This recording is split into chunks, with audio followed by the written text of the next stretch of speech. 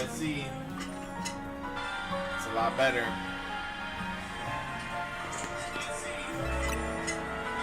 It's a lot better. There we go.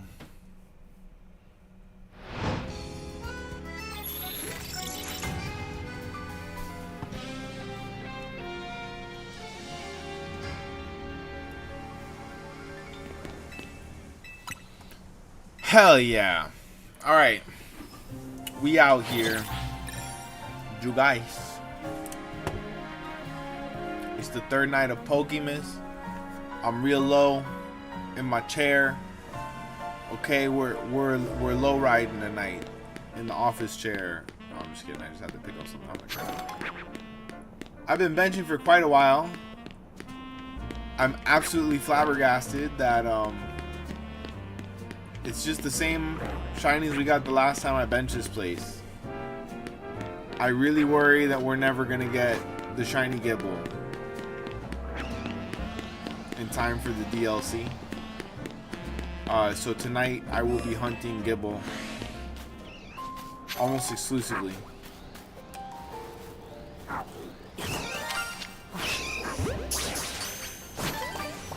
will hear no ifs, ands, or buts about it, even though I happen to like good buts. All buts are preferable to no buts. Okay, it's just absurd. It's absurd that I left this thing benching for that long, and the Nummels didn't shine, and the Sandile didn't shine, and yada yada yada. What's going on here? Something's wrong with Area 8 and the bench method. It just doesn't work the same way, and I'm sure the community is beaten to that conclusion. So, we're figuring it out. I'm sure I could have had the day being spent much more productively on the bench methods. Alright, we've got a lot of shiny sounds. A lot of shiny sounds. It's probably the same guys we got last time on the roof, which also might be part of the problem. Like, we might be getting shiny blocked by some dudes up on this roof. So, you never know. You never know, party people. How the fuck? How am I supposed to get up there?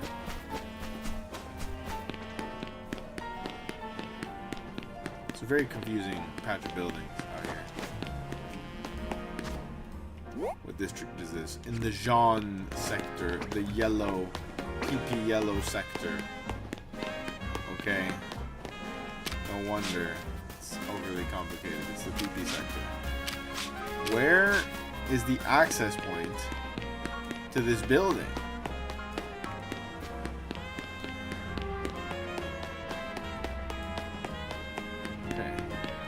Great, he's got a lot of my Pokeballs. He's been following me around town and picking up every single Pokeball that I drop. Okay. So we've been resetting Area 8. So whatever sparkled is on this building.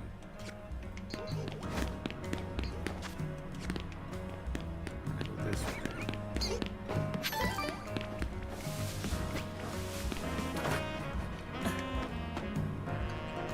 Does that look like a pidge?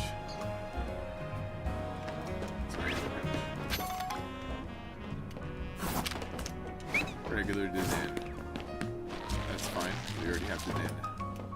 If we can get a Scatterbug or a Spupa and not the Vivillon or another Abra, I'll take a Shalfa Abra. A one shiny Abra and two shiny regular Abras.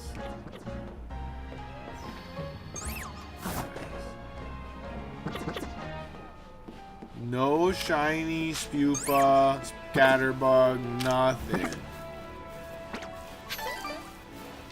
Nothing. The Abras shiny blocked the fuck out of us. No shiny Halucha. A very unproductive bench session. I'm starting to get stressed here.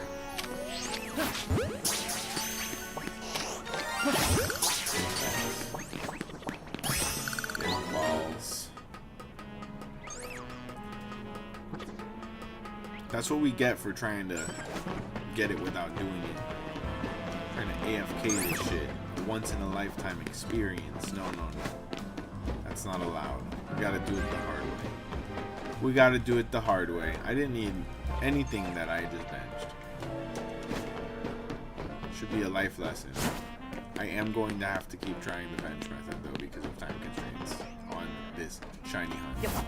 Experimenting, learning things that I would like to learn, and trying my best. Probably a Trubbish. Yup. It's very interesting. Some of these spawns are very distinctly fixed. One Pokemon spawns, and we're getting the shinies every time from them. So does that mean that different Pokemon have different shiny rates, or different spawn maybe styles or methods that affect their shiny spawns that we don't know about? Okay, because there seems to be a lot more going on in this game. If like Dratini never shines, Dratini's in range of that bench. Dratini's never shining for us. The Gibbles aren't shining. It's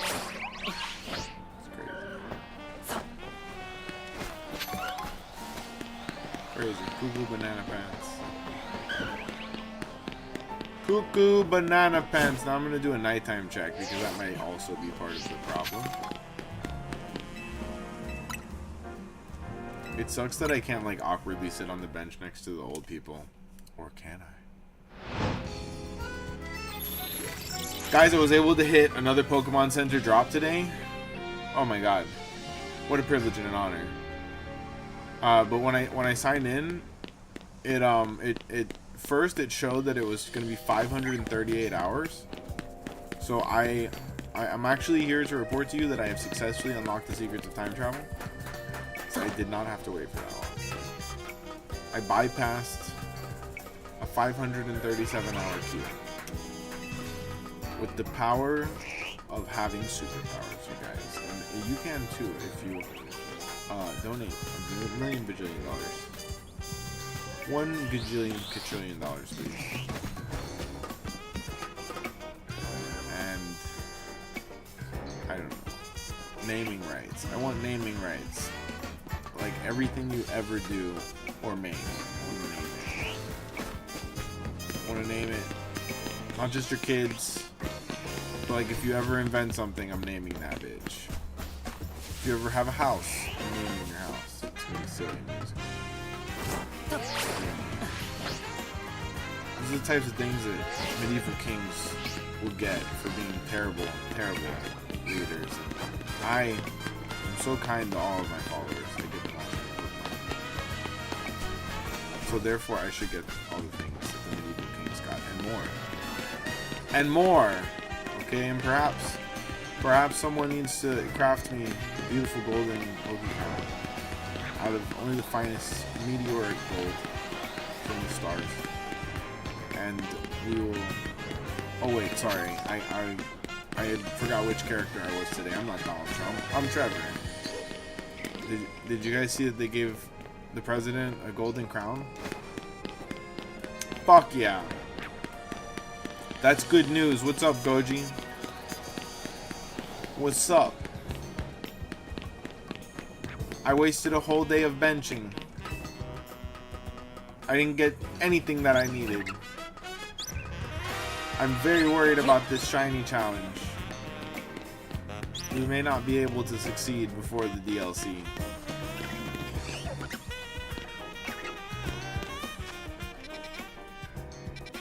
The sky is up? Yeah, not for long. Not for long, guy. Don't get used to it. Don't get used to it. Everything, we're gonna flip it. Put it down, flip it, and reverse it. Ooh-wee.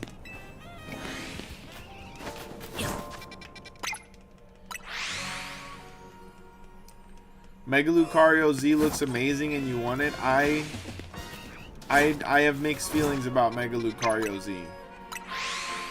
I have mixed feelings about him.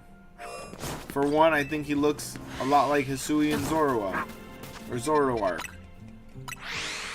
With no explanation. For 2, they didn't change the typing, and it's the same stats. He's got the same stats, they're just slightly rearranged. Looks like a sphinx. True. It does. It looks very Egyptian, and the eyes look very Egyptian. He's in a Nubian, Nanubite sort of inspired thing. Looks like Anubis. So I get it. Don't get me wrong. I get it. I see what they did there. However, I just feel like there's a lot going on with this dude. And not all of it makes sense. Not all of it in the character design department is making sense with his character. And they should have made him a ghost type or some shit. Something unique. They should have made him like something cool. He looks like he could have gotten the Annihilate treatment. Annihilate is a sick Pokemon.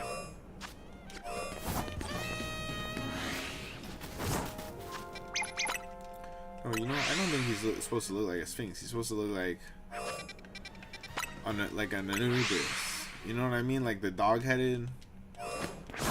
Because the Sphinx is like a cat with the face of a person.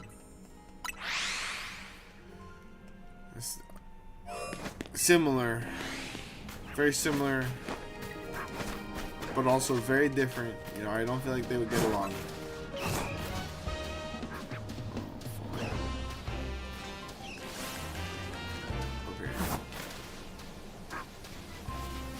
How do we do this? I think the play was to kill all the spawns and then just save reset or some shit.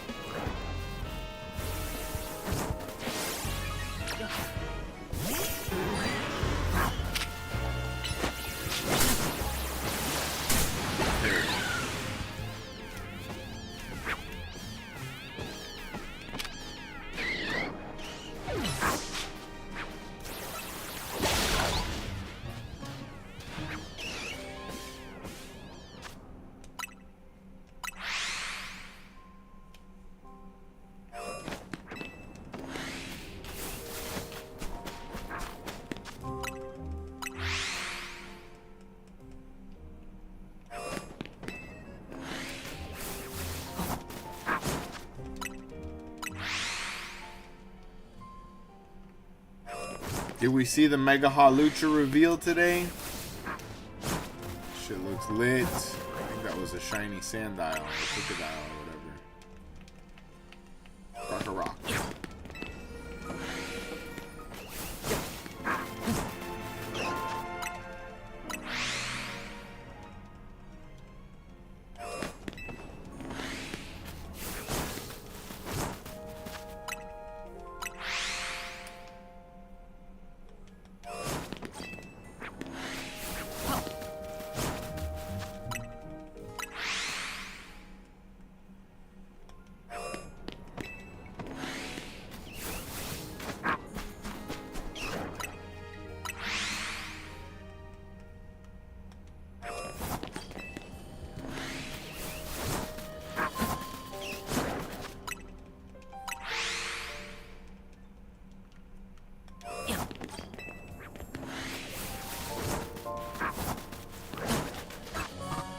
But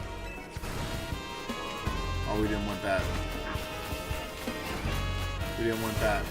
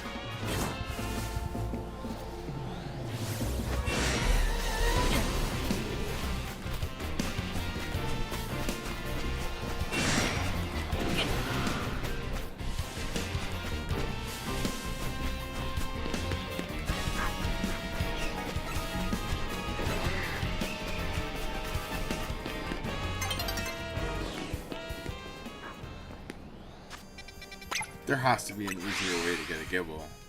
There has to be an easier way. Like, this game is broken in every other respect. So it's like 4 Pokemon? No. I disagree.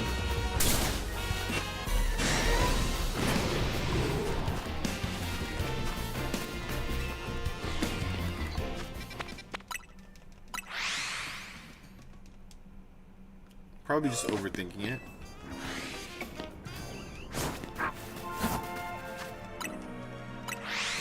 Just need to hit resets. Lose track of time, and before I know it, boom.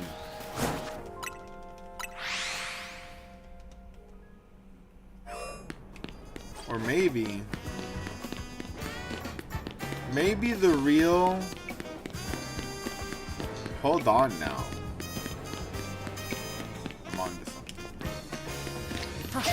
You guys, I'm on to something. No way.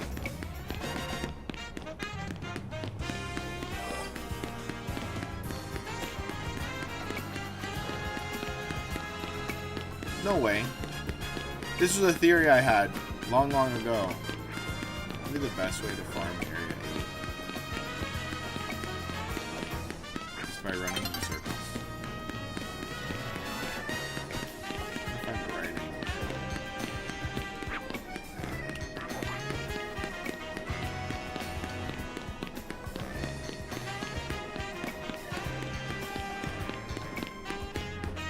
That's pretty effective. Pretty effective.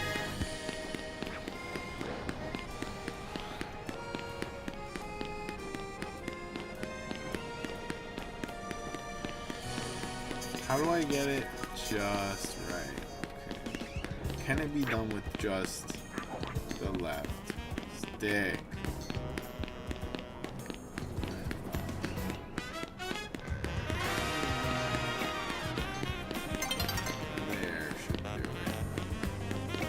Oh shit. Did I do it?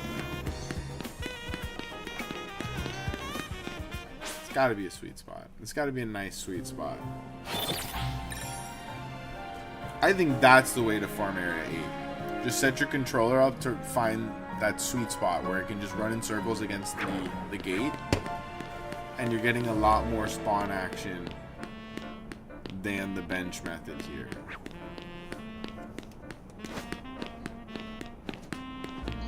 Oh, this guy's gonna be a problem. Come on, fucking guy. Ooh, what about hitting a reverse? There you go. Nope. Close, but no.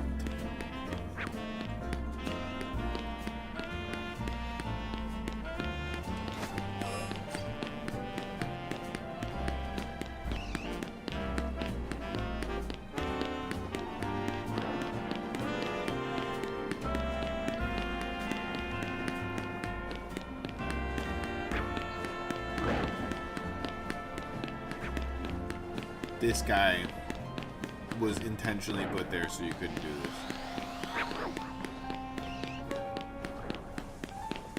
So at best you can hit a rubber band for your left stick, press B, and then just like one trigger it. Or one stick. Unless you could find like a sweet spot where you were just running in the middle by aiming both of the controllers slightly enough. I'm sure it's possible with massive rubber band expertise. I want to do it. You'd have to run, damn dude, there's a sweet spot. You'd have to run in circles behind that guy. Specifically that guy.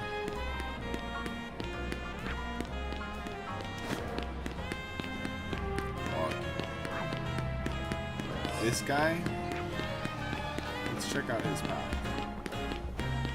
Is he like running around people? He is. He's moving through people. Where do we go? Also, we're faster. So we couldn't just follow his lap.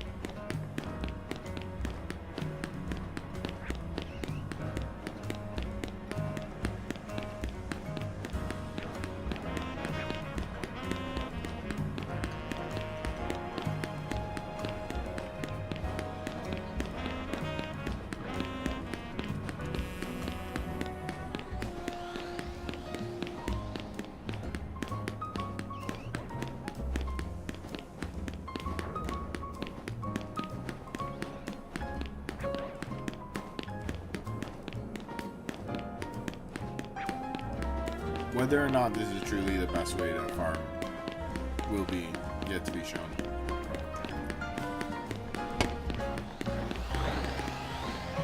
Like, okay, for example, I guess we could test it scientifically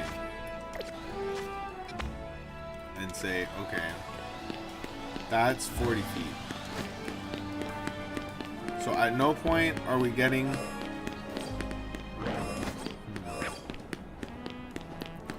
let's use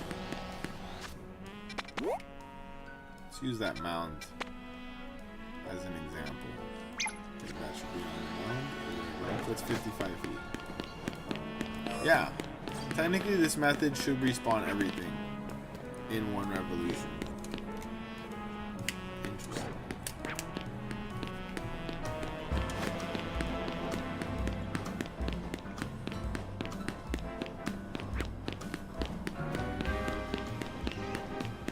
Well, I'm excited to see if this works because this seems to be the lowest effort method. If it does respawn everything in a revolution to actually spawning a Gibble. I've been saying it from the start. That lady knows what she's doing. And or she's just been coded to be the ultimate jogger slash hunter slash Pokemon player.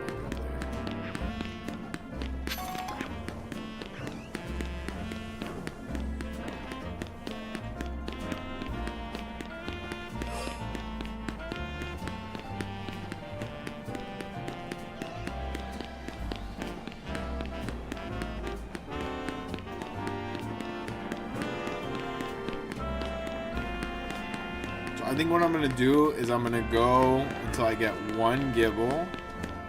And then I'm going for the hard ones today. We're going for all the hardest ones. I'm going to go for area 20 fire and water starters.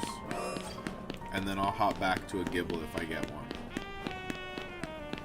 And we'll just keep going like that. Either that, or maybe I take a look at my decks and say, oh, look, the biggest holes are on this area. Let's just go farm this area. Let's close some gaps here. But I really do think the best way that I can spend my streaming time, my active time, is resetting the areas that are containing the most difficult shinies to obtain.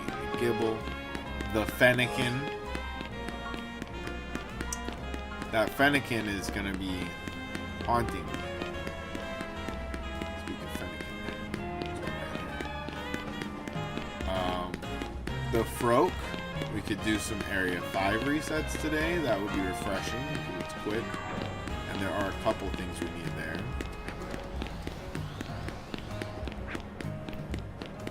So yeah, maybe we'll farm out a Gibble here. Go to Area 5 for a while. And then do Area 20. We could either head back to Area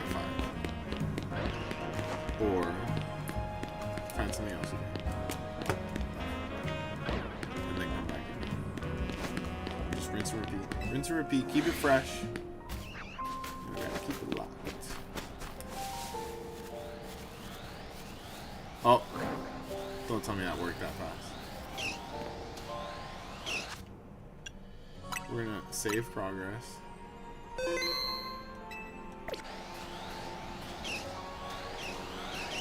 It's a regular one, right?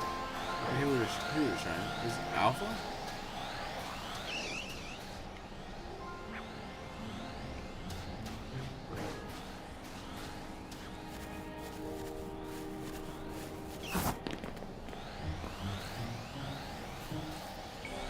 Don't look at me. Don't look at me. Okay. I will try the reset method.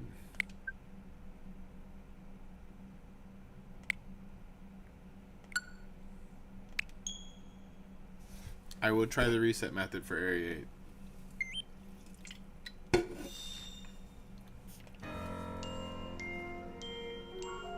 We've got a reset with 3. One of them was an Alpha Gib.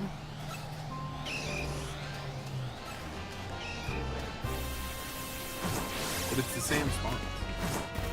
Is that really how that works?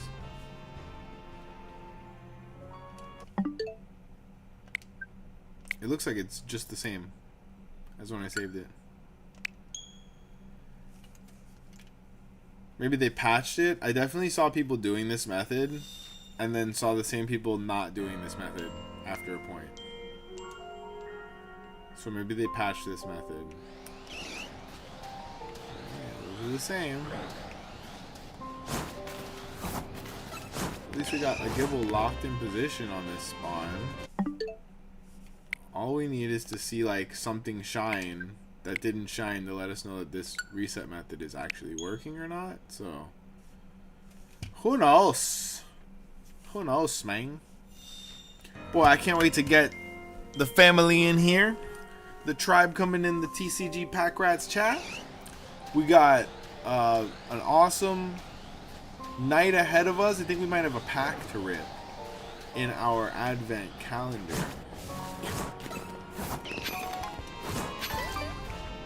So that'll be fun. Yeah, I don't think that this method works the same as it should or might have last week. So there may have been a patch to it. How unfortunate.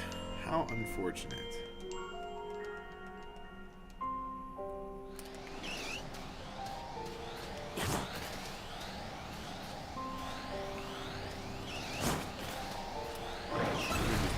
It is an alpha.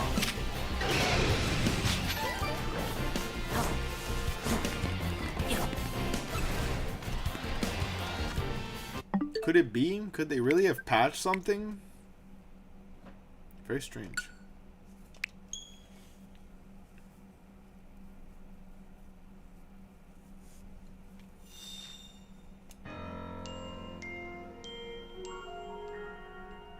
Oh, you know what I think they were doing? I think they were knocking them all out and then waiting the respawn timer and then doing these resets. I am just doing it wrong. Okay, everybody, come to me. Alpha Gibble, come get the ball. Why? Why hath it switched from my repeat balls? Getting the balls. Fuck me. Okay, you see, Gibble, that's what I want you to look like. That's what I want you to become. Let's see if I can do this more easily with the element of surprise. How we doing in chat? Let me know who's here. I want to open this holiday collection soon. I think there's a Twilight Masquerade pack in there, so that'll be fun. There's some really good Twilight Masquerade cards. I think Twilight Masquerade has the purple pack.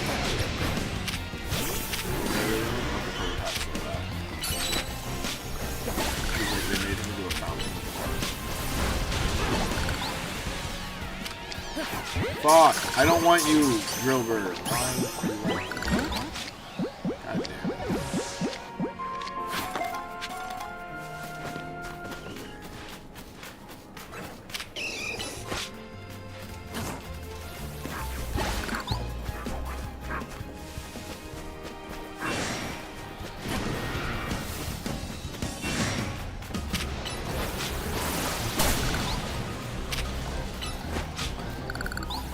What's up, Goji? How we doing?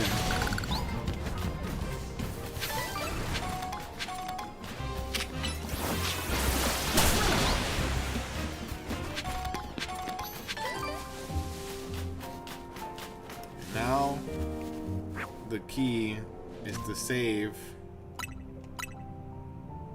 I hope I can get one as close to when these things start to respawn as possible.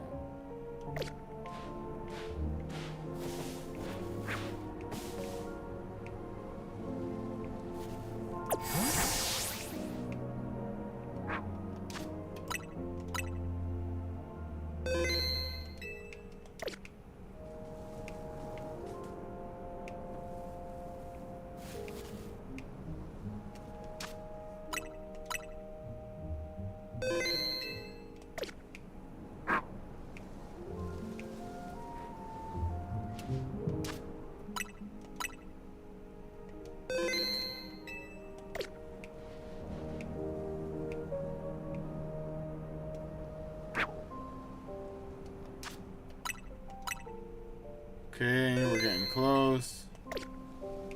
There. Wait, no, that was Sandile.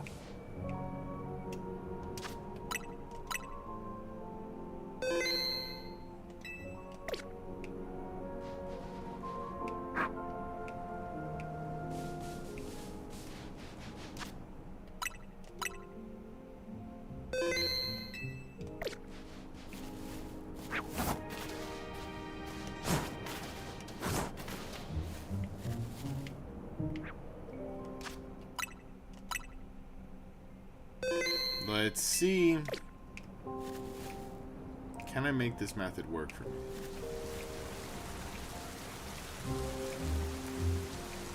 Oh no, is it raining? I don't think Gibbles spawn in the rain, do they?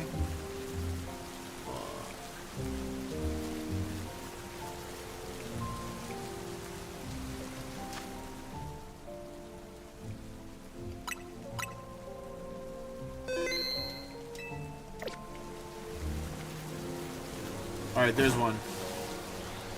There's two. Three. Okay. Wow.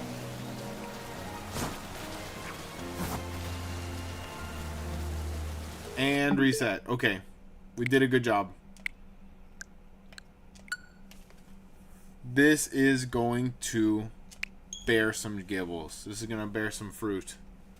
We're going to get some Gibbles. Okay.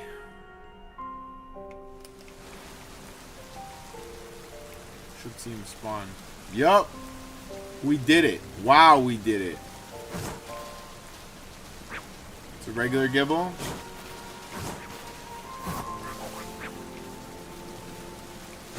Wow.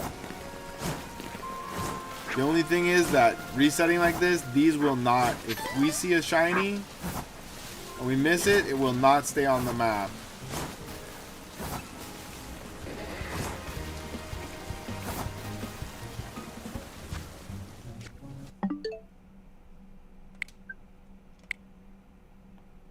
Well, I guess everything besides these burrows would probably stay on the map, except for like respawns in area, anything that spawns after the save. Everything that was there, like if we had spawned a Dratini on top of the building, that'll be there. That should be there. Okay. Okay, this is the ultimate Gibble farming method, and we have somehow stumbled our way into a perfect first try. We're spawning like 6 or 7 mounds all at once. Every reset. That's fucking crazy. We're gonna knock out the Gibbles. We're gonna knock out the whole Gibble family.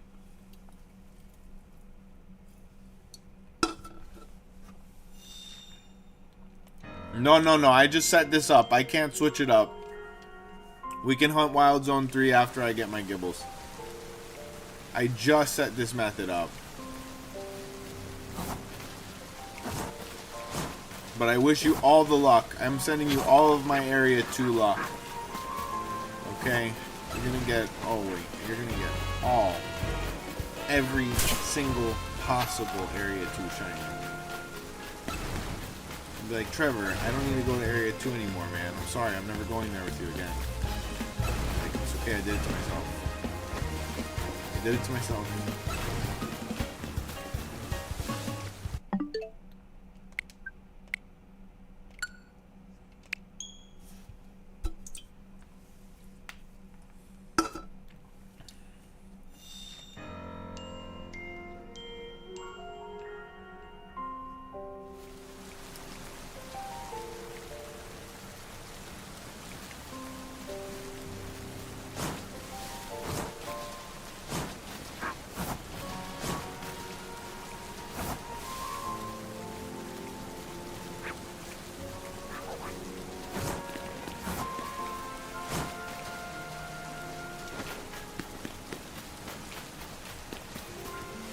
I feel like I'm missing one. Oh, this is perfect, and I don't have to deal with the goddamn camera up or anything. This was such a perfect first try. I'm getting like 6 or 7 spawns every single time. What's 1,000 divided by 6? Not a lot. Like 220? Max 220 resets to get one? Let's try to get all 3 in under that. Regular.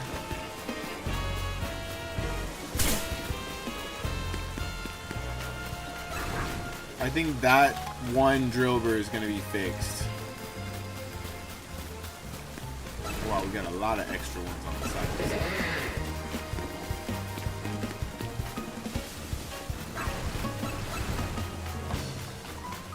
I think that's probably way more productive, is just to run around and pop them all.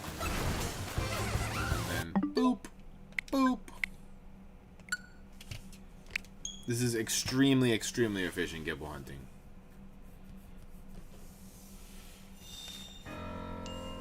I gotta give a shout out. I learned this from the greatest shiny hunter of all time, Sauce McGavin, my favorite PokeTuber. I avidly watch his streams to try to get good, because he is very good, and I'm only just starting to get good. I feel like we're doing a lot better before this week. Maybe I ran out of steam a little bit with the shiny hunt. After number 100 on our unique shiny. But that's okay, we're picking steam back up.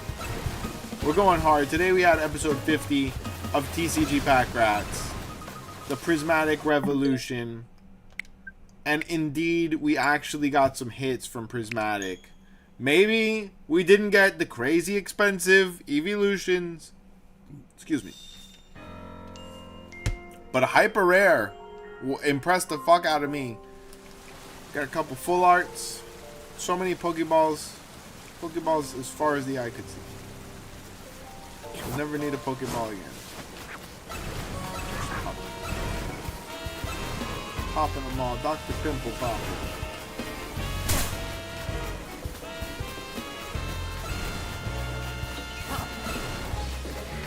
Nothing.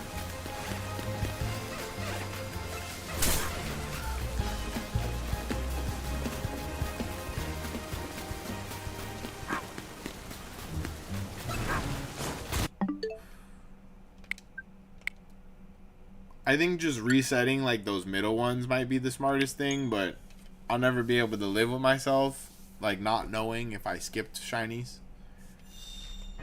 I'm just that kind of superstitious.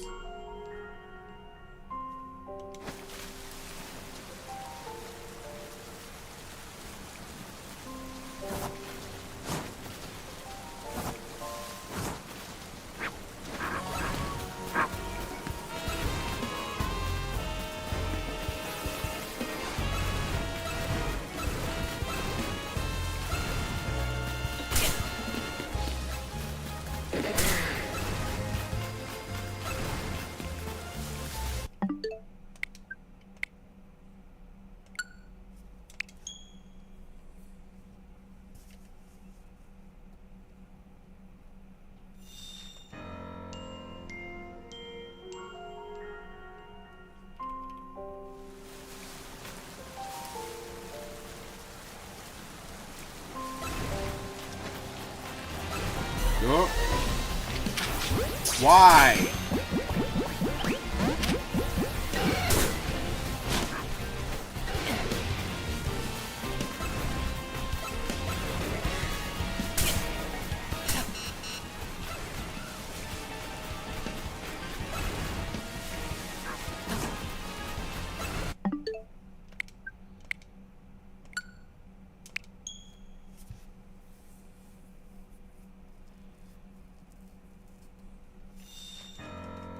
I think this method is gonna bear fruit.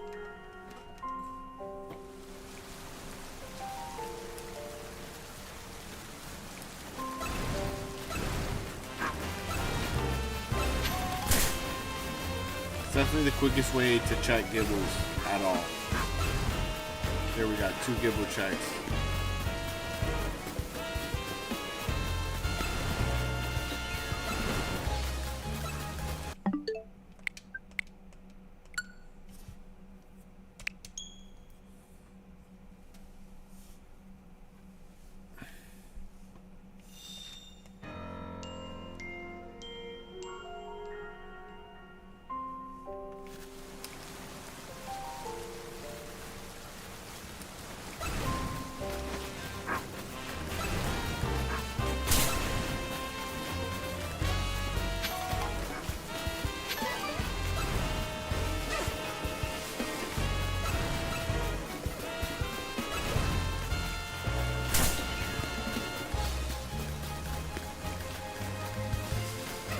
Where are all the other mounds? There's a light spawn, I guess.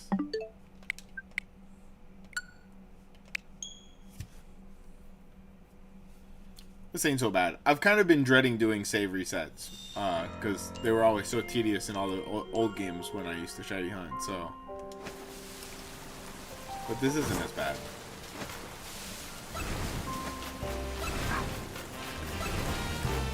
Especially with the Switch 2's reset time. It's so short. Shiny. Oh, respawn right in front of our face.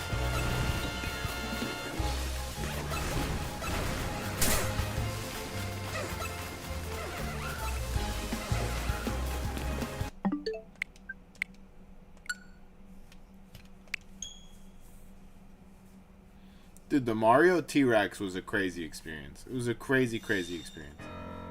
I don't understand who invented the Mario T-Rex. What was going on in their head? They're like, we're gonna make Mario a T-Rex. They're like, oh, you son of a bitch, I'm in. But Mr. Nintendo, no, Mario will be a T-Rex. The children love the T-Rex. You know what, Mr. Nintendo, you're right. The children do love the T-Rex. I am always right. I am Mr. Nintendo-san. That means Mr. Nintendo. You know anything about Mr. Nintendo. He's the man in charge of Nintendo Corporation. Mr. Nintendo. I swear to God, if there is a Nintendo family, it's probably the coolest family. Imagine your last name being Nintendo. Like, I don't even know what that means in Japanese, but it's gotta mean like warrior of eternal virtual justice. Holy fuck. Watch the shiny spawn in that way. Oh my god, that's a lot of goodness. It's a lot of goodness. Mr. Nintendo. I'm gonna write a song. I'm gonna make a whole like funk soul music album about Mr. Nintendo. Hey yo, how we doing in chat? I see some more people rolled in. Let me know. I want to open this holiday calendar, you guys. We gotta wait for the family to be here. We gotta wait for the nice wholesome TCG Pack Rats family to be here. There's my boy Goji. There's Ooey, my boy Unreal Cards. Esteban. There's Katie. There's Kat. There's Ooey, so many different people. There's Tish. All the friends of the show. There's a Gibble that's not shiny. Put it back. Put it back. Bring it out. Make it a different color. Expecto Patronium.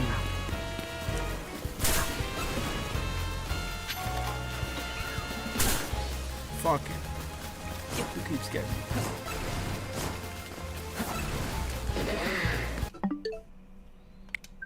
If you ever read like the descriptions of Gibble in the games, he's like described as this ferocious monster, and I love it. I live for it, dude. Like, Gibble very much should be a ferocious baby monster. He bites and he doesn't know how to stop biting. Or maybe I'm thinking of Totodile. Either way, I think they're spirit animals anyway.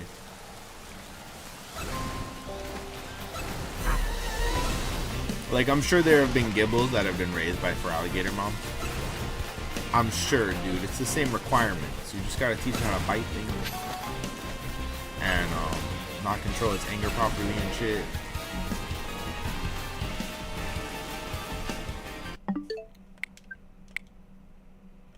Indeed. Mr. Nintendo. I swear to God, that's my calling in life now. I'm just gonna make like a George Clinton Parliament P-Funk alter ego called Mr. Nintendo-san. Get fucking sued by the real Mr. Nintendo-san. He's like, I am the real Mr. Nintendo-san. I have been wanting to make a soul funk fusion album my whole life. He like takes off his wig. It's like a normal Japanese business haircut, and he's got like a perfect afro. We have to do like a space dandy, like dance off into the cosmos. Greatest scene of all time, by the way. Except in the English dub. That scene fucking sucked in the English dub. I know that they tried really, really hard with the English dub of Space Dandy. They fucked up that scene. It was not great.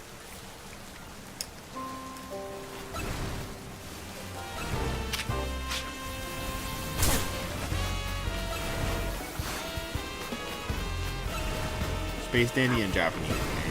And I love the English voice cast for Space Dandy. I love some episodes really go hard in English, but nah, bro. The Japanese original dub is fucking crazy in Space Dandy. You just can't do that kind of dandy shit in English. It makes more sense. Although, okay, like QT, English QT was pretty damn good. It was pretty good. The little robot.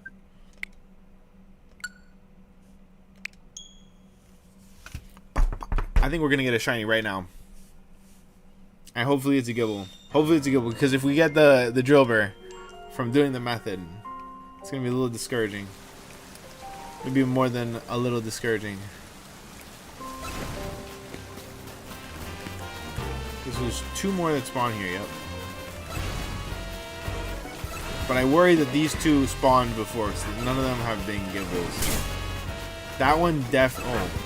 Never mind. I guess that one is an optional spawn. Wow. All Drillburs. None of them shine. Reset. Reset. Here we go. One more time.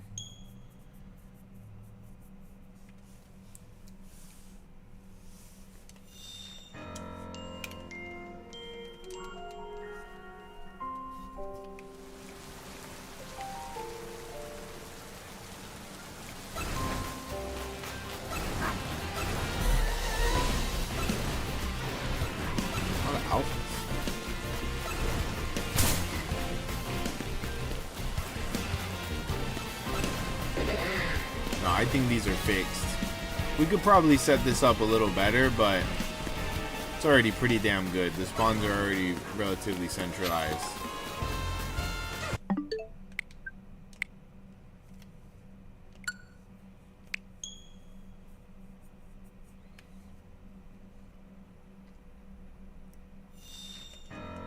I hope everyone had a great day today. It was an interesting one here at TCG Pack Rats. I had to marathon edit a couple things. Like, I had work, but I also had to get episode 50 done. Thumbnail, post, everything. I hope at least some of you may have enjoyed episode 50 before. Came out at 4:20. I like to put my episodes out at 4:20. It's the greatest time. Truly the greatest time. If I could put it out at 4:20 and 69 seconds, but then it would be 4:21 and 9 seconds. So it doesn't really work like that. It's not how numbers work. It was a good episode. Calling it the Prismatic Revolution. I finally got some actual hits from Prismatic. Not the good ones. Not the great ones, but some pretty good ones. I didn't get him. I'm not going to tell you. I didn't get a Sunbreon. Okay, I didn't get the evolutions that I want. But I saw gold in this episode. Oh, yeah, I saw some gold. Saw some familiar faces. Let's just put it that way. And I got a gold card out of Prismatic. I only had to rip over 30 packs. Not even to talk about how much cash value went into this episode. Not a lot at retail. But like if I was a scalper, probably a good bit of money.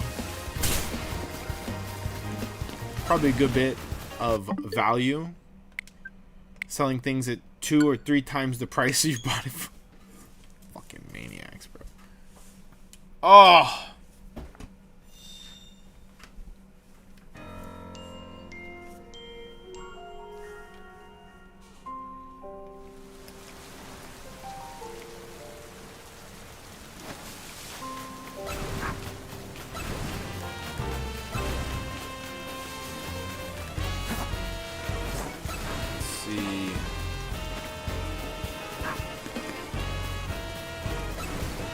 Just gonna do quicker resets. As quick as possible. We want this Gibble. And we want it now.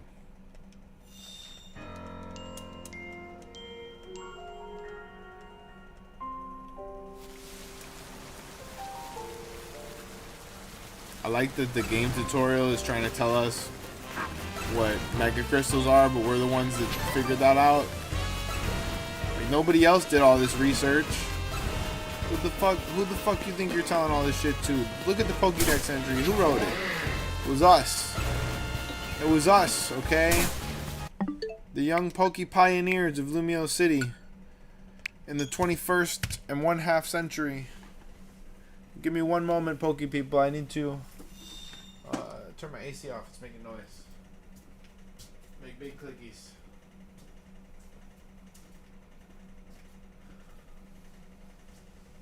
Where's the remote? There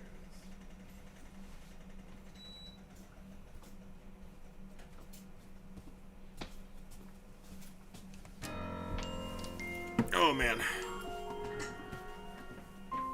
I hope everyone in South Florida at least enjoyed Public Sushi Day. $5 sushi at Publix while supplies last, of course. And let me tell you, supplies don't last very long when I go to scalp the sushi. I'm just kidding. I'm sure someone has tried before.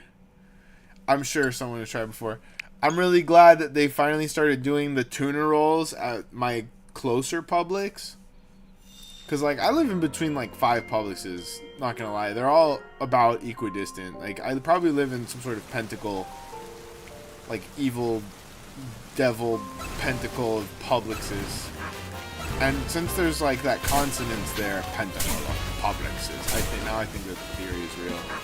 If it rhymes, it must be true. That's exactly what it is.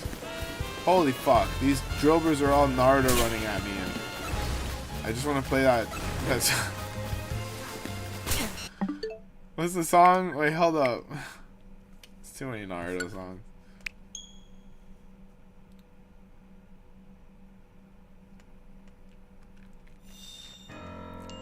It's so funny, dude. They, of course, had to make half of the Pokemon species that do Naruto runs. Like Larvitar doing Naruto run is so perfect. He's such a little determined little camper. We love him. He's not really good at the Naruto run. He's doing his best. He's doing his best. Alright, America. That's all we can... Oh my god, look at this dingus. I swear, like, the Pokemon designers did one thing right, and that was making the movements of these Pokemon in this game. Did one thing right. They made the movements of these Pokemon quite enjoyable. Very, very funny at times. Except for Zygarde. Zygarde snake form is basic as fuck. I think they did a better job on X. Oh, and Mewtwo? We gotta go do the Mewtwo quest after we get Gibble. Mewtwo just fucking floats. They didn't even try. They didn't even try. They're just like, fuck it. We're not gonna... If we make these thighs move, the people are gonna goon. They're gonna goon the Mewtwo stick. Mewtwo build. Dommy mommy goth thighs. We just gotta have Mewtwo fly. First of all, Mewtwo's a them thing icon. Okay, like Starmie. Like Patricia. Patricia. Show them what we got. Mega Evolve Patricia for no Patricia. Just to show them what we got. Now work it, girl. We love it. Patricia. Serve looks with me. Patricia, spin in circles. Shoot. Nobody was ready for that. We can't handle it.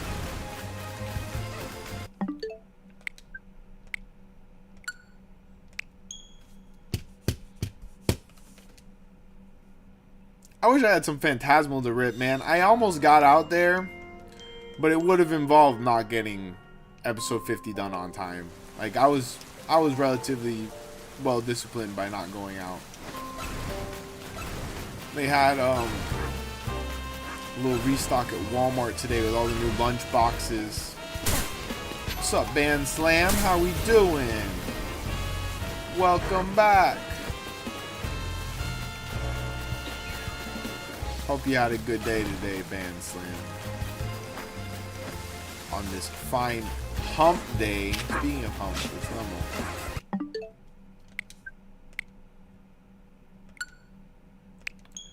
What's up, playa? We're gonna open some holiday collections in a bit, so stay tuned. We got I'm pretty sure a Twilight Masquerade pack for today, the 3rd day of Christmas. Or maybe it's a promo card. Maybe it's a promo card. Tomorrow's the Twilight Masquerade pack.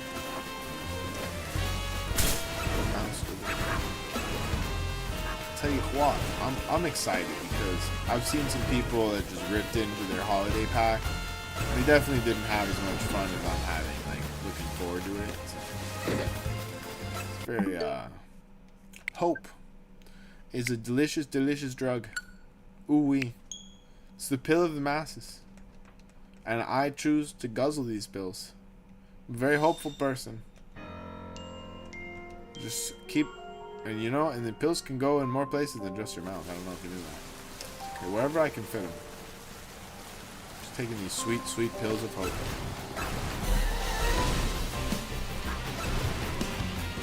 I saw possibly the most amazing compilation of nonsense today that I've seen in a long time. And I'm obsessed. I'm absolutely obsessed. So I saw a 10-minute compilation of Trump being wrong about how magnets work. And now I don't know how magnets work.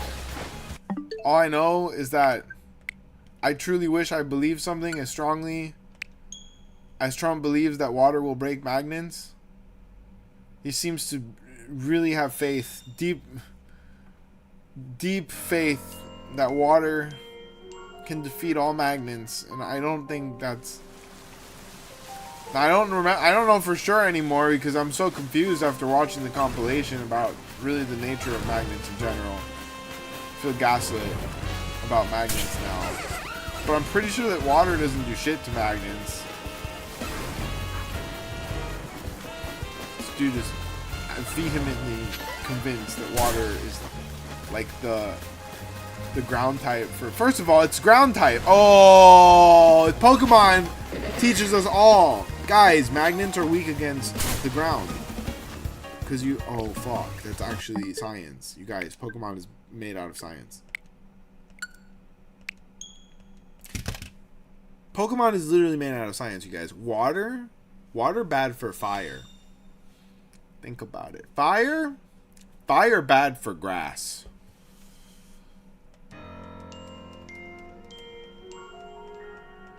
It's true. It's true facts. All the Pokemon science, it checks out. And Mewtwo is too thick to walk, therefore it must levitate. Exactly how your girl must do when she gets the BBL surgery for the 4th time because they fucked it up the first 3 times. Trust me, we've all been there. It's a Miami Bachelor rite of passage. She's actually your side piece, your sneaky link. Baby mama don't know about her. She also doesn't know where the tens of thousands of dollars on BBL surgeries are going. She thinks you just spend it all in Pokemon.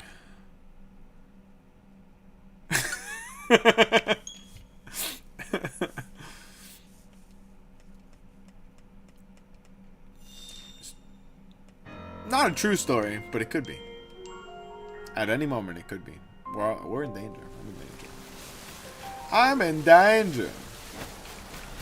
Come on. Not even a drill burr has shined so far. Maybe this method isn't.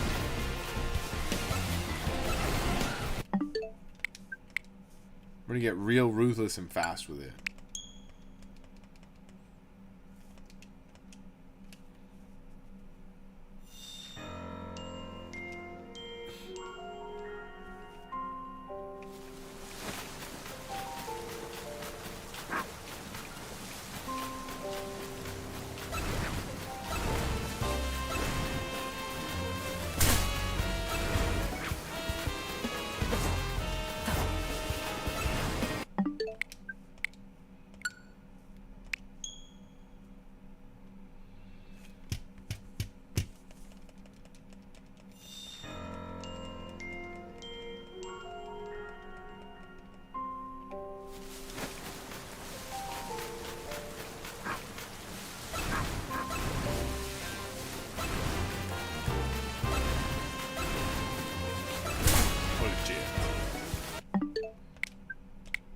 That's okay.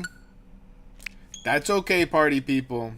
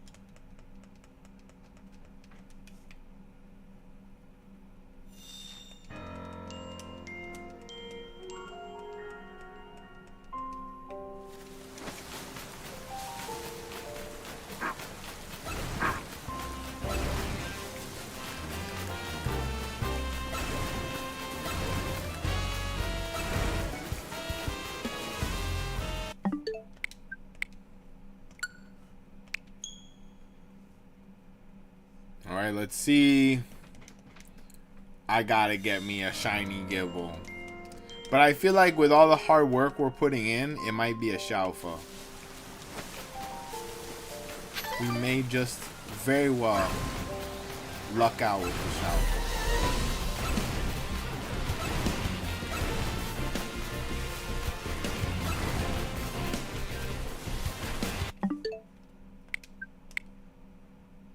I am having an idea of moving my character just a second before the save, but I don't want to fuck it up.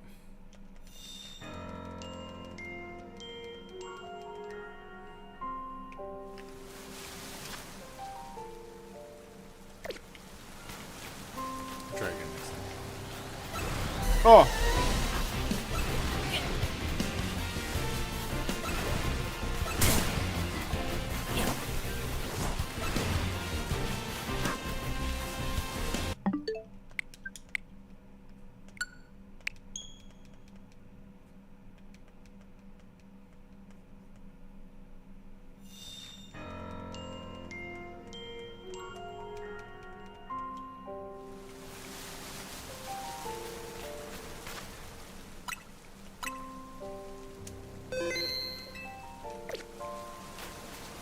Boom.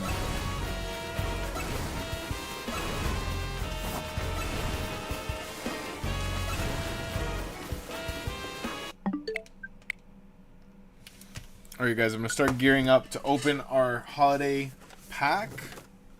Damn. Let's see.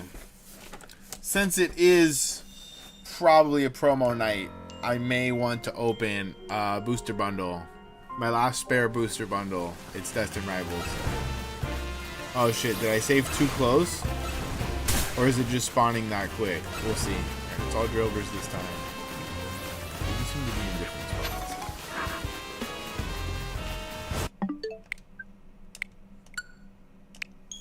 Alright, so tonight is night number 4. Or number 3 rather. And that's gonna be, oh shit. No way.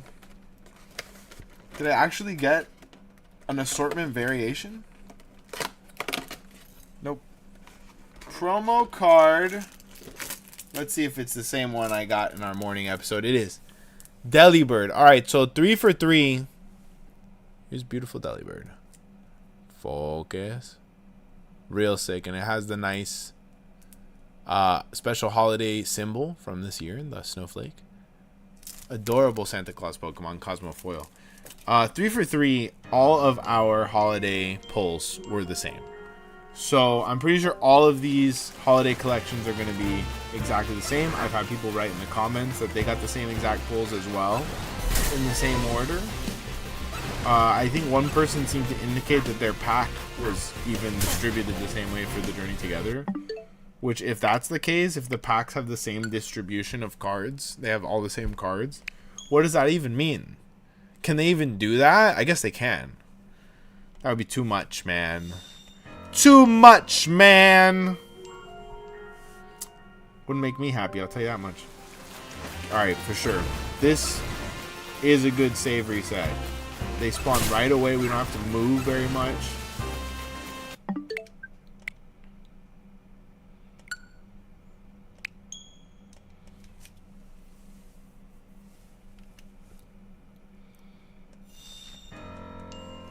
very quick resets here.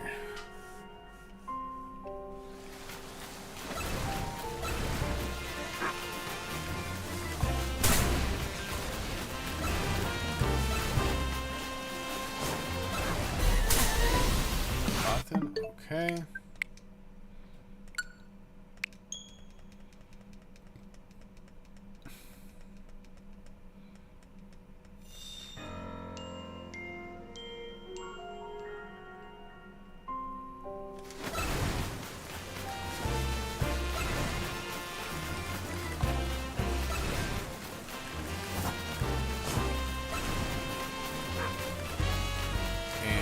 Nothing again. That's all right. We got a pretty quick reset time. All right, I'm gonna put this bad boy away.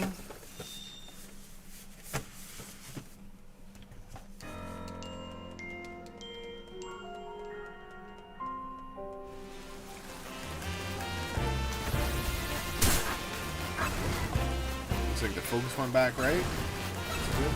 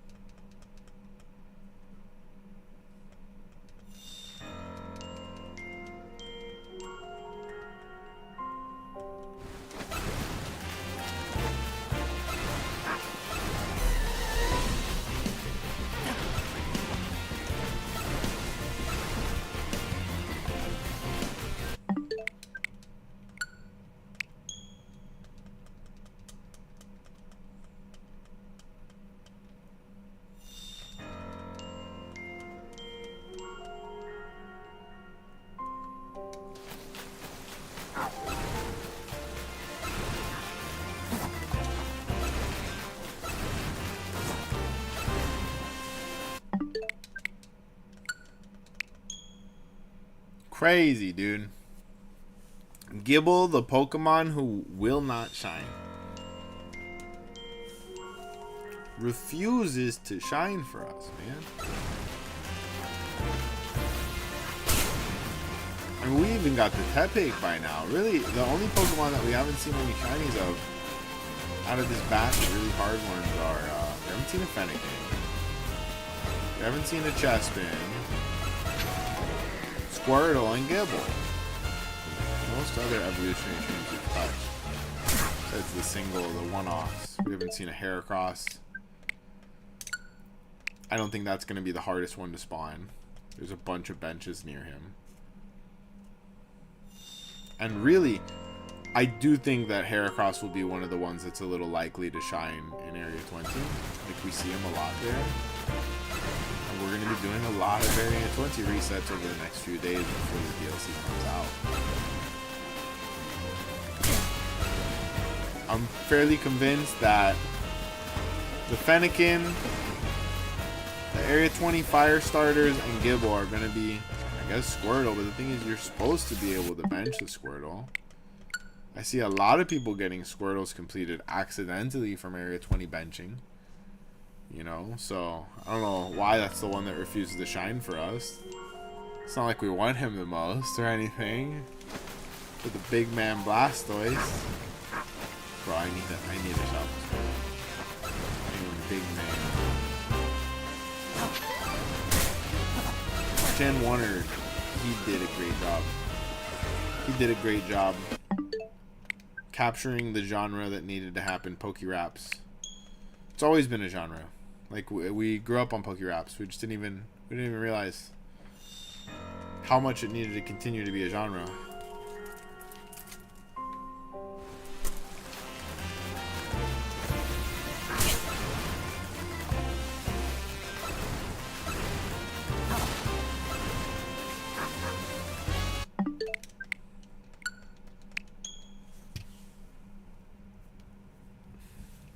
Why does it ask me which profile to sign in if I only have one profile? Isn't that crazy?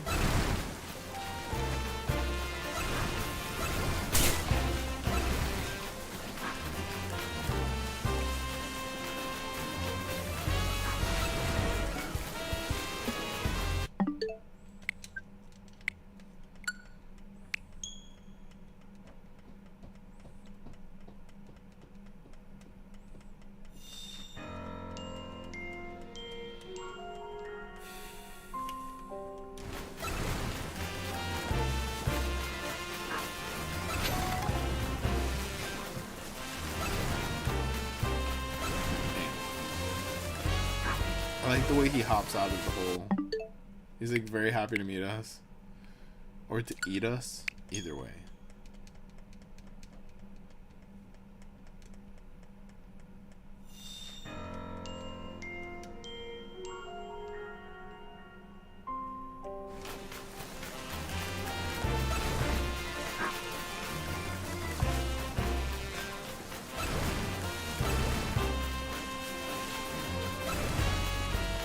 Meanwhile, Drillbur does a whole dance routine to come out of the hole.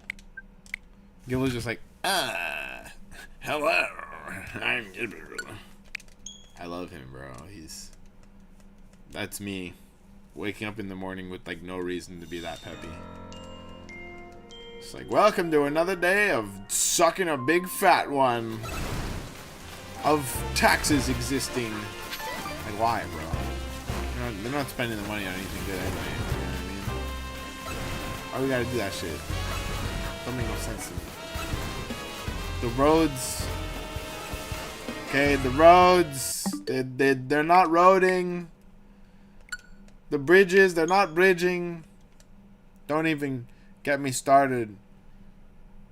Okay, the things, they don't thing anymore. And meanwhile, all the while, I'm here in Pokemon, I can't get a shiny. Okay, so if you tell me, is that the world that we want to see for the future, for the bright future of Pokekai? No. Okay, we need shiny Gibbles for everyone. Shiny Gibbles for everyone. Every man, woman, and mostly just the adults, because kids aren't even into Pokemon anymore. Let's be real. The kids, they got new creatures to like, I believe. They got They got the Bakugan Battle Brawlers. They got the Neopet. I think Neopets is legendary.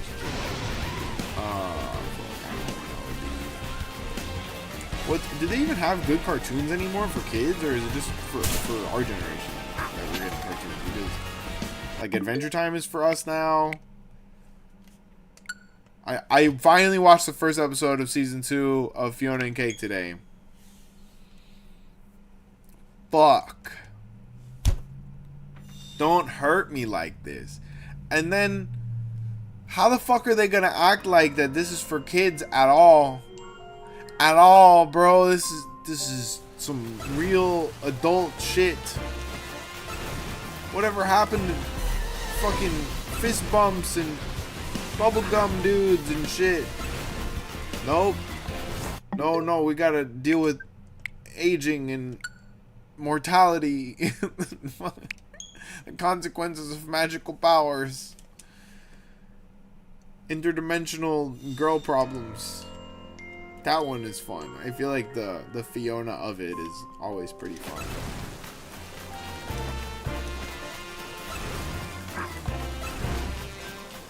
But like, damn, dude, season 1 was dark enough, man. Season 1 was dark enough. Not gonna go into it. Poor Simon. That's all I'm gonna say, dude. I said poor Simon to the wrong girlfriend one time. She's like, poor Simon, he was a monster. I was like, well, he was a monster, but the crown made him do it. He only put on the crown to save a little girl from the apocalypse. Like, was Simon really the monster, or was it the crown? And then in the end, he sacrificed everything again to get that crown off. And then I think he put it back on again. He put it back on again, I think. And then Golb had to save him. Crazy. Nah, I think Simon was a good dude. I think the Ice King was a monster.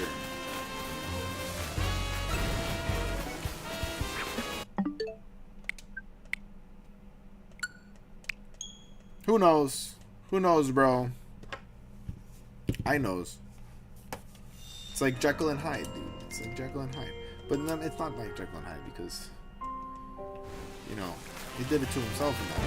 He made himself. I guess technically he is, because he put on the crown. Different, you guys. He put on the crown to save his family, okay? To save this poor orphan girl. They didn't have nobody. And then what? How 2,000 years later, he's out here abducting princesses in the least sexual way possible, honestly. Like, he was just abducting them and, like, making them listen to his fan fiction and shit. It's like, tell me my fan fiction is good. Yeah, actually, it was pretty good. It created a whole universe. Kind of the best world building achievement possible. You actually birthed the whole universe into existence. Great job, Ice King. No, wait. Alright, yeah, but I can't spoil that. Okay, there was an update to how that happened, though. I want to go make a literary breakdown of the first couple episodes. It's definitely worth it. There's a lot of very interesting portrayals of these classical themes.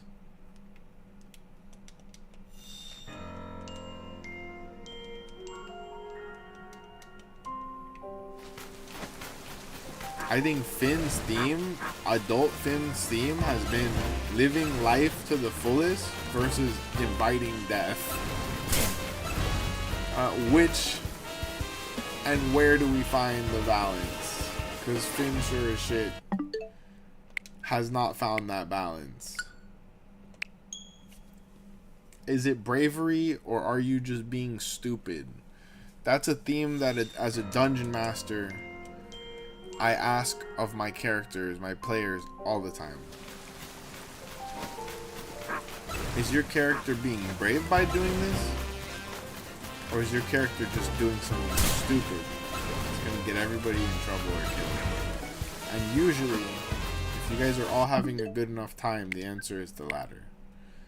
And amen to that. Everybody hates on chaotic, stupid characters. I love chaotic, stupid characters. They make the world go round.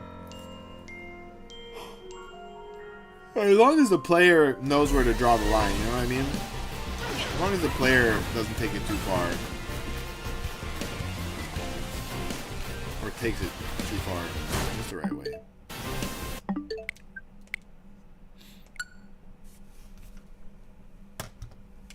Already did that. Douche, douche, douche, douche. Do do do do do do do.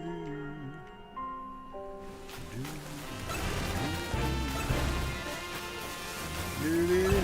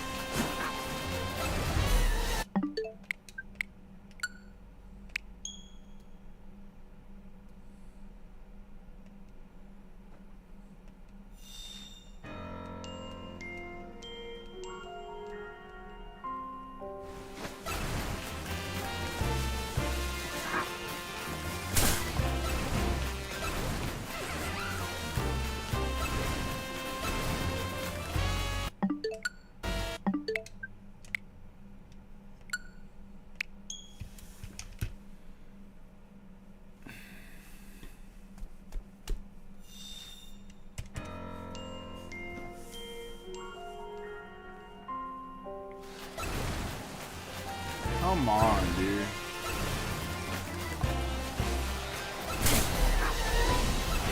I just want to see that this method can get us a shiny. Of anything at this point. We haven't even seen a shiny Drillbur.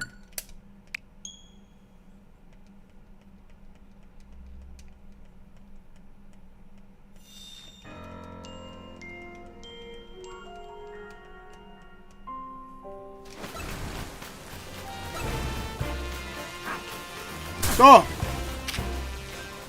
No, it's a regular one, right? It looked extra dark. Damn, 3 Gibbles?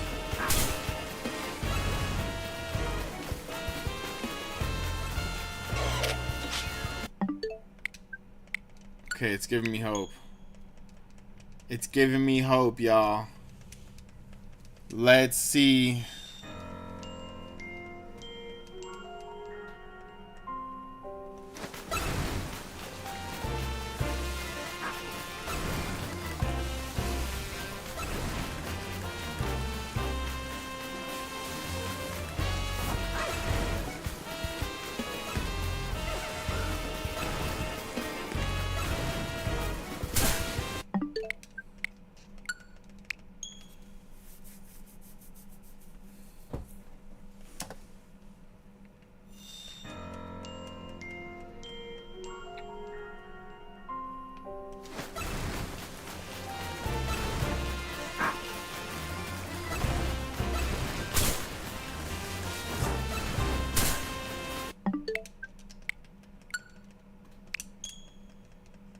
Something's gotta shine soon.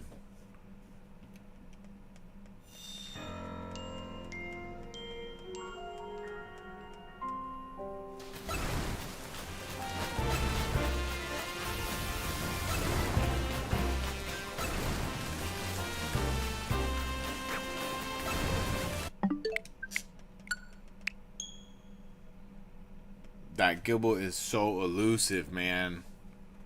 We've had entire shiny lines come quicker than this Gibble wants to shine for us.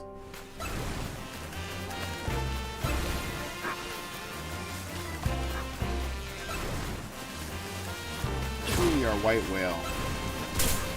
I feel like this and the Fennekin are going to be probably the hardest ones.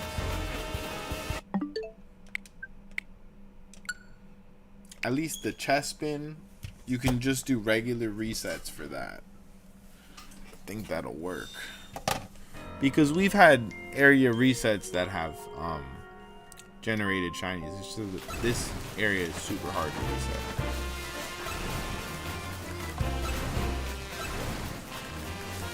There's actually a lot of factors in this area. I'm not even sure if the Gibbles spawn in the rain.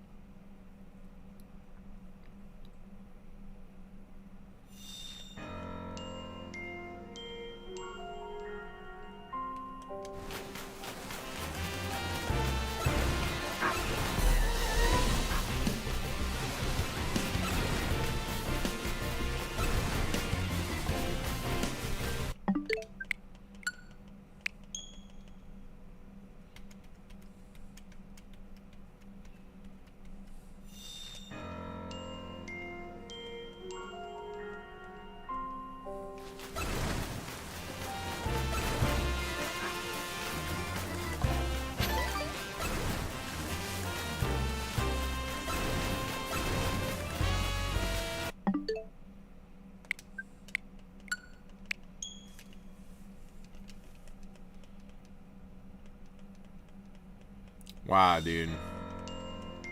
The shiny that would not shine. Here on the 3rd day of Pokémas. You guys, it's crazy. It's crazy. Delibird is not bringing us shiny gifts tonight. Very concerned. Very concerned about Delibird's lack of shiny generosity this here holiday season on TCG Pack Rats, okay? It seems that as soon as the holiday season started, our shiny luck went whoo! No more shinies for us. No more shinies this holiday season. The Grinch stole all the shinies. Oh shit.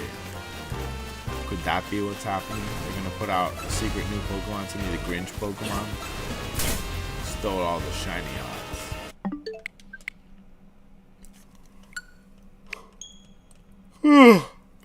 You like look in your inventory and the shiny charm's gone, but you got like a little letter from the Grinch. Guys, I might need to make a little pot of Cuban coffee in a bit. I am way too tired for 8 p.m.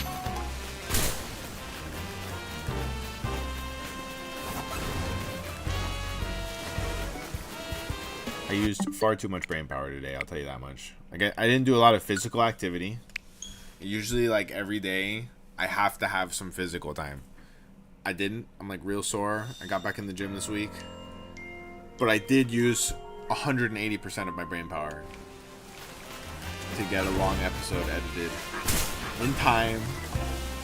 They're trimmed up. I did notice I left one thing in where I literally said like, oh, I'm gonna retake that. But it's really funny the way it came out, so I'm gonna leave it in there. I kind of like when it's my own shit, obviously. Hey, Kat, how's it going? Long time no see. Yeah, I was saying, I like when it's my own shit to, like, leave a little bit of that transparency in there. It's kind of endearing, and it amuses me. How is Kat doing tonight? Are you hunting shinies, too? And if so, what are you hunting? I'm hunting Gibble, obviously. It's not working out for us. I'm doing this fine reset method. We haven't even seen a shiny Drillbur. I'm very concerned. I'm very concerned that Area 8, it does not like us. Does not like us.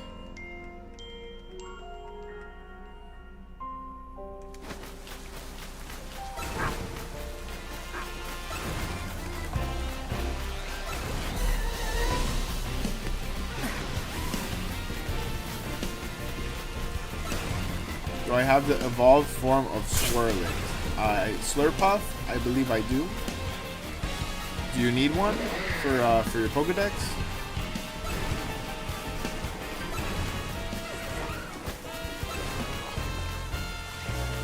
Would have been nice. Would have been nice.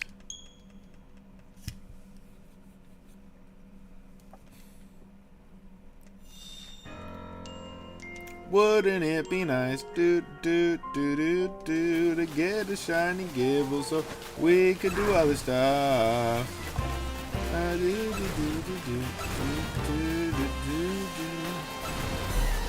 Give me a shiny Gibble so I can do the things. Just repeating in case you didn't hear me, yes, I do have a Slurpuff. It's not shiny.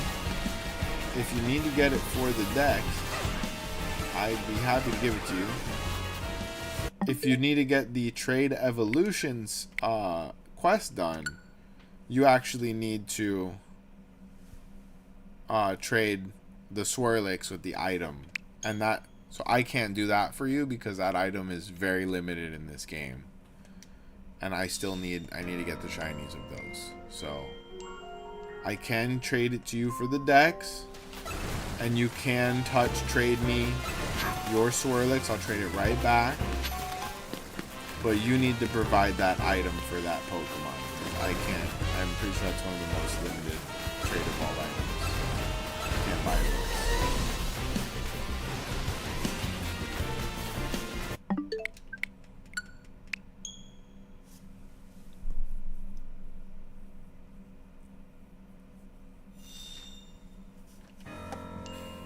Just give me 10 minutes. Alright, as long as you like this video and you keep it locked for at least those 10 minutes.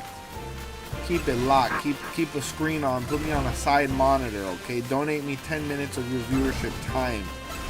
And a little heart. I don't like when they say, oh, make it turn red, because that's creepy to me. It's like, use any other phraseology, please. Just press the like button. Double tap your screen. I also am not the biggest fan of smash the like button because I feel like some people are going to be drunk enough. They're going to be like, "Dah!" Break their screen or their finger or both. They're like, why'd you tell me to do that? I listen to everything I'm told on the internet. We all know that guy. It's me. I'm that guy. For real.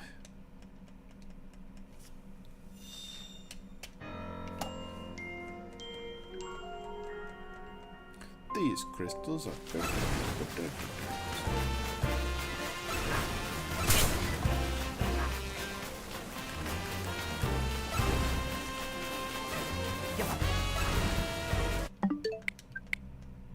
Okay, it's getting to the point where it's statistically improbable that we haven't seen a shiny of any kind. I'm starting to worry. I'm starting to worry about this method.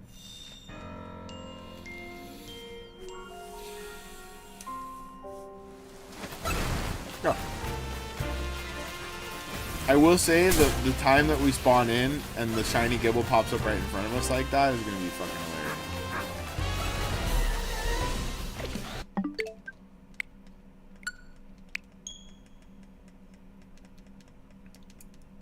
One thing that kind of fucks with me about the ZA thumbnail or whatever is that Totodile should very much ride on your shoulder like that. Like, I think it's stupid that they put that on the poster.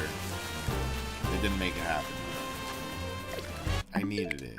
I need Totodile. Really, all small Pokemon should just like be able to ride on your body in an adorable way. Or else. Or else.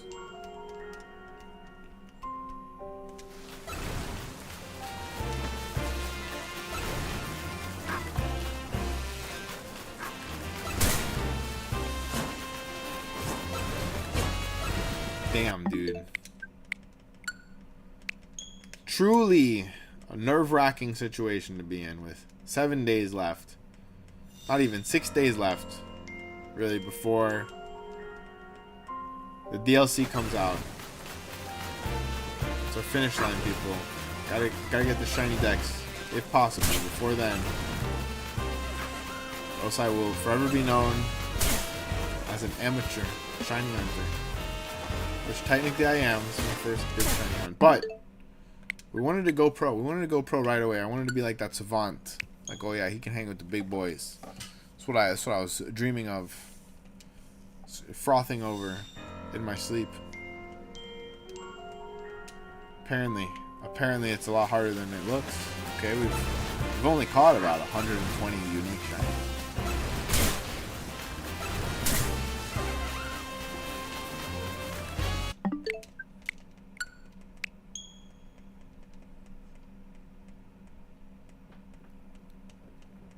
Maybe a little less, maybe like 115, I would say.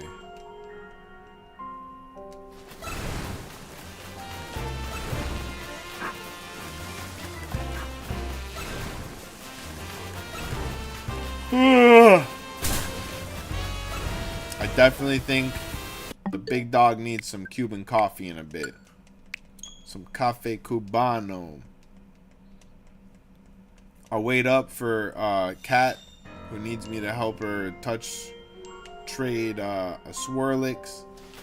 Take a little 5-minute break to make some coffee.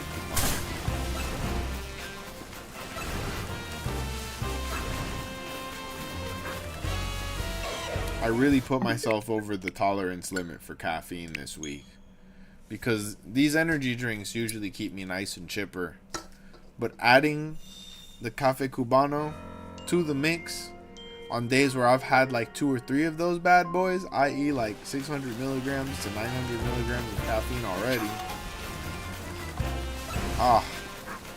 My tolerance is so high. It's crazy with me, dude. Like, I'm supposed to be like not in the best health. My body's not supposed to be A1 grade.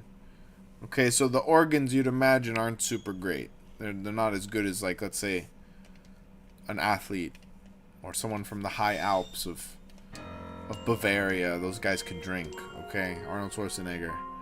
And yet, I'm very capable of developing, like, Wolverine levels of tolerance to substances. They just don't work after a while, caffeine included. Like, if I'm on a good tip with the liquor, Randy Bobandy, after a while it's just like 2, 3, 4, 5 drinks. When I was in college, oof, I used to be a champ. Damn, dude, you scared me, Gibble. He will shine. He will shine for us.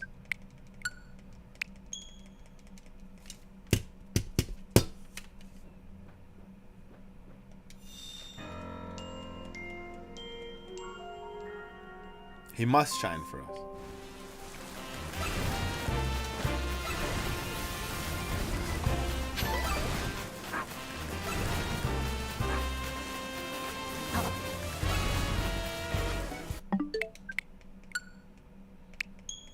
There will be a chosen one.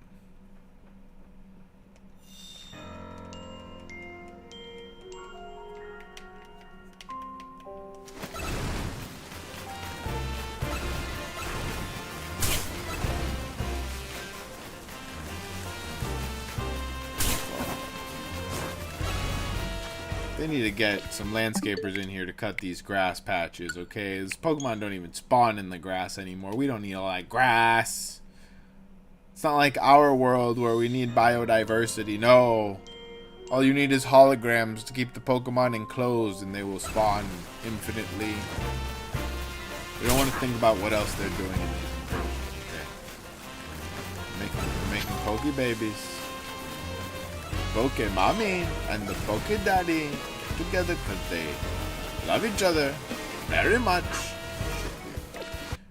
Can you imagine getting the birds and bees from the president? Like, come on. Now when a daddy has a lot of money and the mommy likes money very, very much. That's very sad. It's very funny, but it's very sad. Because it's so true. The mommy will hunt the daddy through the wings of the White House for 8, maybe 12, sometimes even 40 years. Watch out, guys. It's going to happen. It's a good word. We're fucked. It's not going to be a fun couple of years, I'll tell you that much. Except for on South Park. The South Park, during the decline of American democracy, is going so hard. Shit slaps right now, dude. Peak gourmet levels of South Park. What kind of ornery ass bug just had the nerve to nibble on my flesh in my own home? Crazy. You just got evicted. Just got evicted. I think it was a mosquito. We don't like those. Mosquitoes don't like me either. They'll pick anyone else besides me. I don't know why, but I do not mind. It's not something I complain about. I'm not out here having FOMO of all the mosquito bites I don't get. But like, I have friends who are apparently very sweet to them. The mosquitoes just flock them. Like, I didn't know I had mosquitoes in my yard, dude. I never get bit. Now, I will say, little ants do like to bite me. So maybe I'm tasty to ants, but not to mosquitoes. Like, the skin is tasty, but the blood is bitter. Sounds like a line of poetry right there. And therefore, it must be true. Absolutely, that's how things work, and I will hear no other formats of reality, okay? If it rhymes, true, okay? Period. That's how it works. Done. That's why I got all of my knowledge from nursery rhyme books and hip-hop music Everything I know taught to me by the RZA. The Jizza. The old dirty bastard, Inspector Deck, Raekwon the Chef, You God, Ghostface Killer, and of course, the Method Man. Okay, guys. I would have it no other way. No other way.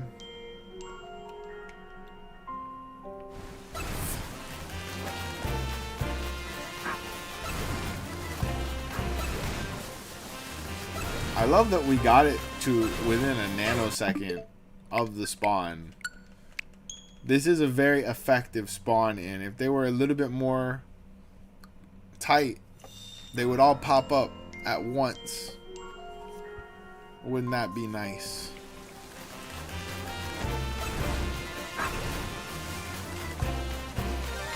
Duh! Where, Dwight? Where, Dwight? No way. No way, it's Gibble! No, it's Drober. Fuck off.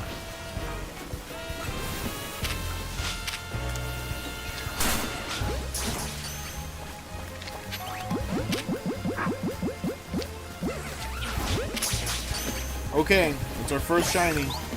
First shiny with this method. I'm probably gonna reset that bitch. Probably gonna reset him out of existence.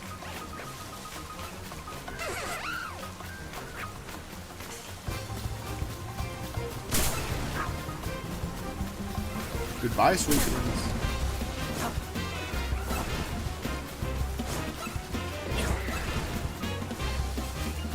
We're resetting him out of existence. He doesn't exist anymore. Deleted a shiny. He's gone. Not gonna fuck up my nice reset for a shiny Drillbur that we have 10 of.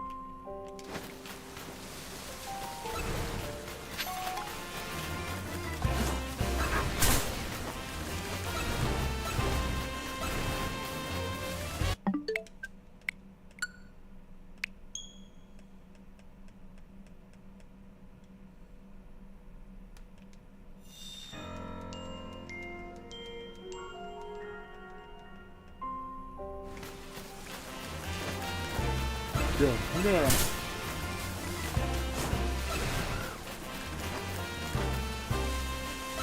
feel it. I feel that we're right on the cusp of getting our first Shibble.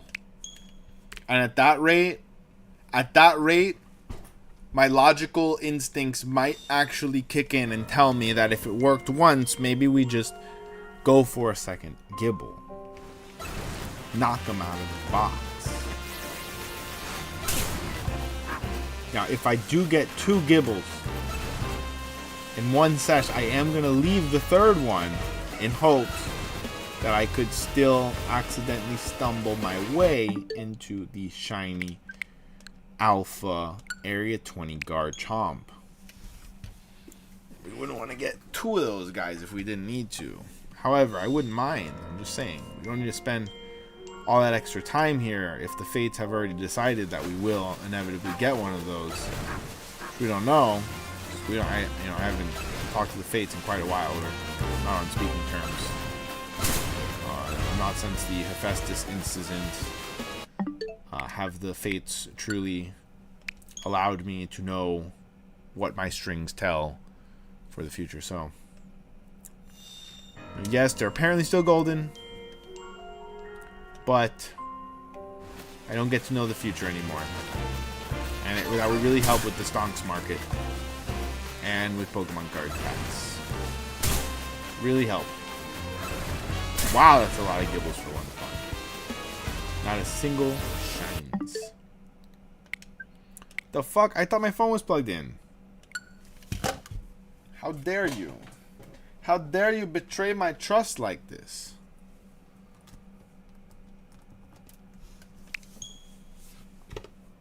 Let me know who's in the chat tonight, you guys. Let me see some action. Let me see how everyone's days were. Are we shiny hunting tonight? If so, what are we shiny hunting? How many brain cells do you have left? Etc.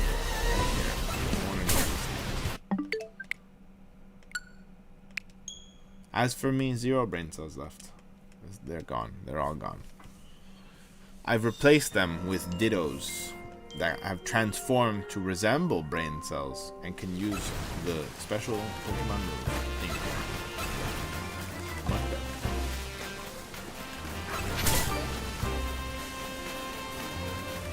Shout out Cat. Let me know if you're ready for a trade at some point. I got you. Ooh, although it might fuck up our reset. Well.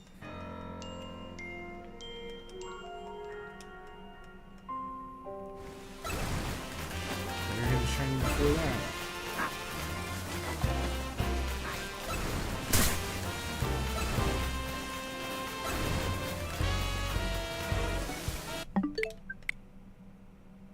You am ready. Okay. Hopefully it doesn't fuck up my my reset game.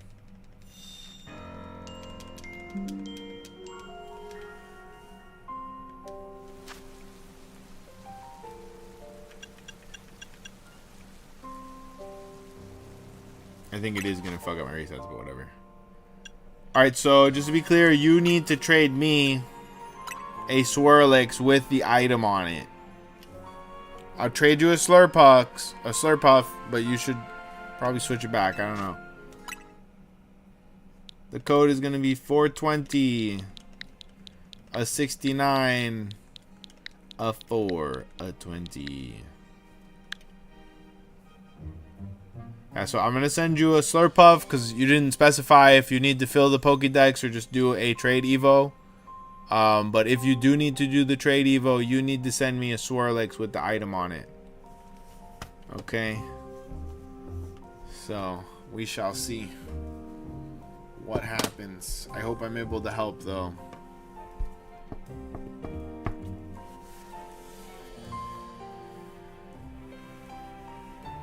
I'm going to take this moment while I wait for you to go and grab a sealed product that I will tempt myself to open.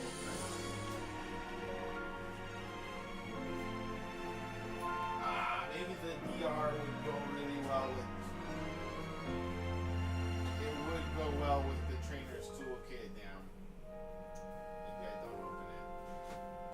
What else do we have here that I could open? I could justify opening.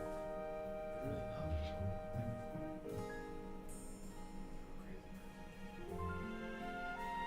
Oh bother. Oh bother. You guys, I don't have anything to open. No one could be found. Cat, what are we doing? Cat, going twice. Going twice, Cat. I will try no more than 3 times. I'm sorry.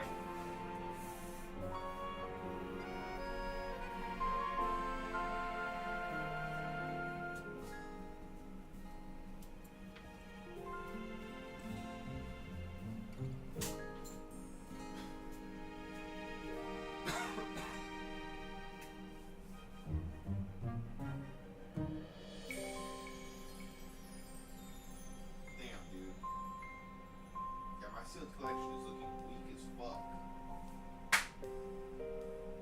Not good. Not good. We need to step it up.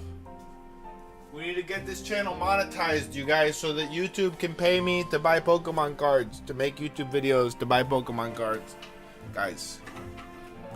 Where do you get the item? Oh, shit. You should have one. Let me Google it. Let me goggle it.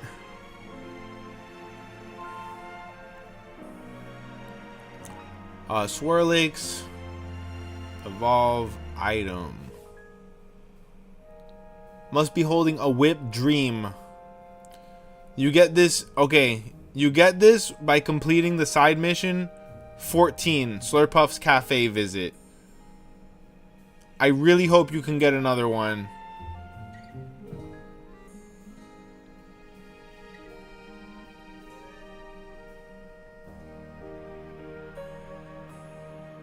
I really hope you can get another one because I already used mine. Fuck, dude.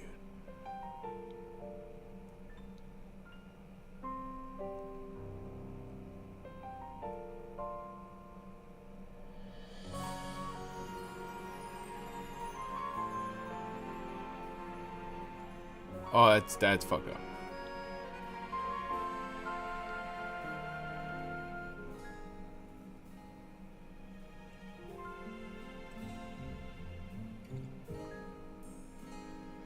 Occasional loot locations and the post game. Okay, let me see. It doesn't say anything about where to get it in the post game.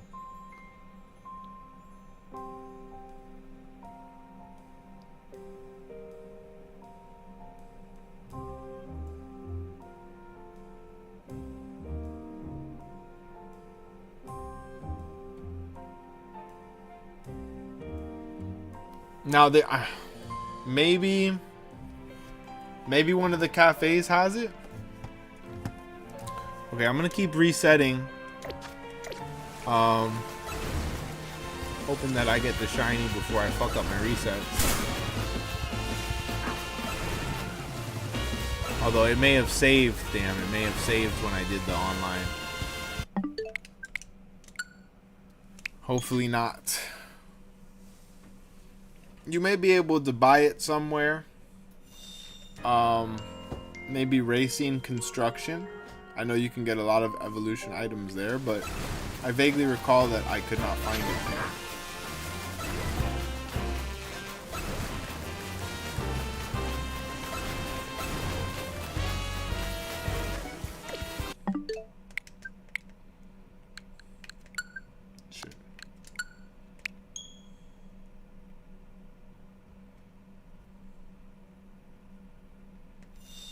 Let's hope I didn't fuck up my resets.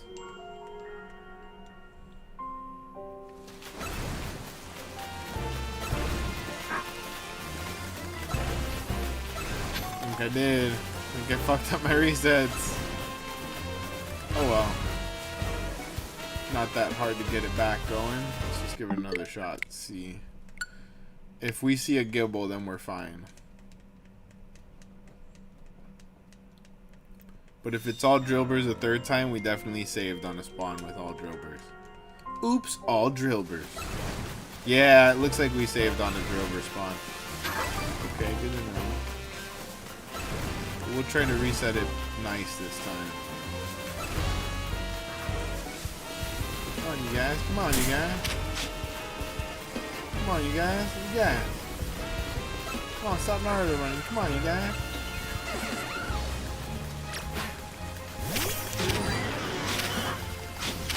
Back up. Got him.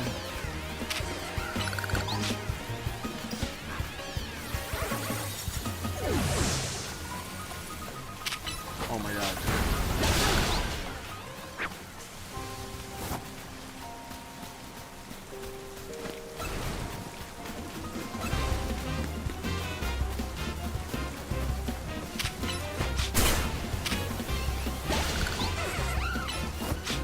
Which cafe is that at? I'm not sure off the top of my head, but you can look on your missions. It's mission number 14. Doing my best, but you gotta take a little bit of agency over this quest, Cat. I believe in you tremendously. I know you can do this.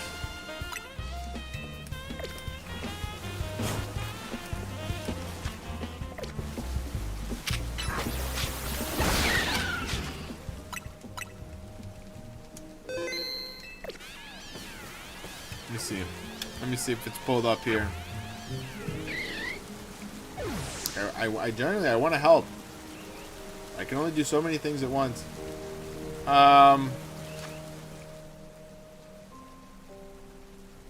Shutterbug Cafe, Blue Sector 10, you're welcome. Shutterbug Cafe in the Blue Sector 10. Maybe that's where you can buy it in the post game too.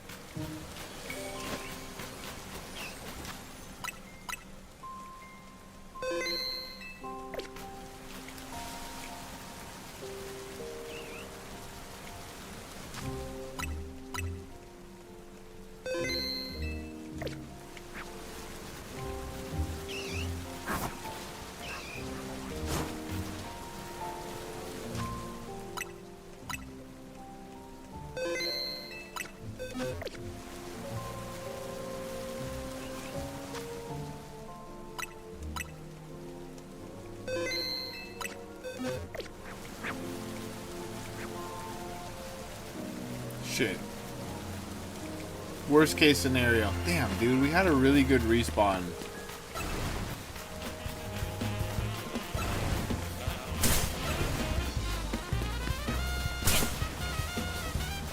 I'm going to have to lock in on this. I'm going to have to basically say, guys, I'd love to help you with all the things you want help with, but until I get these shiny gibbles, I'm going to stay here. When I get this set, I am not going to break this for anyone. I'm sorry. I love to be a streamer who can help people, but I got needs to here. I got needs to here, and I need to complete the shiny deck.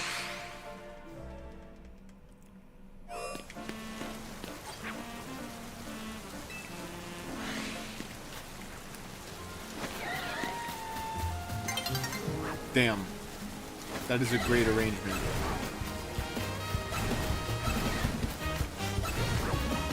Get these 5 guys.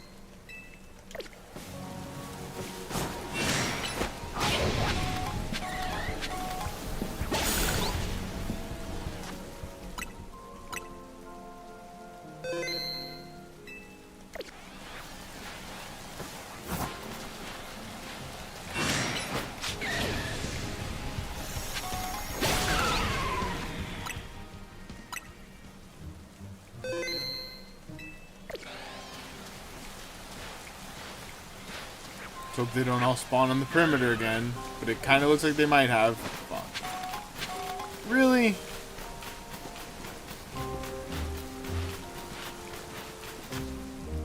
Pain. We had a perfect first try and I fucked it up. Oh wow, that's a lot of sand dials, man.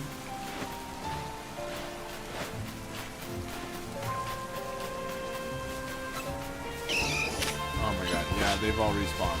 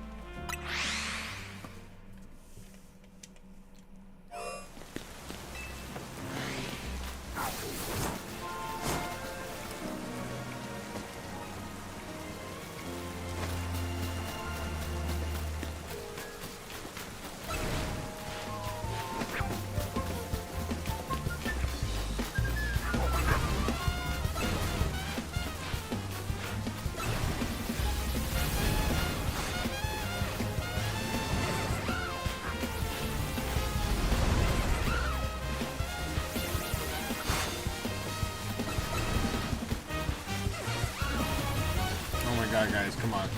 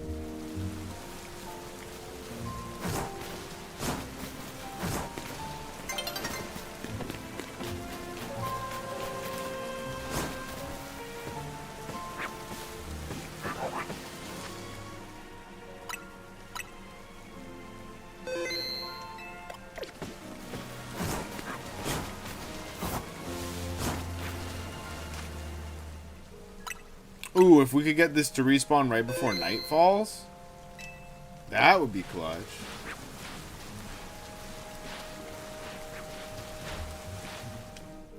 Nope. Very close.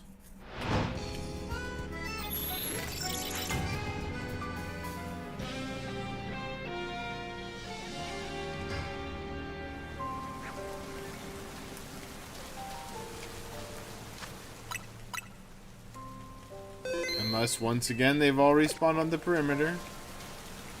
There's one.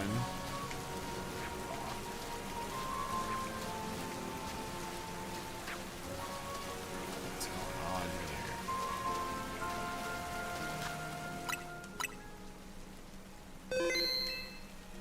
here? Okay, I just got the item.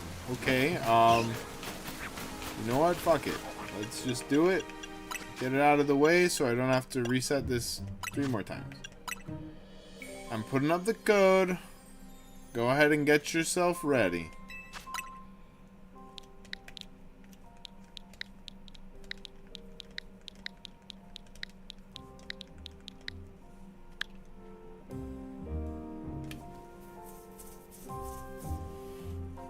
$420.69 $420. Let's see.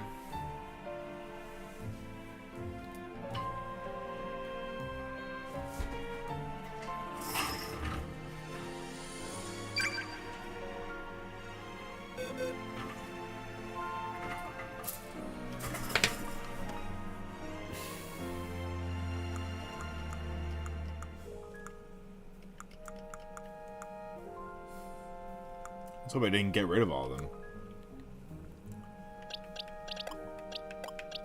Alright, here's the one that I traded for. It's Japanese.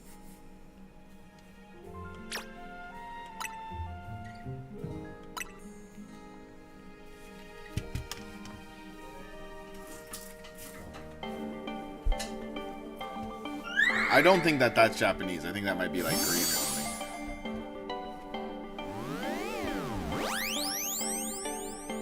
Some sort of unknown dialect. Ancient boss language.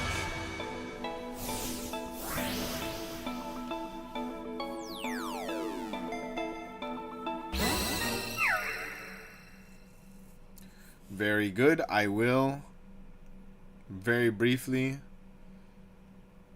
take care of this Rolex.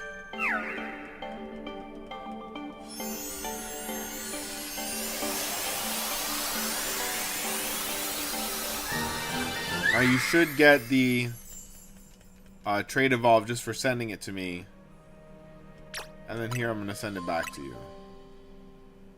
A Spritzy. Okay.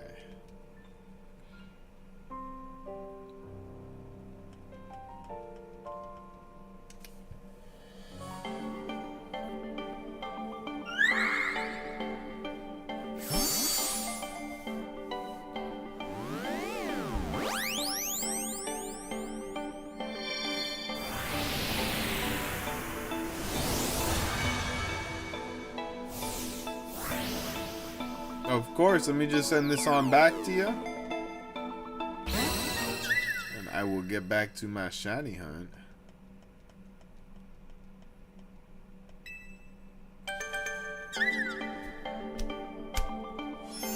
If you need any other trade evolves, if you Google ZA trade evolve codes, Twitter, some guy, it's like something Austin on X, had posted it week 1. That's how I got him done.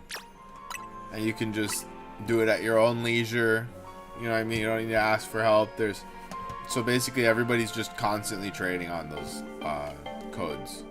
There's also codes for wonder trades now. So you could just do wonder trading if you put in the right codes. You can find those all on Twitter.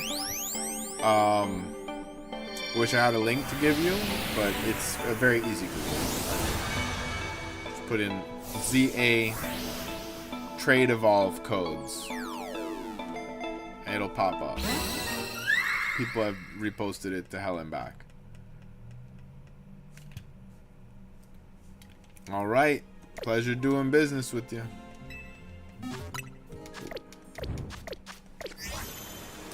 Pleasure doing business with you. Now that Machop is back, so I'd imagine that the spawns are about to come back.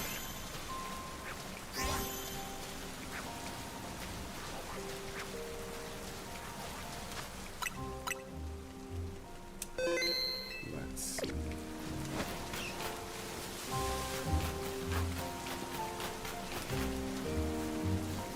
I mean, I don't know. Are those perimeter mounds the respawns I'm waiting for, or have they not respawned yet? It definitely feels like it's been more than 2 minutes, I'll tell you that much.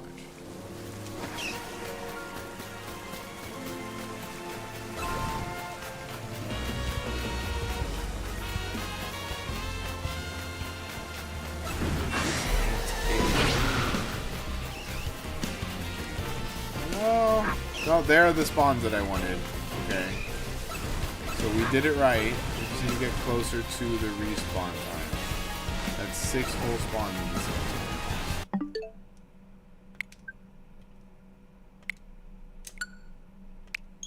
Okay. Luckily we set it up slightly even better than last time.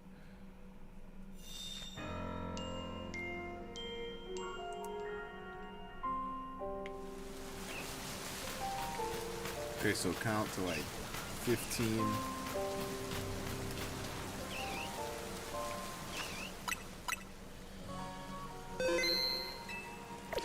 1, 2, 3, 4, 5.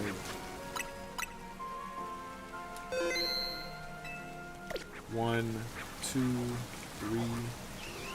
Okay.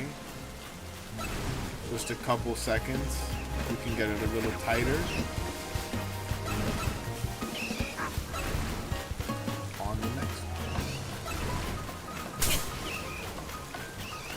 one. Nice, so it's looking like 5 or 6 spawns every time. Okay.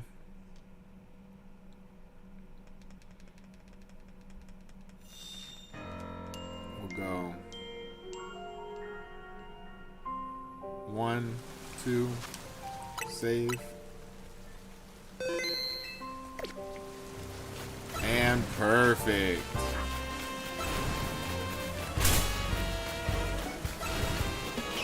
Finally, we got the method locked in again.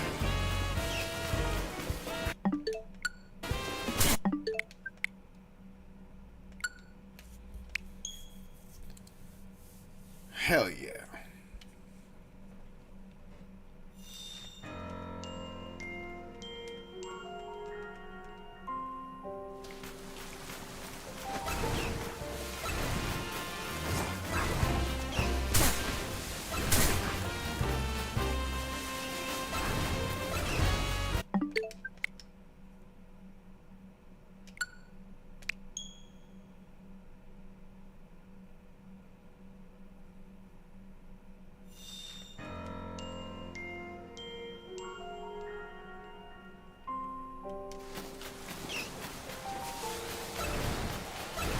Oh shit. That's a big boy. Big boy. Look how big he is. Oh my goodness. He's been drinking all of his milk. And all the other kids' milks too. Oh man, every elementary school had that one kid who was like hoarding milk. They just had the biggest bones. They had the thickest bones out of any kid that had ever existed. Like Hodor bones. They were bullying out of necessity. They needed the extra calcium for those fucking gigantic bones. The skeletal frame of a half giant. Crazy. How we doing in chat, you guys? Real quiet in chat. Ask me questions. Tell me how we're doing. Okay, the stream, it can't just be me babbling on about the things that my brain tells me to do, because then they're gonna take me out real quick, you guys. I got crazy shit going on in my brain hole. I need to do things that are happening in normal people's brains. At least half of the time. Or else they're gonna get me. They're gonna be like, this guy, he knows too much. He knows too much. Take him to the Pokemon farm. Wait, Pokemon farm? Yeah, that's right. We got real Pokemon. Oh, okay, yeah, you can take me. I would willingly go. If they told me, like, okay, we gotta disappear you. You know, you're not gonna get to be out in the real world anymore, but there's a farm where we have all the waifu Pokemon. I'd be like, you had me at waifu. Really, I don't care what species of waifu they are at this point. You're telling me you've got a farm full of waifu? Let's go. We're done. They could have said pillows and I would have gone. We have all of the waifu pictures that you already had access to on the internet. I'd be like, damn it! I'm in. Some of them, are they printed out in the glossy format? Because that's way better. It's real here. Give us some of a nice glossy photo. It's just something about a nice glossy, wallet-sized photo. You could die in the snow, bleed out in the snow, just looking at it.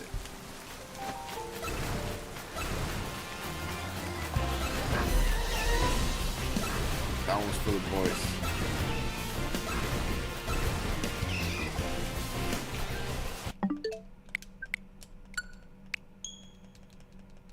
Damn, dude, I should have gone out and done comedy at least once this week because I've got things inside of me stirring. Strong forces and weak forces. All of the physics. Literally every single one of the physics needs to be conjugated, strained out, refined substrate, refined, condensed into a dopamine extraction. The fuck? Oh. The fuck, Batman? The fuck?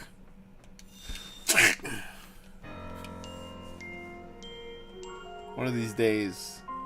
Actually, I had a friend who put a controller through a TV when we were kids, and I never believed it. His parents went out and bought him a brand new TV the next day, like it was the TV's fault. The fuck? He didn't even get his ass beat. That was a very expensive plasma screen TV. You remember plasma screens? They had to capture the essence of the sun for every single television screen in America. I don't know how they did it. I have no idea how they could have possibly provided us with that much plasma. And I'm like, what is plasma? Because when I go to the doctor, they're like, oh, we got to do plasma. I'm like, I got plasma in me, doctor? That sounds like a medical issue. Well, who put it there? Is it a sticky? You telling me I got stuck? What?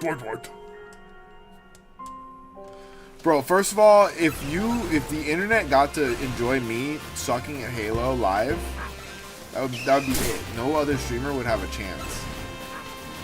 I am the funniest, worst player of Halo that also I love Halo. Like, Halo was my game. It was my favorite shooter game ever. Nothing ever did it for me besides Halo. Call of Duty could suck my cock of duty. And my duty of cock. But I was never the best at Halo, I'll tell you that much. I was never the best. I was good. I got up to like, damn, dude, like the high 30s or the low 30s, I forget. I don't know, yeah, the high 30s, like, worked your way up. Maybe not, I don't know. I don't remember how the Halo 3 rank system works. It's been quite a few decades.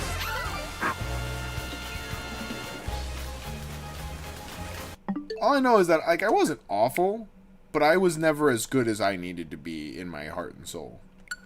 And then there was my dear friend. Let's call him Judas. And little Judas was the video game autistic. He was the best at all the video games. We had to watch him play all the Sonic games because none of us could even justify taking the stick from him. What's up, Unreal? How we doing? Hope you had a great day. I was about to tell a really funny story, but you've come in at a time that makes me think maybe the internet's not ready for the funny story. Maybe I ought to pull it back and ask about how your day's going. I had a pretty good day. Not too stressful. I did have to use like 180% of my brain power in order to get episode 50 out in time. Which, by the way, episode 50 came out today, you guys. Of TCG Pack Rats, the Prismatic Revolution. That's right, we finally got a hit. Maybe even 2 hits from Prismatic Evolutions, okay? Nothing crazy. Nothing too crazy. Statistically, pretty crazy hit. But you know how Prismatic is. If it's not an evolution, it's not what you're looking for. But you know what? That's not me, dude. It's not me. Crazy you still didn't get a Gibble. You know what? So I did get... I sidetracked. I just had to reset this. But we did get a shiny Drillbur. I reset that bitch. So we know that this isn't somehow a shiny lock method. But yeah, I lost a good 30 minutes out of my hunt. We're just getting back into the groove of it. And this time around, I've got 1 or 2 more spawns in the center. So hopefully one of these Gibbles does shine. Gibbles spawn in the rain, can confirm. I've always wondered, they do spawn in the rain. And I don't know if they like pina coladas. But I'm sure they do, because who the fuck doesn't like pina coladas, you guys? I mean, it's literally just sugar and pineapple juice and liquor. It's the greatest combination of things. The greatest combination of things. Shit. Guys, instead of more caffeine, what if I just have like a nice 2-3 beer stream? And I get a little schwasty. Okay, I'm gonna do all the political impressions. Maybe even impressions that are non-political. I think, but you know what? The problem is that I enjoy impersonating people of power the most because I dislike them the most. Everybody's like, "Oh, Democrat, Republican." I'm like, "Yo, they all have all the power. Like, it's enough reasons to not like all of them." Motherfucker. Oh, okay. I could have sworn I saw stars. People with power. It's my new designation. Sir, are you a classist? Yeah, kind of. They all got more shit than me. Watch me switch it up real quick. That's not gonna happen, dude. It's not gonna happen. I have literally learned how to enjoy the pure privilege of breathing so much. It's such an honor to be able to use my lungs to fuel my thumbs to catch Pokemon or whatever the fuck else I'm doing at any given moment. I do shit that's not Pokemon, you guys. I go to the groceries.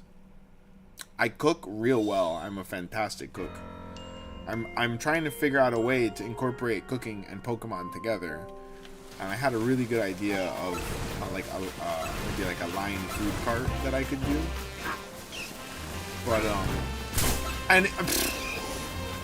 fuck if anyone can keep up with all the regulations of selling food. Because I googled it, I'm like, what would it take to have a food cart? Too much. Too much. Okay, the levels you have to get inspections. What about the guys selling coconuts on the beach? Do they get inspections? Like hot dog carts? I guess hot dog carts are easy. They're noticeable. That's whack, dude. Just sell me some dirty street food, you know? I want the guy that's not inspected when I'm getting cheap street food. He has to charge me that for the gastrointestinal fallout. It puts some hair on your chest, I'll tell you that much. It's like that episode where Fry eats the gas station food and he gets the worms that like give him superpowers.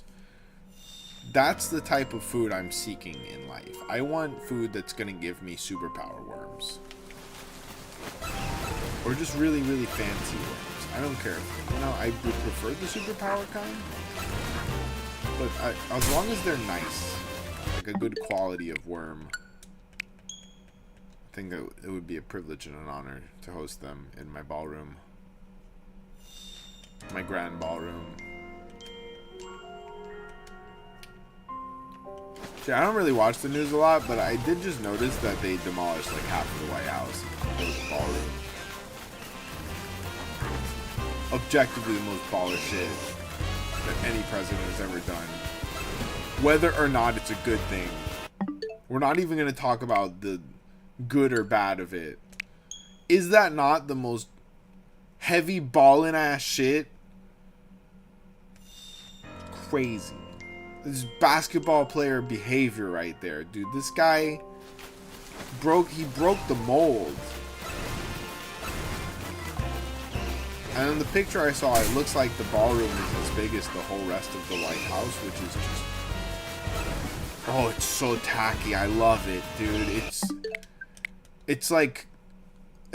I mean... Oh. It's like he shops at Kmart. Levels of tacky.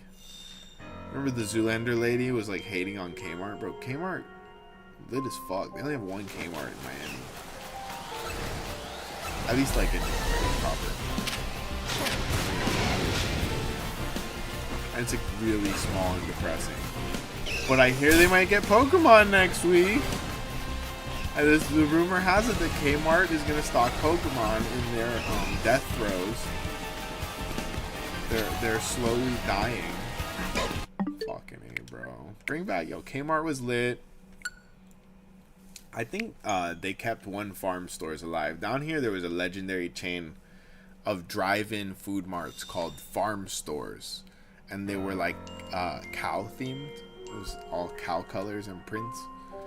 And you could drive in and grab milk and cigarettes and whatever else, you know, mom wanted. And they sold wine and beer and everything too. They didn't card. It was a better time back then. And did I mention everything costed less? It's crazy. And so it was a business that shouldn't have failed. It shouldn't have failed.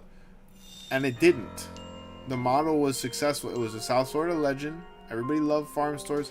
But when the original founders passed, the kids didn't want to run the business. And they just sold it. And I'm just like, damn, dog! That's like being young, you know, Ronald McDonald.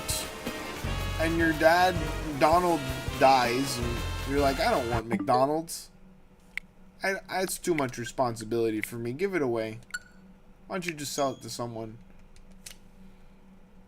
What? Like, run the family business, dog. You got the Nepo baby package, okay? And then that was an important business in South Florida. Right now, I think my farm stores, it is still a food spot. It's a Venezuelan store, and I love them very much. I used to eat breakfast there every day in college. I lived right next to it for a while. And the other farm store that was like super legendary in this neighborhood is like a weed dispensary or some shit. I think it's like a drive-in weed. Yeah, I think so. I just don't go there. I'm stupid. I'm lame. I go to the True Leaf. I don't go to the drive-thru weed shop. Sponsor me, True Leaf. Hold up. He loyal.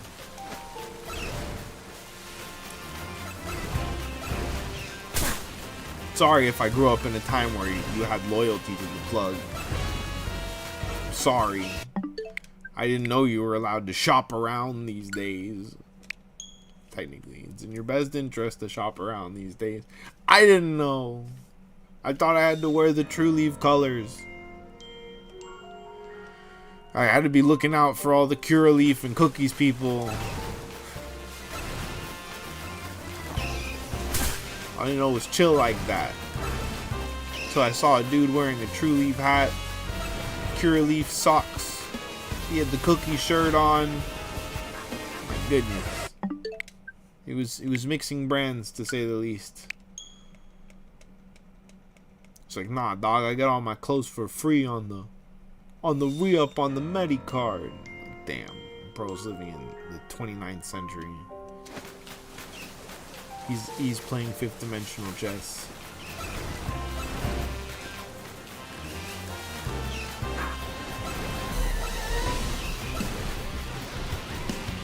Yeah, shout out to all the people who can't believe that I haven't gotten a shiny Gibble yet, because me neither. Me neither, people. What's going on? We're in the upside down. When does that fucking final season of Stranger Things come out? Because it's way past summer. I thought it was supposed to come out in the summertime when the weather is hot. The 80s children go out on their bicycles. Find alien shit. Guys. First of all, okay, it wasn't just like 80s kids that had bicycles. I was a 90s kid, and I was a bike kid. Okay, we went all around this neighborhood, loitering and loitering on our bicycles. There was a construction site that just never got finished until, I think, honestly, they just finished it like 2 years ago. It took them damn near 25 years to finish this construction site. I'm sure that that's because it got sold to different companies. But this house was torn down, reconstructed like 8 times in my lifetime. And it was never sold. Or it was never, occupied. Nobody ever finished the house. And then this last time they pulled the whole house apart, just like the White House. Pulled the whole house apart, and they built a box. Of course they built a box. I think the last 2-3 times ago when they did it, it was actually kind of artistic.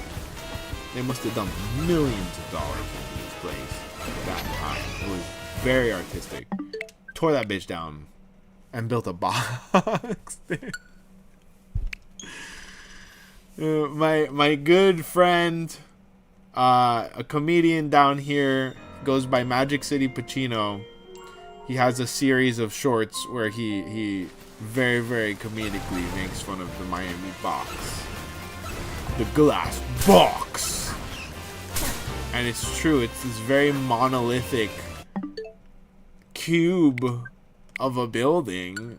They just keep building on every plot of land that'll take one.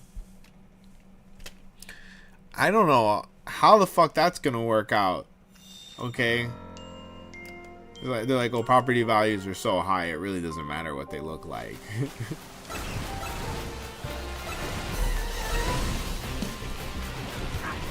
That's the truth.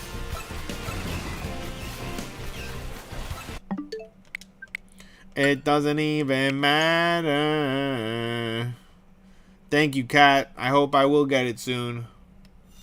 I'm here. I'm getting me a god dang Gibble. Whether I like it or not.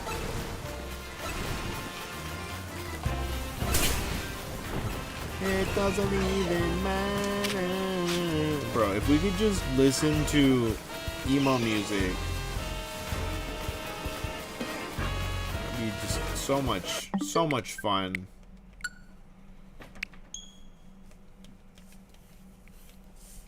We could do theme nights. I could, like, you know, come in different wigs and stuff. What sucks is that, okay, so, like, my hair does things. It does a couple things. But it doesn't do things that require being straight hair. Unless I commit. Like, I would have to Jimmy Butler my shit. And get, like, a Brazilian straightening, the keratin treatment. Yo, Jimmy Butler is goated for doing that. Honestly, like, who else has ever had the balls to come out on the NBA court with full one man? Okay, one man, and we know who it is.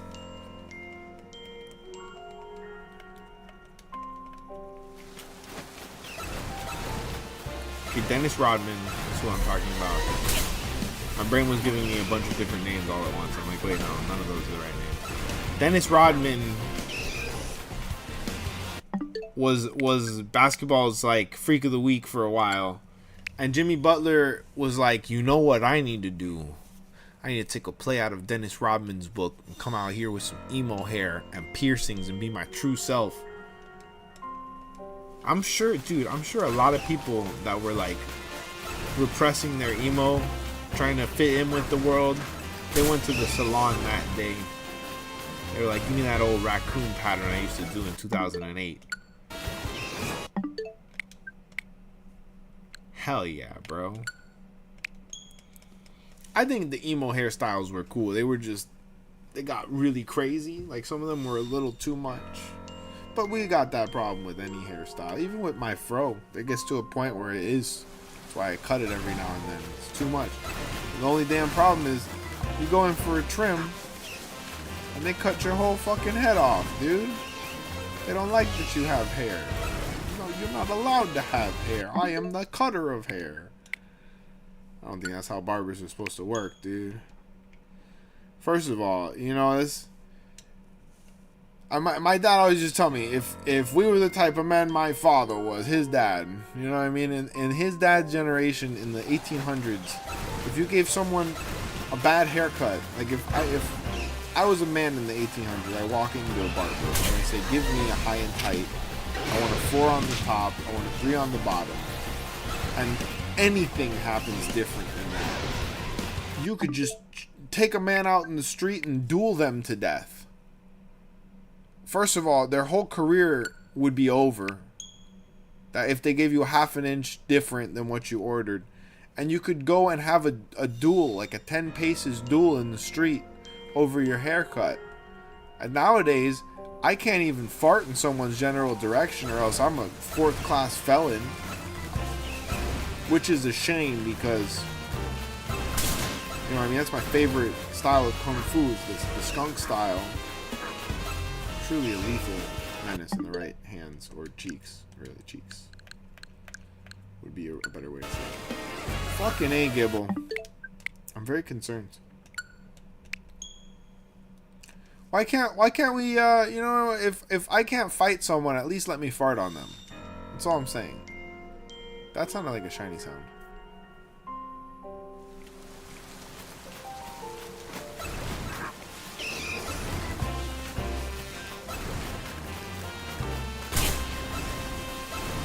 Oh, also, I thought of another revolutionary amendment that needs to happen to the Constitution. I'm not even shitting you. This is how much of a genius I am. Okay, we need to amend the Constitution so that if you want to run for office a second time, your campaign fund has to pay for any debt that your administration left in that office on the previous term before you can start spending money on your next campaign. Doesn't that make sense? That makes sense, dude. I was just like on the crapper thinking about, like, what if we made them pay back the debt that they make? And it's not like it's their money.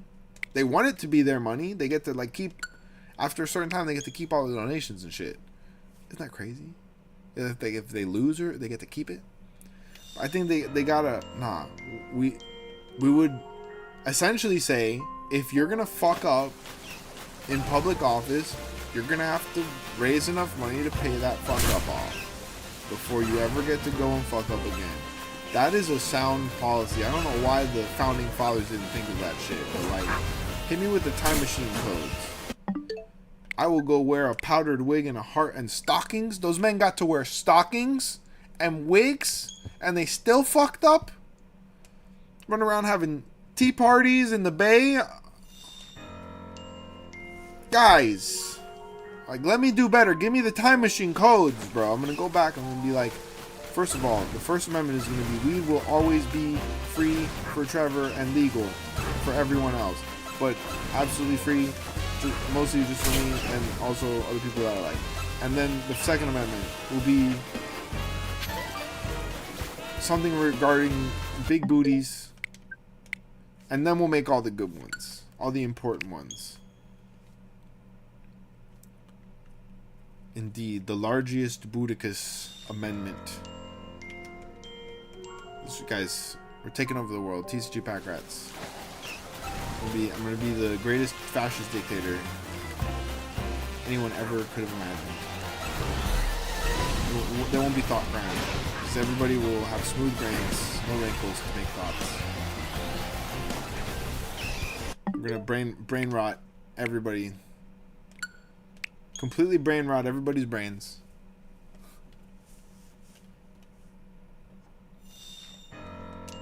Honestly, it might do the trick. It might do the trick. Just take away everybody's suffering with brain rot content.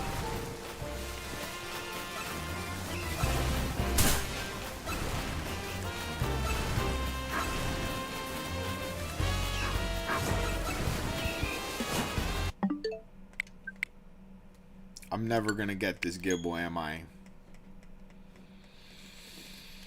I'm never gonna get this Gibble.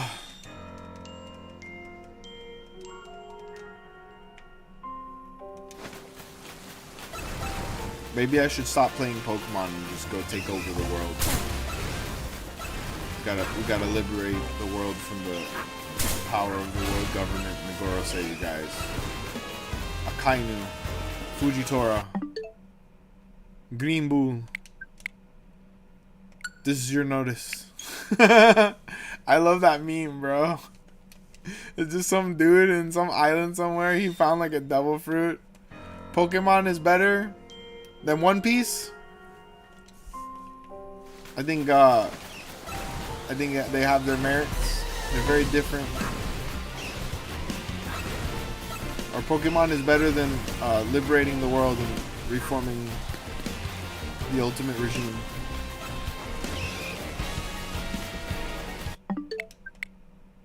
Okay, we gotta listen. Gotta eliminate at least property taxes. Okay, just let me have my house. And what else? We gotta make the food cost better. One Piece is literally the peak. I was watching on Sauce's stream today on the greatest shiny hunter of all time, Sauce McGavin. And I was like, oh, Sauce, what non-Pokemon related anime do you like? And he was like, I don't watch TV. I was like, we gotta start a petition to get you to watch One Piece. And he said I would rather die. And I'm like, damn, bro, look, I'm gonna stop responding, but I don't like that response. First of all, getting to experience One Piece is one of the greatest reasons to be alive. And if you think I'm wrong, then you haven't read One Piece. It's so good, let alone watch the anime. Especially recent episodes. So well animated. It's beautiful. It's true peak art. Peak fiction. You can't beat it. Man, I should have gone out today and gotten packs to rip, dude. I am stupid for not grabbing something to rip. I want to rip some packs. Oy vey.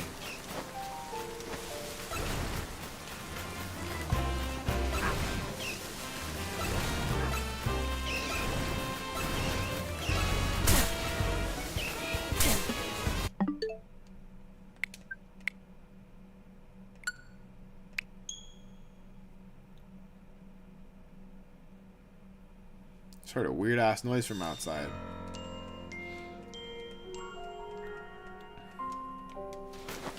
They got the Skinwalker.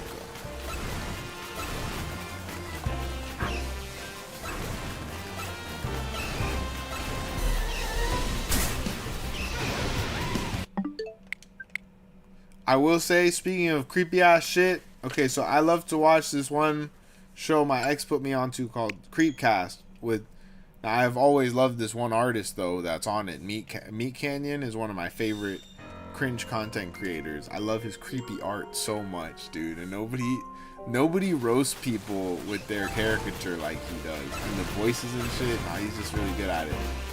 So they do this podcast about creepypastas and that genre of like internet horror.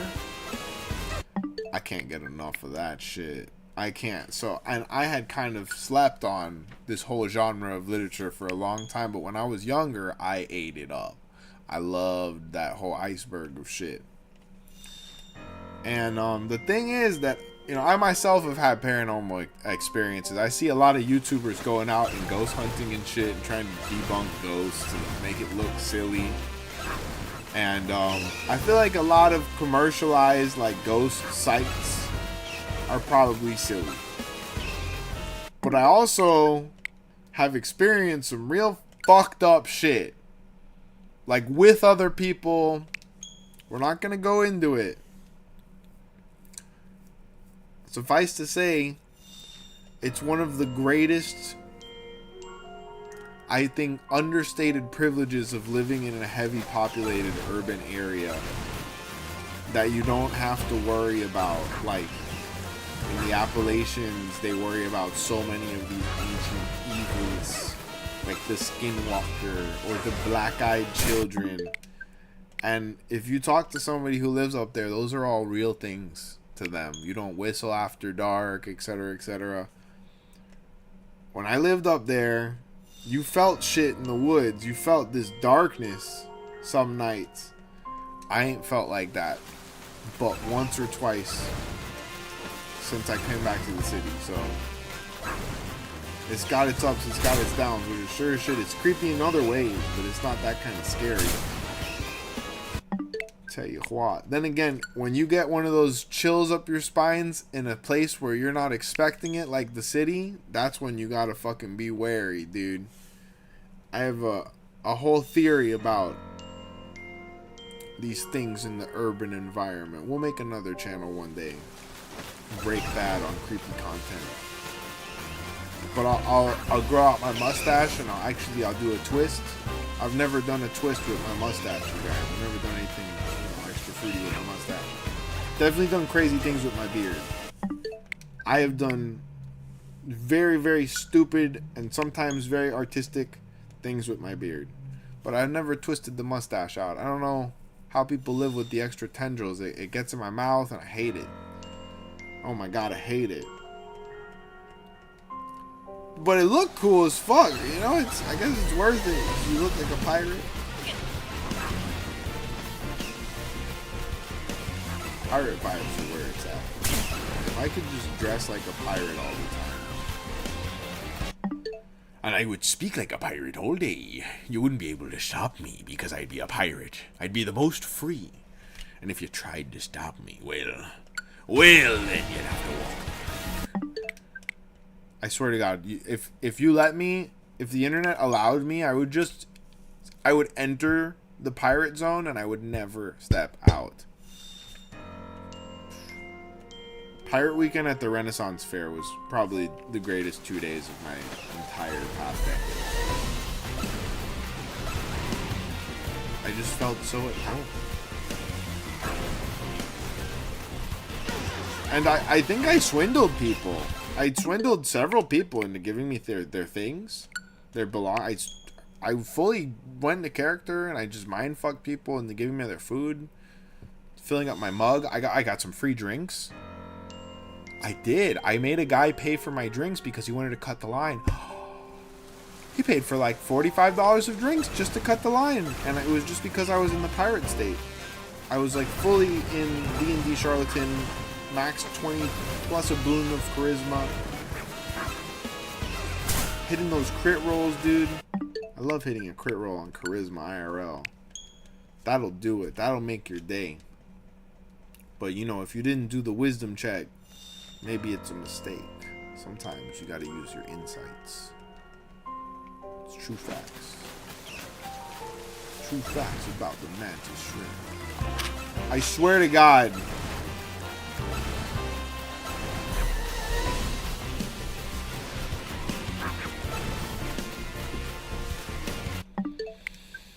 The Gibble just refuses to shine. I do one more check, I'm gonna go grab a beer. And then we'll I guess lock in. We'll be here all fucking night hunting Gibbles.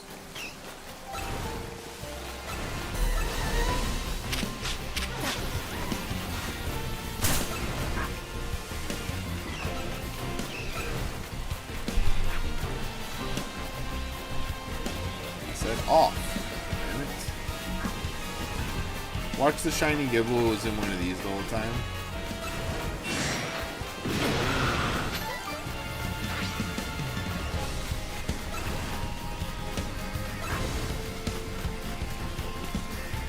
And he would still be there because those don't reset.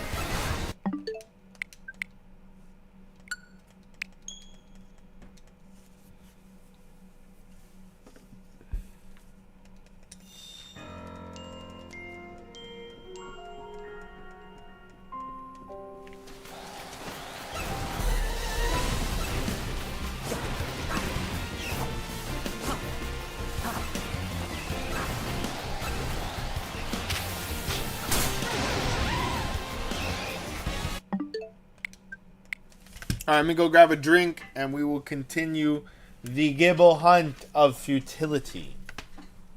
Oy vey.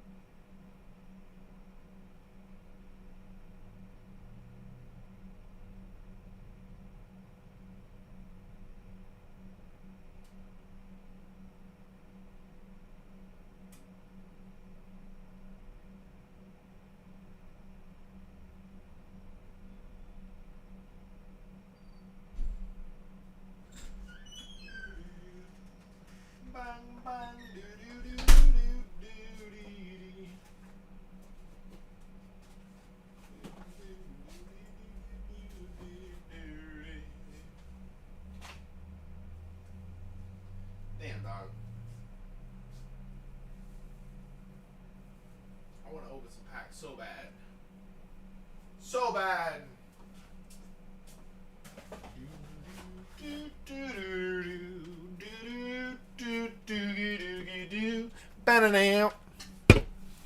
We're back.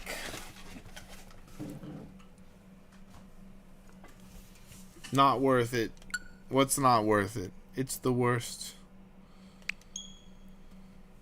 It's the worst, people.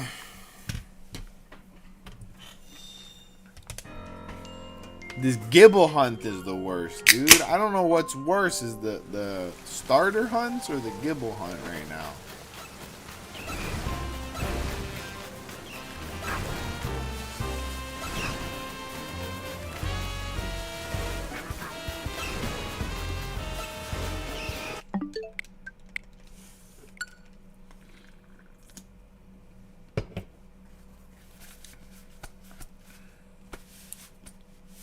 I got myself.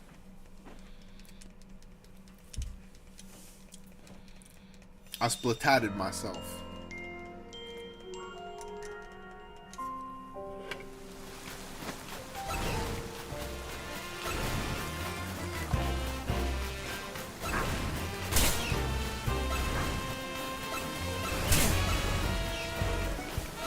Really?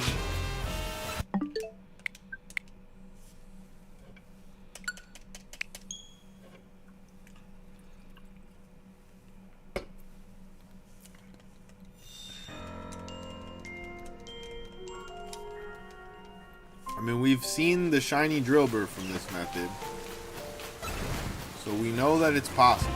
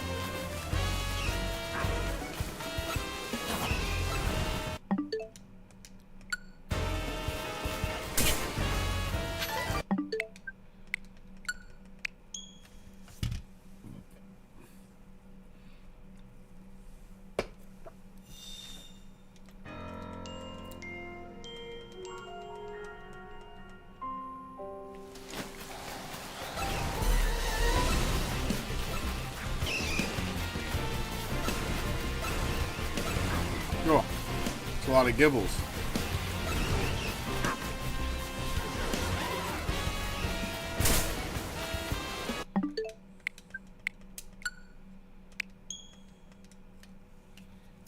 So how we doing? Unreal, what are you shiny hunting tonight?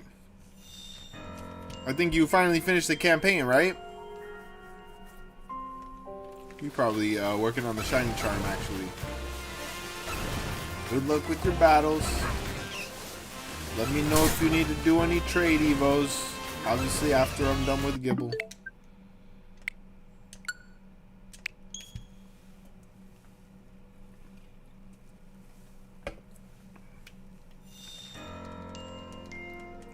I think I'm gonna go on my next break. I'm gonna put the trade evos up on the screen, the codes, so I don't have to stop my shiny hunt every time someone wants one. Put it up as a public service.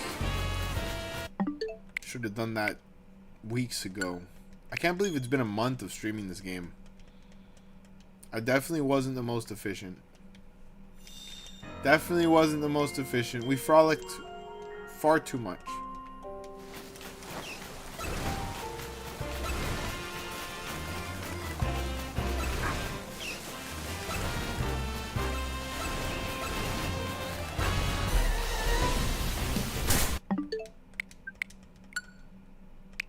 At least we're seeing a lot of Gibbles.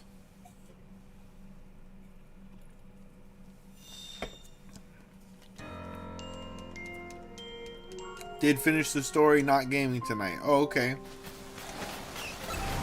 Very, very good, very good. Hope you're being productive or having a nice, relaxing night, whatever. Whatever the goal is, dude. Sometimes the goal is no goal. Feel that. I feel like I got a hit. You know, that's the crazy thing about, like, ancient knowledge, like, whether it's from the Bible or not, ancient people knew that they needed a break every week. They knew that they needed to take a break every week. I feel like you can't go hard in the week without having to take a reset day and be like, you know what? Fuck the list. Fuck the to-do. I need to do some self-care. You know?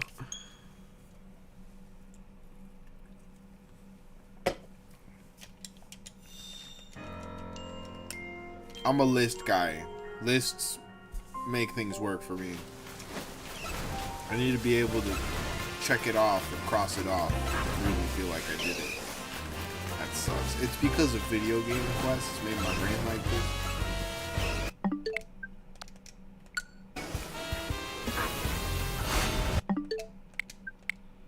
Like, having the quest journal in the video game fucked my brain up forever, bro. I just want that in real life where I can have like a, like, press J and I see my objectives pop up. Why haven't they done that yet? They got the glasses with the display in them.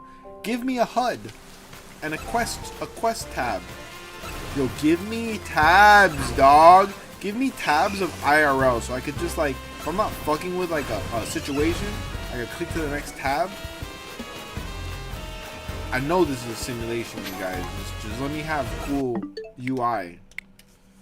Let me have some cool UI. I don't know when I'll be able to get back to streaming. I got company coming over for a while, so I will have less time on my hands. Oy vey, my friend. You know, it's the balance. Any good streamer needs to realize that social life, it's not good for us. You know, we need to be full hikikomori. And we need to stop cutting our hair and shaving and grow streamer beards. Much less tame than my beard.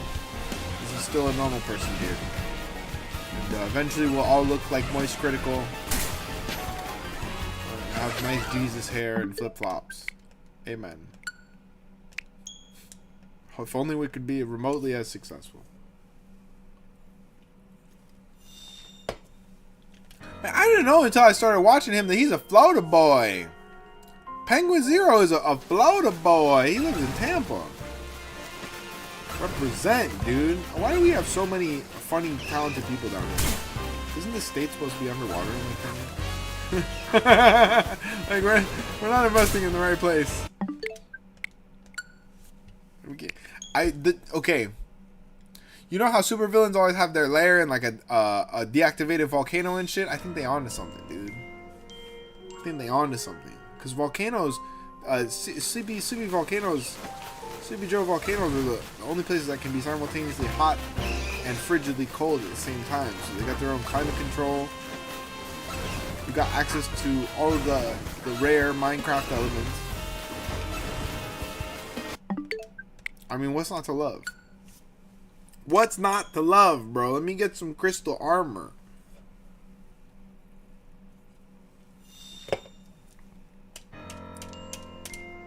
Also, tell me that Minecraft isn't real life. It's exactly how it works in the real world, you guys. If you just start digging, you will find things. Oh! No. He would have made shiny sounds, right? God damn it. I swear to God, that one looks different.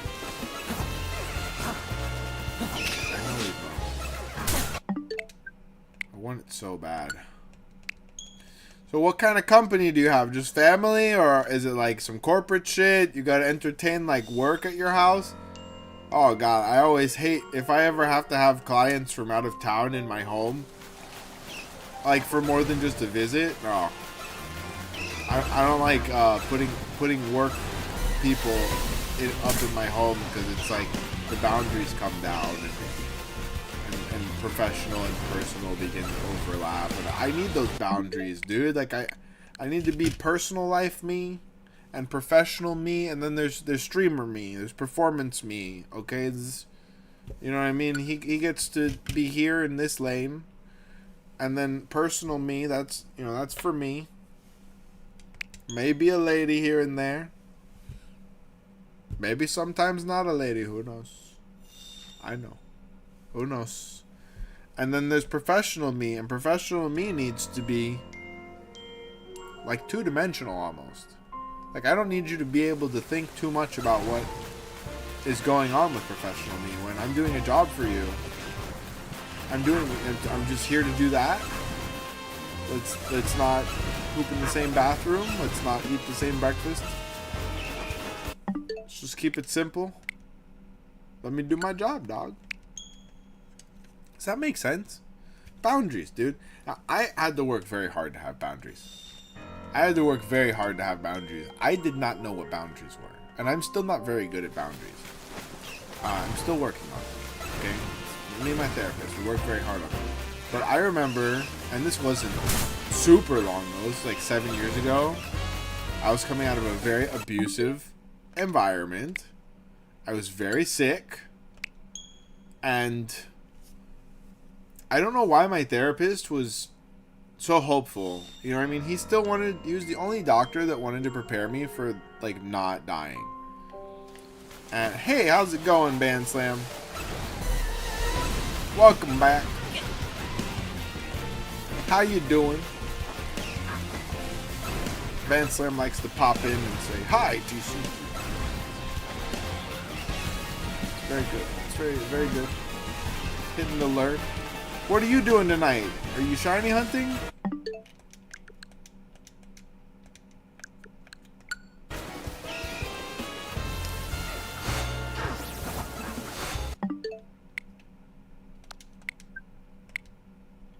He's just hitting the lurk.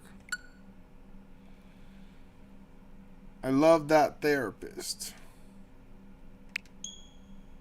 You know that therapist specifically? Battles and the Mega Stones. Getting the Shining Charm. Very good, very good. Are you doing it manually? Like, are you going to the nightly battles? Or are you doing Cafe La Night? A lot of people doing the Cafe La Night. I didn't.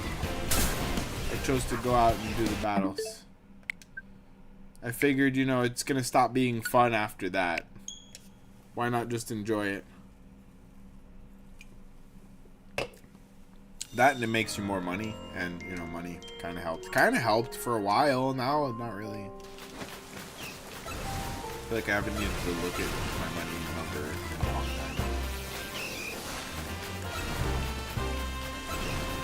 Anyways, I forgot what I was talking about. There was a point to what I was saying. I wasn't just bitching about shit. It's like a moral to the story.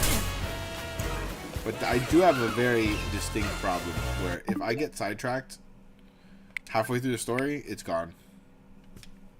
Whoops. It's gone. We'll get into telling another story at some point. I'm sure it will also have a moral and some sort of message for the people back at home.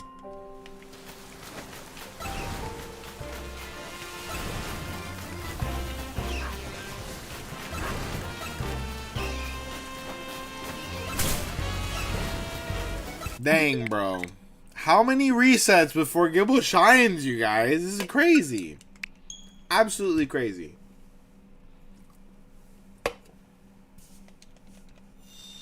I'm so not used to drinking, like, tiny at-home cans of beer. I prefer to drink, like, out. I don't like to drink, like, at home at all. I feel like it's very habit-forming, you know? So I'm used to getting, and I always order the big glass. What the fuck? Oh, I thought that Numble was atypical, like not even a shiny. It just looked like it was, it looked like it had brown on it instead of greens. The only thing I can say. Anyways, I'm not used to these tiny human cans of beer. Usually got a big old glass of beer and, you know, you can get a real mouthful. He's doing squats! My son is doing squats. Getting the ball.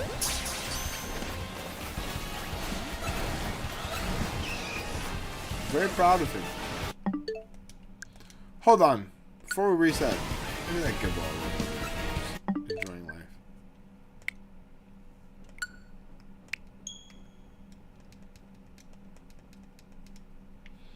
Well, I will say, all the people in the chat that are still working on the shiny charm, it does make me feel a little more accomplished that I'm as far along as I am in the shiny hunt, but still I aimed to be done with this shiny hunt before the DLC comes out, you guys. And it's not looking like I'm gonna make that milestone. The threshold is shrinking ever tighter. Ever tighter. It's clamping down on us. It's not gonna let us go.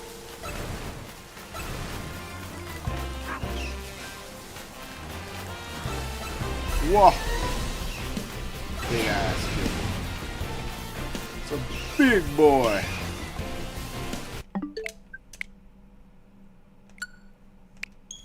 Luckily, I mean, this method, it does seem to give me hope. It's keeping me going. It makes me want to keep resetting. Because the chances are remotely higher than they should be. That, you know what? Breaking the law. Breaking the law. Breaking the law. Breaking the law. Okay, it's true. It's true. I like bending rules.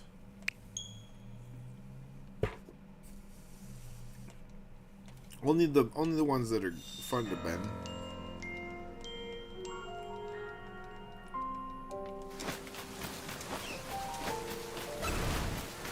Oh, breaking the law, breaking the law. I don't even know if that's a real song.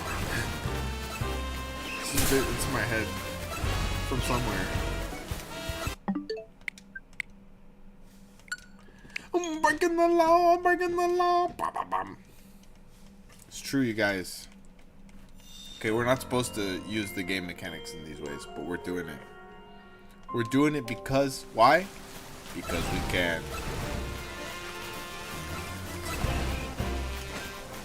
Fucking shine for me, dude. Drillbers aren't even shining as tribute. Like, this is absolutely bonkers banonker punkers. Gotta be careful with gibberish sounds that you make. Sometimes you might brush up against a word that does exist, and it's slightly less appropriate than you intended.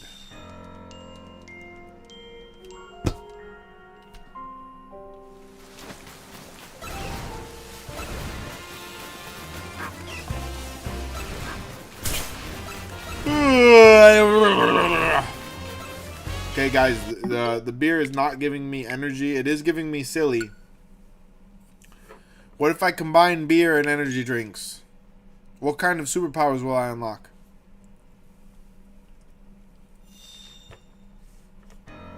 I already know the answer to this. It's getting really drunk and not being able to fall asleep and wake up in the morning hungover. Actually, I don't really get hangover. I don't know what it is. And so, with the disease I have, hypothetically, like I do have like a hyperactive immune system, metabolism, shit. Everything's like attacking itself. Like maybe it's possible that I break down substances quicker because it's breaking down my whole body. Apparently, oxygen is like the most dangerous thing. Like the whole thing that causes aging is oxygen. Isn't that crazy? The thing we need to survive is also things. It's like a toxic relationship with air. I knew a kid when I was growing up who had a phobia of the air. Or yeah. Nobody understood this kid, but it's because they weren't listening to the words he was saying. He was saying it's poison, it's poison, it's poison. The air is poison. Blah, blah, blah. And I just feel like if you have somebody who's acting fucking weird, just listen to the words that they say. If they can say words at all, it'll help you understand them. That's why when I was a counselor, I preferred to work with special needs kids. Because I always hated, growing up, I always hated seeing how unheard they were. And I know I'm like high functioning, but I'm a special needs kid. Like I had special needs growing up. I was just much more capable of articulating them than low functioning kids. So when I was a counselor for summer camps and shit, I always preferred to work with the special needs kids because I could give them what a lot of counselors didn't even know they needed to give them, which was like listening, like in their terms. And like, all right, for example, I had a kid The rest of the counselors hated it. But he wanted to be close to people, I guess in a way that maybe his family wasn't giving. And he would jump all over you. He would tackle you. He would hang on your arms. He just wanted to be close to people. And every other counselor would tell him to get off me. You're hurting me, blah, blah. Because he was dangerous. That kid would hurt you. I'd fucking let him. I would let him. I'd say, fucking tackle me all you want, kid. Like, what you're seeking, I don't know how to give you what you want exactly, but if you need to tackle me right now, have at. I wasn't injured back then. I could take a tackle. Okay, I could take a tackle. I used to carry him to the pool on my arms like a monkey. He used to hang off of my arms. And I was his favorite counselor. He used to say, you're my favorite counselor. I'm like, yeah, because I let you tackle my ass. I'm taking a lot of shit. How long did it take you to defeat Zygarde in Legend Z8? Like 2 hits, dude. Like 2 milliseconds. I just threw the ball. I don't really remember the Zygarde battle too well. I remember the Digimon scene with Zygarde. That was lit. When do you even catch Zygarde?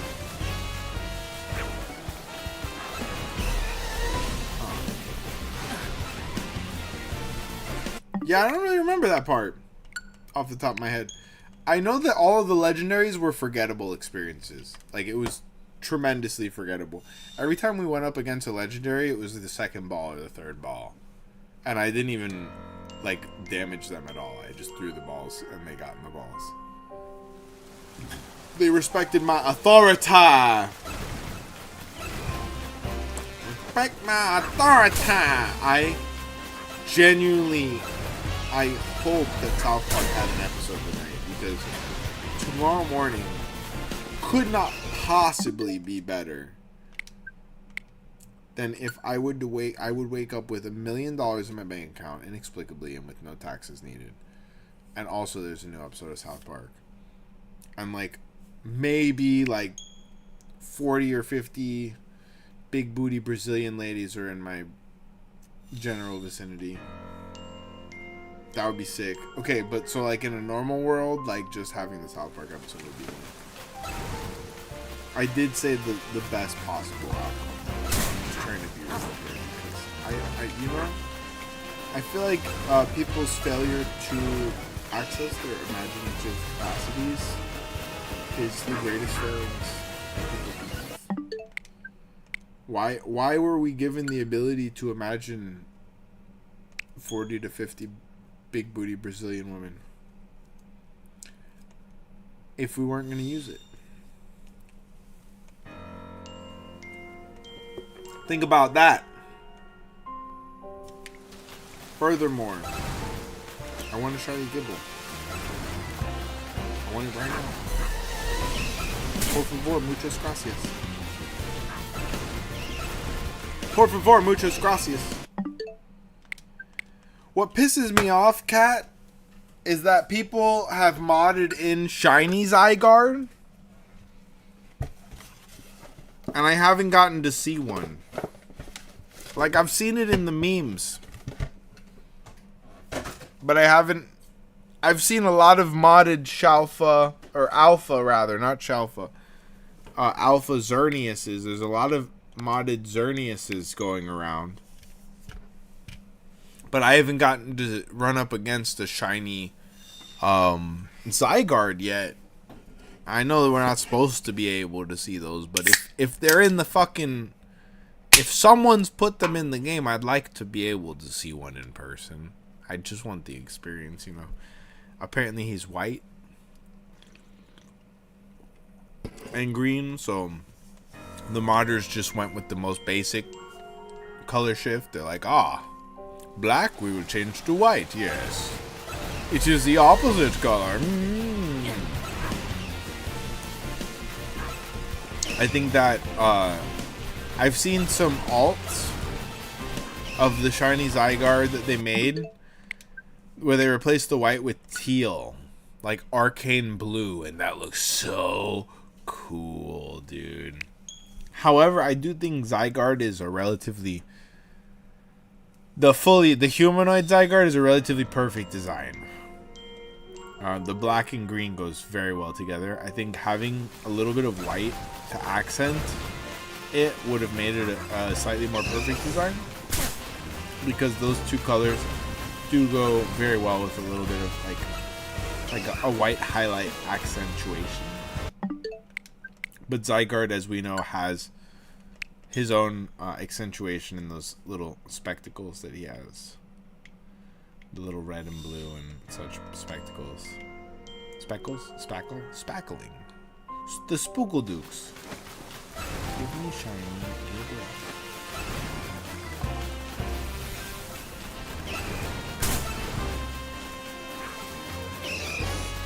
Bam!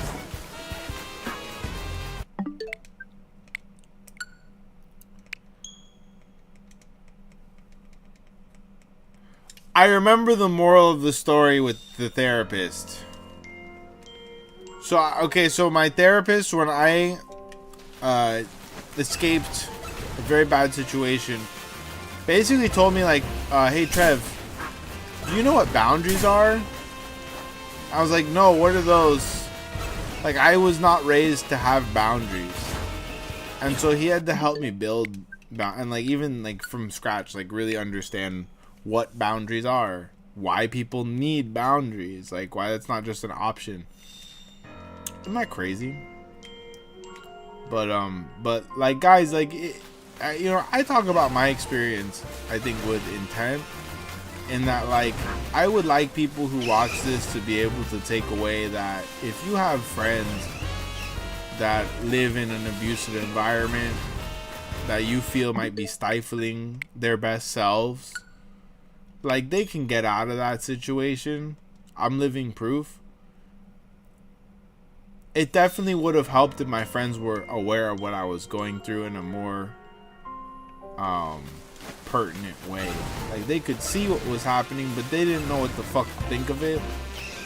So I like to talk about it so that people might be able to see that semblance in people they love and offer their love and support, because love and support goes a long way for people who are in trying circumstances, to say. So that's why I like to talk about my experience directly, in this form of content, and humorously in my comedy. It's all about connecting. It's all about connecting with each other, truly trying to understand what makes us all tick. I might have enjoyed being a psychologist, a psychoterist, but I don't like psychologists very much, like at least from my personal experience. I jive much more with therapists that aren't psychologists, but counselors. I like those varieties. I don't know what that means. I feel like the science of psychology is skewed by like, and I'm just gonna fucking say it, like Eurocentric thinking. Like most excuse me, medical statistics are based off of studying European people and European physiology. It's very skewed. So for whatever reason it might be, that's fucking flawed. Like, if you want to help everybody, you gotta study everybody. That's the most simplest way that I could say that.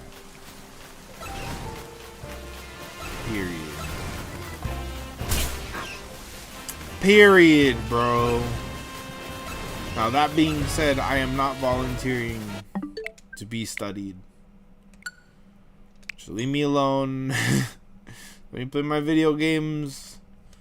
Let me say my things so that the people can hear them. I don't want to be on a goddamn fucking panel getting studied. I don't want to be no experiment. Not anymore. You're not putting me back on the experimentation table. I already got the superpowers.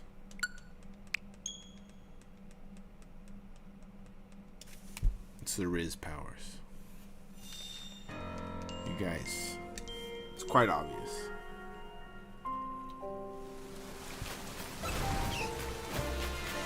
I will say though, if they could have given me a Captain America like super serum, fuck yeah.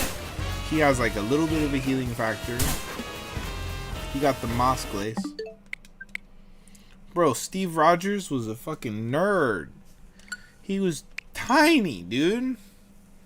They injected him. They gave him the sweet, sweet America juice. He turned into Mr. Blonde Hair, Blue Eyes. Big Moss Glace. Big old chesticles. And he had super strength. He had probably a quarter of Logan's super healing.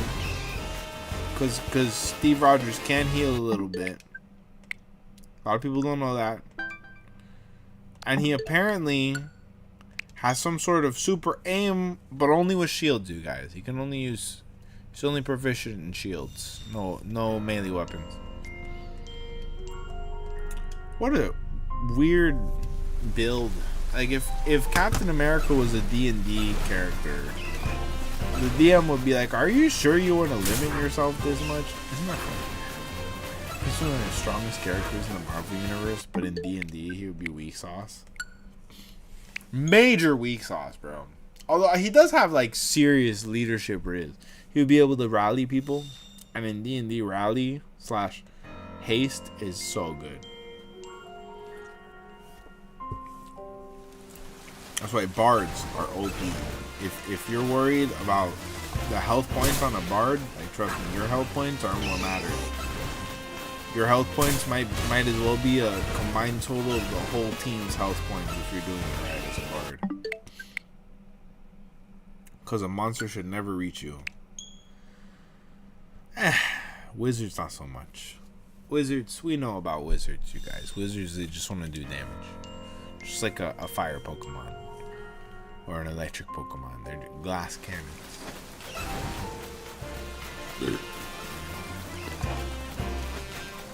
Yeah, you guys, 3 beer stream.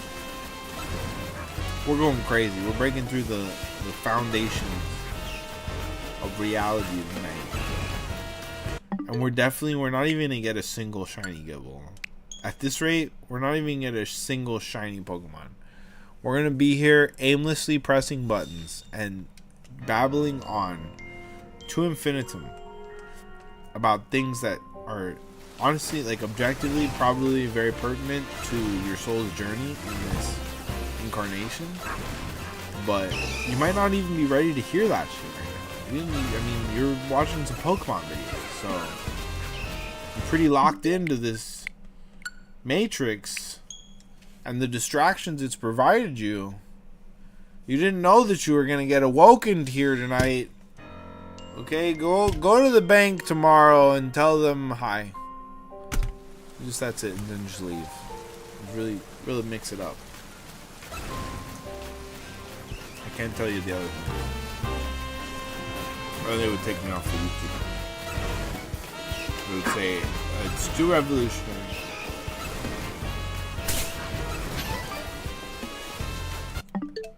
We can't have you on the YouTube. Your words are powerful.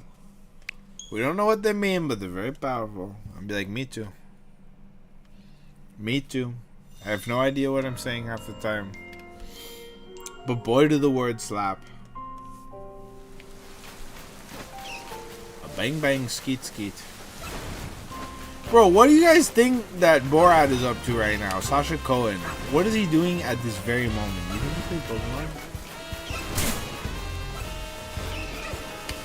I think he plays Pokemon, you guys. I think Sacha Cohen is playing Pokemon right now. He's also hunting for shiny Gibble. because we're best friends. I once high-fived Sacha Cohen. I high-fived him. He's very tall. We Eiffel Towered over a crowd of people. I had waited in line to see the premiere of The Brothers Grimsby at Coco Walk, and he was in attendance. And the line was so long that it hadn't even gone in by the time the movie was over. So I guess the first 100 people got to watch the movie. But he came out, he was wearing a cowboy hat. This is the actor who played Borat and Ali G. And the director and such. He was wearing a cowboy hat. He was wearing kind of like a white, like not manila, like off-white, not even beige, but off-white cowboy ensemble. And if you don't know about Sacha Baron Cohen, he's 6'5", I believe, and he was wearing cowboy boots, so he was probably a little taller than that. And all it took was, you know, you gotta connect with people on their level. And guys, keep in mind, this is a man that not only played Borat, but he also fucking wrote that script. So he likes his own jokes, I assume. And all I had to say was, high five! And bro did it, dude. He's like, high five! And I got to touch the king's hand. Bro just played Mephisto. Touched the palm of his hand with my palm of my hand. And we clapped hands and we made the high five. And I was so happy because I didn't watch The Brothers Grimsby for several years after that. It took quite a while. I wasn't there for The Brothers Grimsby. I was there to meet Borat. And I met him, and I didn't get to talk to him, but I got the high five. And that's probably one of the highest points of my whole entire fucking life right there. Oh, what an honor. What a fucking honor, bro. And the feeling, the rush of having initiated a high five with Borat, it just consolidated these egotistical delusions that I have. That I, of course, am the chosen one. The chosen one. How the fuck does Mr. Commander-in-Chief think that he's the chosen one? Chosen for what, dude? Like, what? He's got to get a spray-on tan? Like, I feel like the chosen one would be able to get a regular tan, you guys. You're just out there in the sun, the normal people. Take it from me. I've watched the movie Kung Pao at least 100 million times. And the star of that movie is, I don't know if you knew this, the chosen one. Chosen one!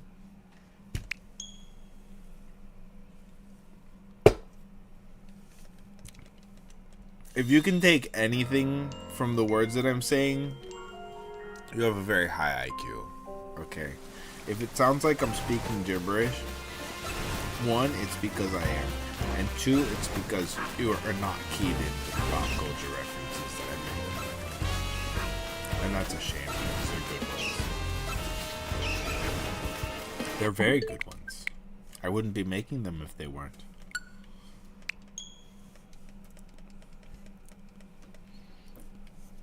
I was watching a streamer today. A little runny, I'm sorry.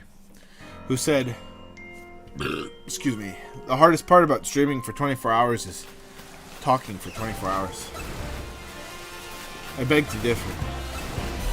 The hardest part about streaming for 24 hours is talking for 24 hours without saying something that will get you ultimately canceled. Because I can talk for any amount of hours. I just guarantee you that for at least one of those hours, I'm going to say something that nobody should have ever said ever. Like, ever. Just heinous things.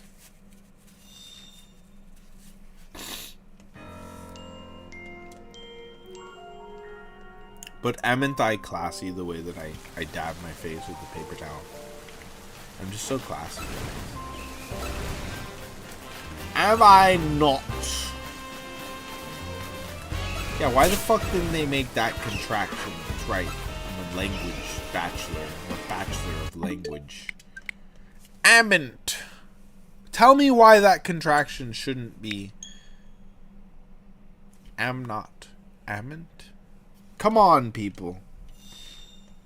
You have a great night too, and I'll see you tomorrow night, and I hope you enjoyed my babbling. This is only the second beer. That's how little carbohydrates I've eaten today. It's a very cost-efficient way to get tipsy. It's just not eating enough. Kat, you're awesome, and I hope that you get the shiny charm before everyone else. Sorry, you guys, I'm playing favorites. She's gonna get it. She's gonna get the shiny charm, and all of you are gonna be like, wah, wah.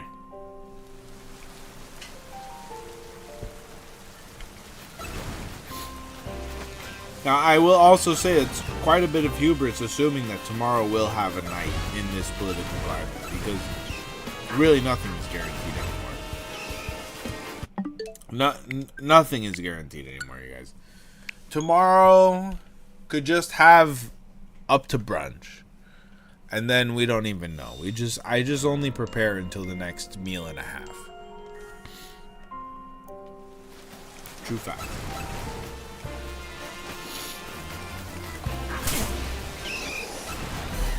Why am I getting so congested? Probably have to clean my AC out. Guys, if you didn't know, and what I discovered when I dismantled my AC is that there's a tray in every AC unit that like just basically grows mold. Isn't that fucking crazy? There's like a tray where all the moisture collects, and that if you don't know anything about your AC, you don't drain it. But like you need to manually drain this bitch, or like if it's like an older unit, like they have a pipe that goes into your shit. Okay, that's cool. I remember in the house that I grew up at, this is how I learned it, that pipe didn't work. Like it would get algae would grow in it and clog that bitch, and you had to at least know enough to get rid of the algae so that the water kept draining and didn't grow algae for a while. I don't think normal people know this shit about air conditionings. And so like I feel like air conditionings, like Woody Harrelson very famously like is anti-air conditioning, and that kind of woke me up. Like I'm like, damn, Woody Harrelson is a very successful man. Let me listen to what he has to say. So he was talking about this. He was like, oh, most people don't know how to maintain an air conditioning. It's just circulating air through your house with all sorts of mold spores. Blah, blah, blah. That's what made me first actually go into my AC closet and open that bitch up and be like, oh, this don't look good. He was right, bro. There's a bunch of fucking mold in my AC's, like the precipitation pan or whatever. Fuck, dude. And they don't tell you shit. Nobody tells you these things when you're a kid. Nobody tells you you gotta fucking clean out a precipitation pan every month or some shit. Nobody told me that. My dad, God rest his soul, he was the most technically apt person ever. He never wanted to talk about it. Everybody's like, oh, you should have listened more to when your dad wanted to teach you how to do this. My dad never wanted to teach me how to do any of these things. Building or maintenance work or whatever. He just wanted to have fun with me. You know what I mean? He just wanted to hang out and laugh and eat good food and go to fun places with his son, you know? He wasn't that type of dad. I think a lot of people project that kind of experience that they have with their parents. And a lot of dads are trying to mold their kids into like the perfect version of themselves they could never be. I was so blessed that was not who my dad was. And you know why? Because my dad was the perfect version of himself. He didn't need to mold his kid into the guy he could never be. And or maybe he did. Maybe the guy who could never be was someone who was imperfect and who lived their life to have fun and not to be a literal legend. Like, my dad was the most legendary dude I ever met. And yet with me, everybody's like, oh, you know, did your dad tell you this story? Did your dad? I'm like, you know, maybe, but we mostly focused on just kind of being silly goose energy and, you know, going to the movies and having good food all the time. That's all he cared about. He wanted to show me a good thing. Isn't that fucking beautiful?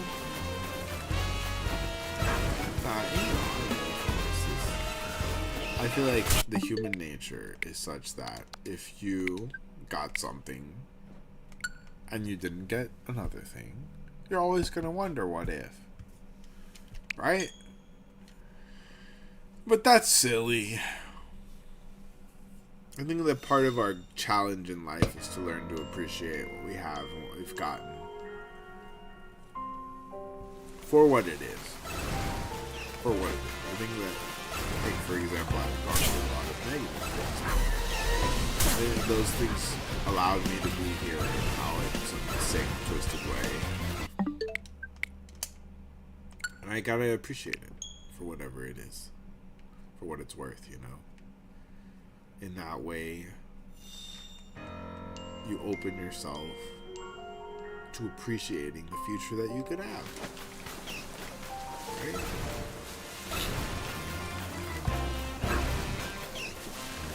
I think that's the goal in life, is to kind of prepare our hearts and souls to be open to existence, period. Once you can figure out how to do that, you really can enjoy life. Hell yeah, dude. I mean, look at us. We're sitting here. Having a couple of beers. We had a great sushi day in Pokémas. And for some reason, we're just talking about the constitutional nature of the universe. And that's alright. Ooh-wee, that's alright. And you know why? It's because you are the universe, baby girl. Baby boy. You are the universe. Me? Pokemon guy on the TV screen?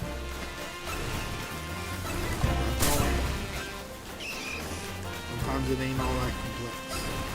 It's as simple as you and me. And the Pokemon guy and the chop right there flexing everybody. They went a little too hard on Machop's character animations, because we just caught him doing squats at one point, completely unrelated to the plot line.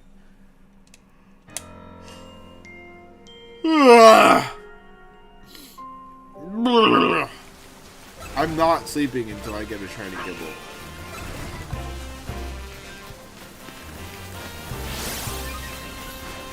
Watch on the playback, I got like 10 shiny Gibbles and I'm just gonna battle through our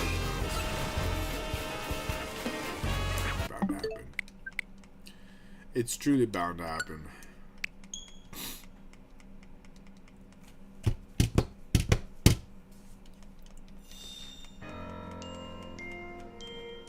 I saw today that Toyotaro, the inheritor of Dragon Ball, may have confirmed that we're getting Dragon Ball Super 2 next year, and I would be really happy about that. I want the manga to come back. Honestly, look, the anime would do it for me. I think Toei is inevitably going to release that anime adaptation. I think it's only a matter of time, and I personally am doing my best to live long enough to see it. However, what we really need to be worried about is if Toyotaro's Nepo baby ass is going to suck it up and finish his father-in-law's legacy. Okay, and stop squandering the fucking money that he inherited. Well, excuse me, he just did an art of General Tao.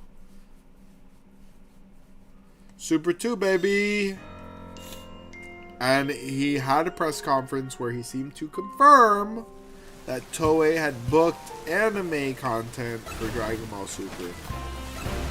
Then we got leaks that there seemed to be bookings at least for Japanese box offices, for 2 Dragon Ball related feature films between 2026 and 2027. What could they be? Well, personally, they have already done the superhero arc in films. It started in films. They adapted it. So I need to see the Moro arc. And I think that the Moro arc was almost oddly cinematic. Like, it had 3 acts. It was basically portrayed like an American film. I think that that one's ready to go. Ready to go. That the entire Moro arc as one film, if they do it right, would be such a fun film experience. Oh, we would be very happy in those theaters. Okay, seeing Moro go through his various transformations. What a good villain. But what I really need to see animated is the serial arc. I think that, so for me, I'm a real stan. Seeing what Goku does at the end of the Moro arc with his Ultra Instinct kind of projection in animated form is a necessity for someone who's trying to understand what the fuck that Toriyama was going for with the powers of Ultra Instinct and the Angels. I think that, like, that's in jeopardy since he passed, because he was obviously going for something larger than we ever got to see with the Angels and with Ultra Instinct. The way that he portrayed it in the Moro arc is like our last clue. I know that he had a big hand in writing superhero and all that shit, but that didn't really develop Ultra Instinct that much. And then the serial arc really did Vegeta some justice. I'm a huge Vegeta stan. Don't get me wrong, I'm not the Goku guy. Okay, I'm not the guy who watches Dragon Ball Z and stays hooked on the mainline character. I love Vegeta so much. I identify with Vegeta so much. I feel like his character arc is so much more profound than Goku's. He's not just a kid who bonked his head and was good his whole life. He was a man who the inheritor of a truly evil empire. Because the Saiyan Empire was a colonialist, an interplanetary colonialist empire that was usurped by the Frieza Empire and absorbed and assimilated into them, and very readily said, "Yes, Daddy Frieza, we'll do our thing for you." Nothing good. There's zero good qualities about the Saiyan Empire under King Vegeta and Prince Vegeta, the new king, who never called himself king. Let's say that as well. He was the king, and he never called himself the king. He was, at least in that sense, humble. Or humbled. Maybe Frieza and the Frieza regime said, "No, you can't be a king. The Emperor is Frieza." Whatever. Vegeta. Vegeta inherited an empire that was subjugated by a greater emperor, so more powerful than Vegeta, Frieza. And he played the role, and he did the bad things. Yeah. Okay, he did his worst. But Vegeta realized the error of his ways. And Vegeta got so much stronger when he learned how to love, not just to love Bulma, because loving Bulma is so easy. Okay, guys, take it from me. I've loved Bulma since I was about 6 years old. Loved her so much. But Vegeta learned to love himself. which he literally was not allowed to do. Not just under the Frieza Empire, but by his own species. Saiyans were not a race of self-love, or even love at all. They were a warrior. They were a warrior race, Kakarot. I mean, bro. Everything Vegeta says until he, like, has that moment with Bulma is the most toxic, self-hating shit a man could ever say. Saiyan pride, the Saiyan warrior race, etc. And, fuck, dude. It's very debatable what Toriyama was trying to say by making the richest, hottest, blue-haired anime baddie on Earth the only thing that could woken Vegeta, that could free him from his generational curse. Was Toriyama telling us that if we ever want to overcome ourselves, we need to bag an extremely rich blue hair anime baddie? Hopefully, yes. Hopefully that was exactly the point of Vegeta's character arc. To tell us, kings, that you too can bag yourself a blue-haired, big titty anime baddie who occasionally uses the Dragon Balls to wish herself to be even hotter and younger than she already was. Amen, brother. Was Toriyama trying to tell us that the greatest application of modern technology was capsule technology, and the capsification of large objects was necessary into the sustaining of human existence into the future? Yes, I agree. I think that we need to capsify all of the things. Solar panels, big titty anime waifus with blue hair. All of the things need to be in capsules. And then I could have a nice little booklet, like a cigarette pack, and be like, ooh, today I'm going to use this capsule. It would solve all my problems.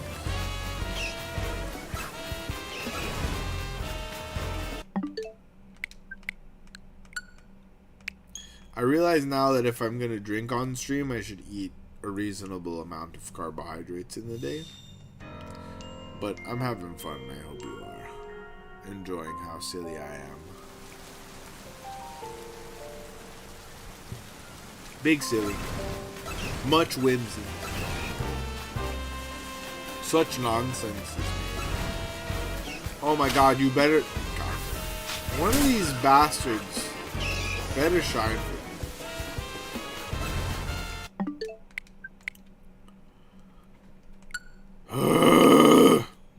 What time is it? It's only 10 o'clock. Alright, this is going to be an early night for me. I've been staying up late. I need to get some sleep at some point. What's crazy is I slept in this morning. I think sleeping in is the thing that makes us the most tired.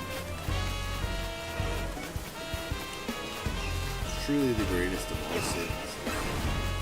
Gluttony, lust, and then of course sloth.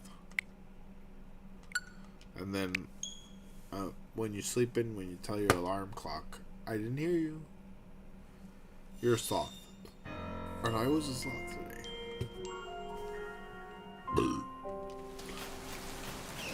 Hell. Motherfucker, if you don't shine, Gibble, I swear to God, I'm gonna reach into the Poké universe and turn you into a Digimon. I will turn you into Digimon, and that means that eventually in your evolution chain, you're gonna have titties. Gibble's not prepared for this. I don't know why I'm so congested.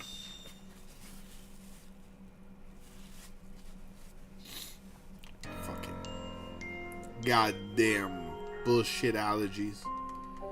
I swear to God, if I was a cartoon character, I wouldn't have any allergies. It would solve all their problems. Financially, anatomically. I wouldn't have to yawn anymore. Someone make me into an anime character.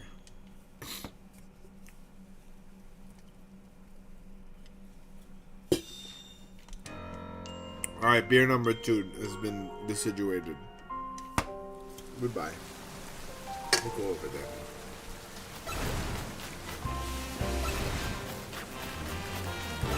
Dude, who worked so hard on Machops animation? He runs like a normal person. He does squats. I swear to God, we're gonna look over and we're gonna see him like raising up like girl Machops.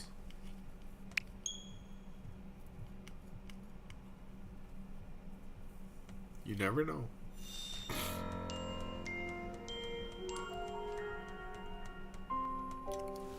I hate that this whole night has become a Gibble hunt.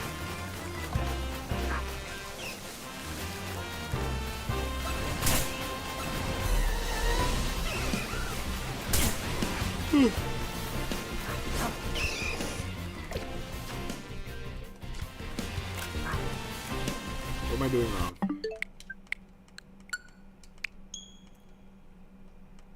I'm not giving up until I get my Gibble. I haven't seen a single shiny Gibble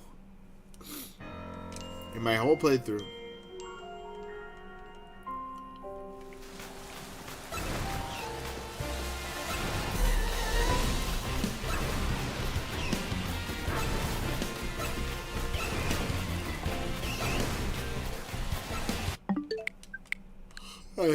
As tired as I may be, I'm committing. I'm having my 3rd beer. And if you thought that the nonsense was crazy already, get ready. Get ready. This is the 3rd beer. Trevor is a version of me that you only get to see at comedy shows. And right here, right now on DCG Backgrounds Live. Oh, ooh. Occasionally at random happy hours throughout that. Oh.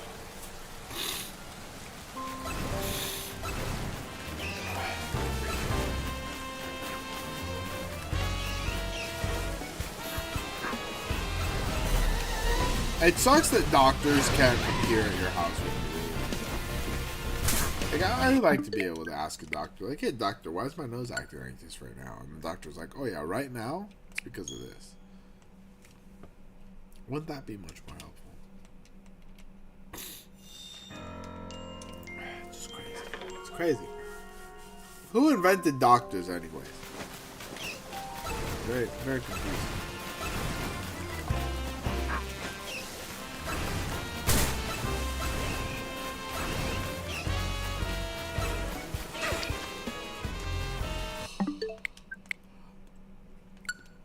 Not me. I know I didn't.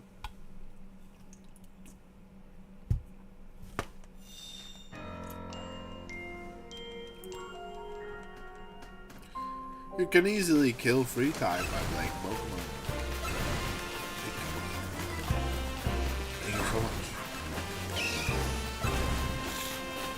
Oh my god, I'm so congested. I could literally explode right now. Who the fuck is Havana syndroming me? I didn't sign up for this shit. I didn't sign up for this shit. Make my nose breathe. Swear to God.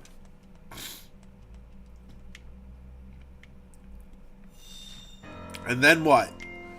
And then what? Am I supposed to suffocate? Because my nose don't breathe? Thanks, Liam. Give me shiny Gilbert. We'll call it more than even. I'll be mildly amused.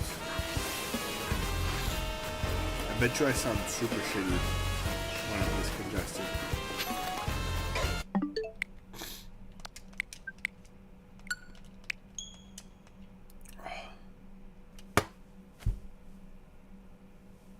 Maybe if I open the window, it'll be a little better.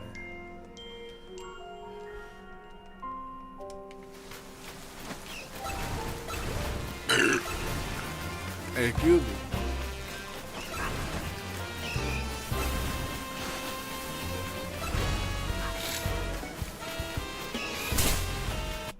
Oh my god. Okay, give me a second. Ooh! Let's get some fresh air in this bitch. Straight up, I cannot breathe.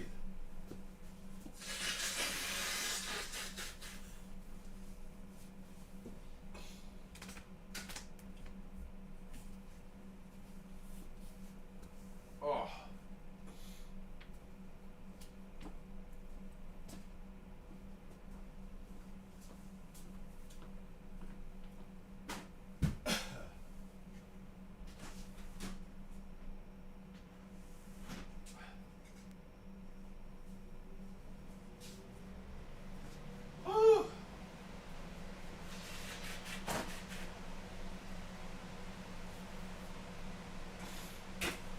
Oh boy.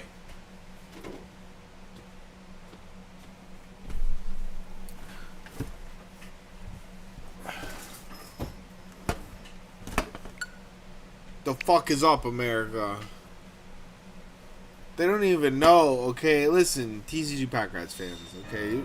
What you're not aware of is that I'm truly an amazing, fantastic performer in the live format. If you're ever out in Miami, what you need to understand is that I was too powerful for the comedy scene here. They didn't like it. They told me, go make Pokemon videos. We don't like you here. You're better than us. And I said, I know I am, but what are you? Take that. But listen, I'm telling you, this is a secret. I won't tell nobody. 2026. I've got a lot of business plan coming together into one business plan. We'll be doing a lot of live shows in 2026, hosted and founded by me. I'm not gonna go and perform at nobody else's shows. I'm tired of this shit, making other people money off of my talent. No, thank you. I do my own thing. And you know what I'm going to do with other people that perform my shows? I'm going to pay them. Oh! I'm going to pay them for their talents. Wow. Isn't that crazy?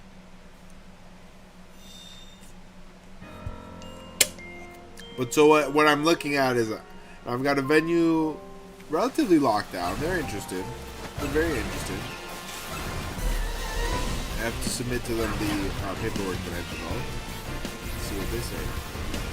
I want to do an anime comedy night. I want to say this is my lane. I am the anime funny man. Everybody else go fuck yourselves. Do regular people comedy. Much less funny. Anime is the greatest. It will save us all. And so, I have these comedy shows. And may have one that's more regular open mic situation. You can do whatever you want. All arts. I'm gonna do my own thing. Do my own fucking thing. I have to fucking fuel into anybody else's ego. I guarantee you it's not gonna be about my ego when I'm doing my own thing. You know what it's gonna be about? It's gonna be about doing my own thing. Period. My own thing. I want to do or make a platform that people can enjoy themselves and engage in. Whether it's by performing or by watching or whatever, it needs to be enjoyable.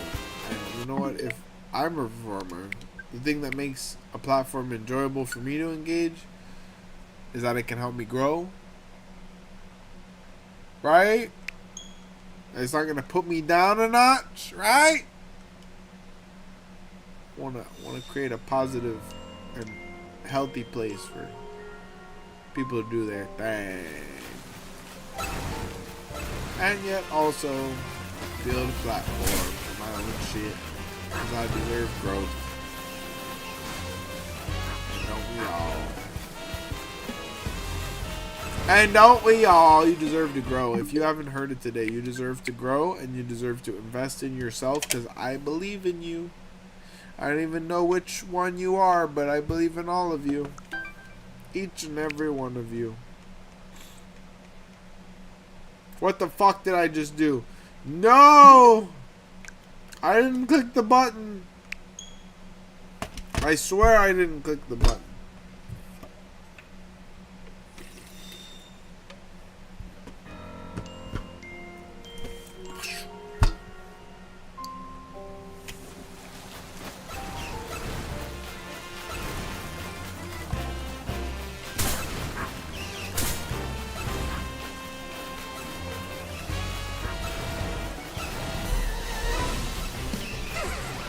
Oh my god, we're never gonna get shiny Gibble.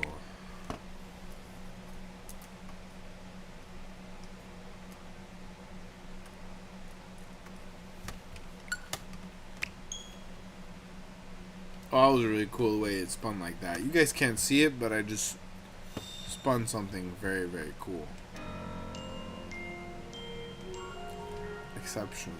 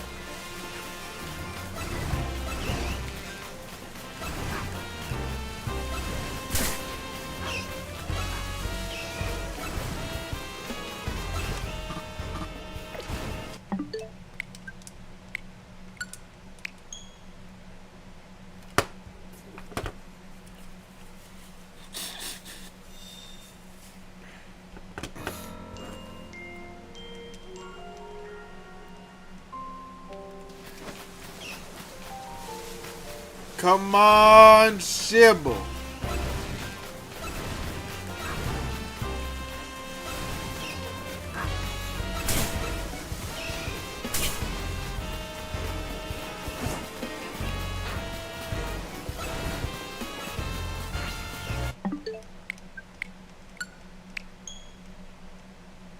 Oh, you guys, Odin was meant to be boiled. Okay? And coal was meant to be burned. It's true. No truer words have ever been said.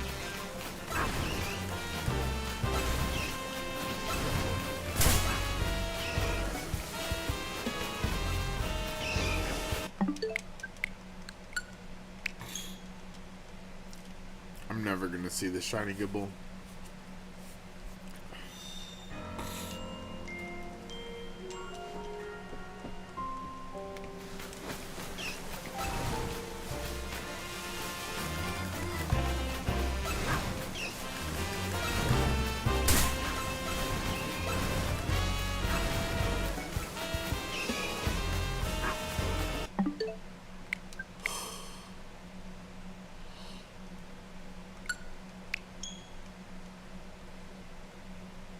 Who knows?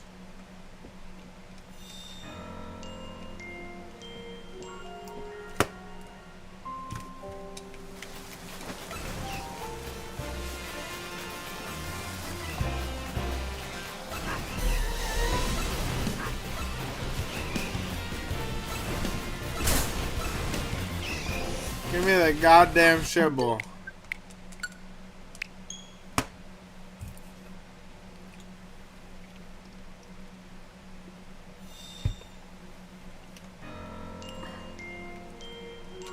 Guys, do you see how easy it is for me to enjoy the effects of inebriation? Just by simply not consuming my carbohydrate deficit in a daily portion of time. And you can too. If you just happen to be broke or dedicated enough to not eating all the food that you should eat in the daytime, you too can get very, very tipsy off of very, very little alcoholic beverages every night when you go out and you're trying to meet someone to make your day worth living. And guys, you're making a mistake because you're the person that makes your day worth living. And you already met yourself. You don't need to meet a cute, blonde-haired, blue-eyed, potentially Asian waifu. Maybe a Pokemon. Maybe you're looking for a Gardevoir. Maybe you're out there every night meeting humans, and what you really want is a Gardevoir. That's okay. But what you really need is you.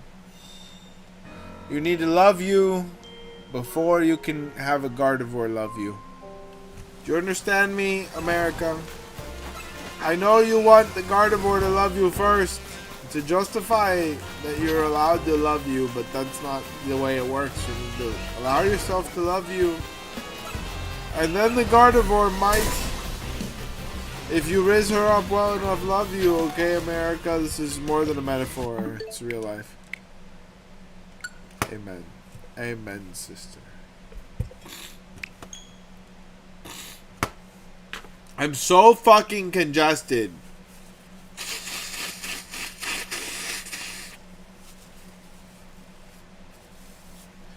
I will never be able to make nose blowing sounds the way that my dad used to. When I was a kid and my dad used to blow his nose, I would genuinely experience fear. Terrifying sounds. I thought he was playing some sort of instrument that I couldn't see.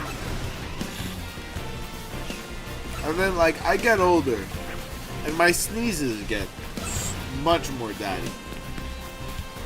Far more daddification with each passing moment in the sneeze department.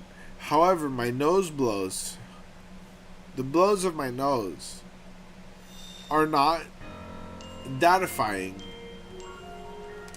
at the same rate. Okay, and so if there is a science to be concocted of this, then we must differentiate the rates of dadification of the nose blows and the sneezes. Because I guarantee you, my sneezes are full grandpa mode. I sneeze like a combination of 14 different grandpas. All at once. All at once, and with all the pain that each of those grandpas would experience combined. I don't know why. Sneezes hurt. I'm in my 30s. Okay, that's how the government should accept that I am disabled. Because my sneezes hurt in my 30s. Isn't that crazy?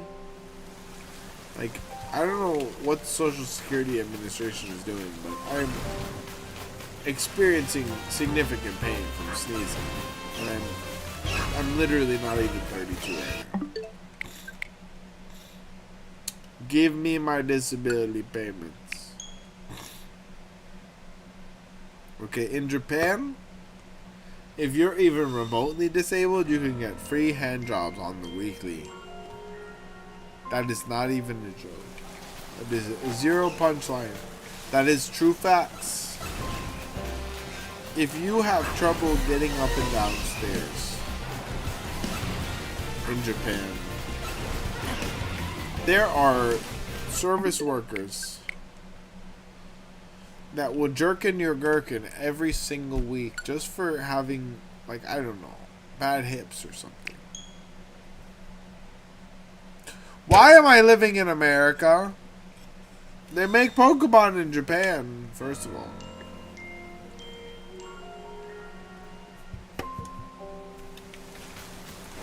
Second of all, the gherkin version.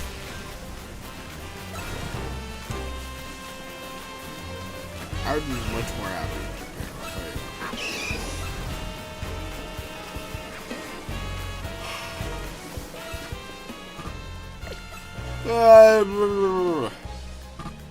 We're here. I'm here. I'm alive.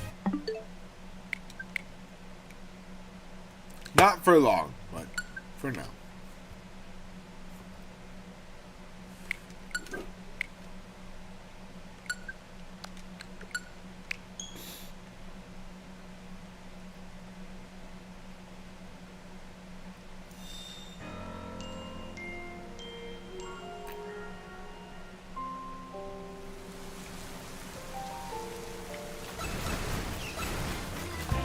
Oh, we're really doing our best here.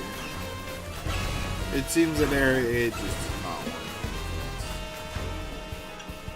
And that's okay. It's allowed to be the most booty area of all time.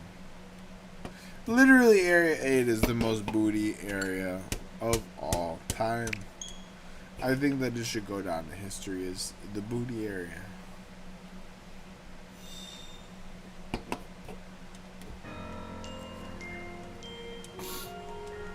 Big fat booty. Unless you give me a shiny Gibble right now. And then I will retract my statements.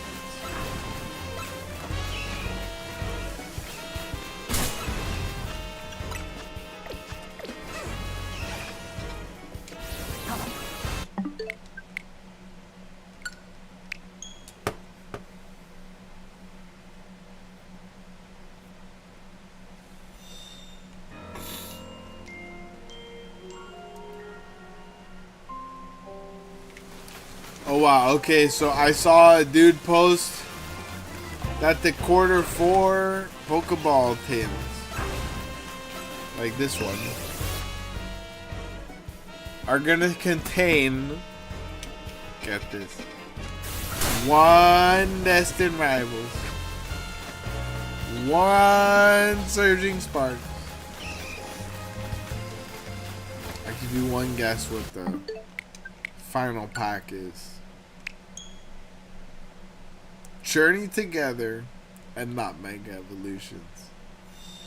Isn't that crazy? When the value of Journey Together is completely crashed and burned, any opportunity they get to give us more Journey Together for regular MSRP, they are indeed taking.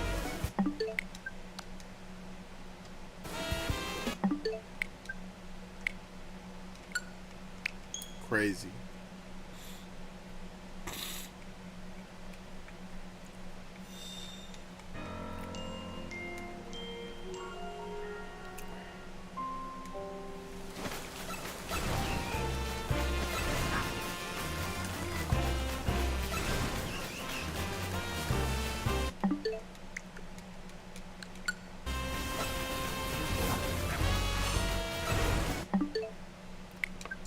Ah. Felt that coming.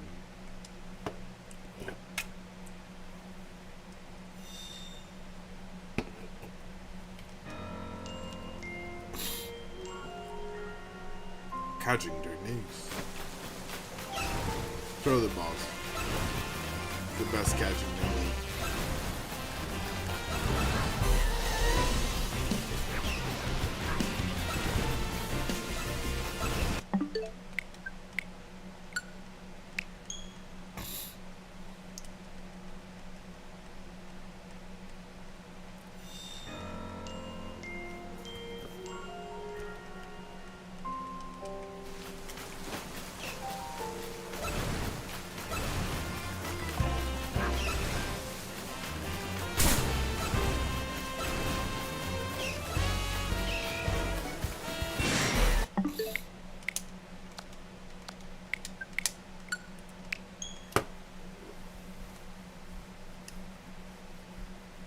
Let's see. I'm running out of steam, you guys. This method is not working for us.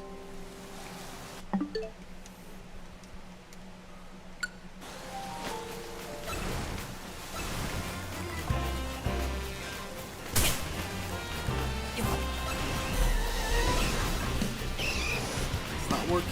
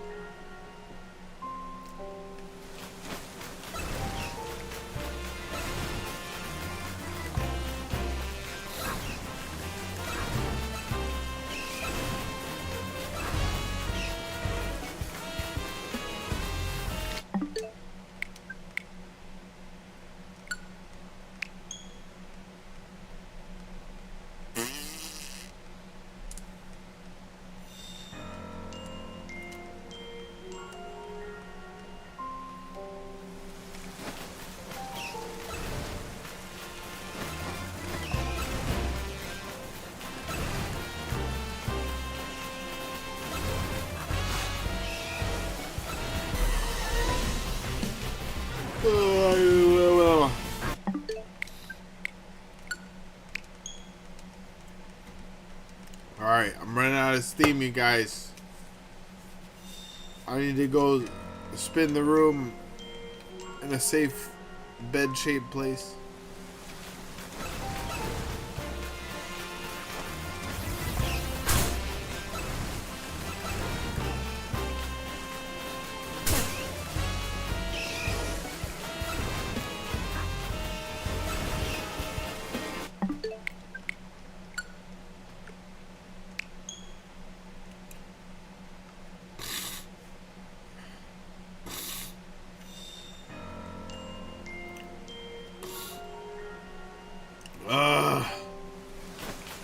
I can very briefly breathe.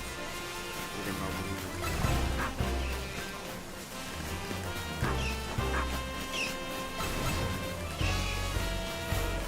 And it's down.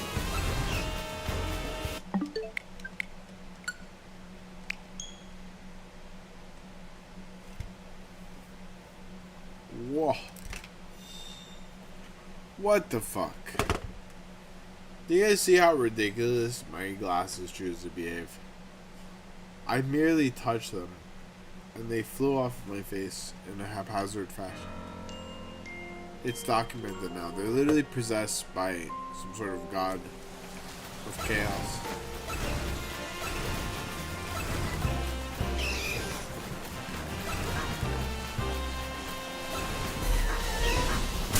Okay, this is my last reset.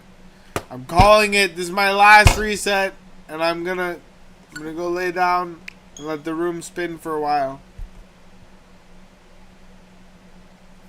Woo! Thank you, low carb diet. Makes alcohols very effective. Science. Shiny gibble. Shiny gibble. Shiny gibble. Shiny gibble. Whoop.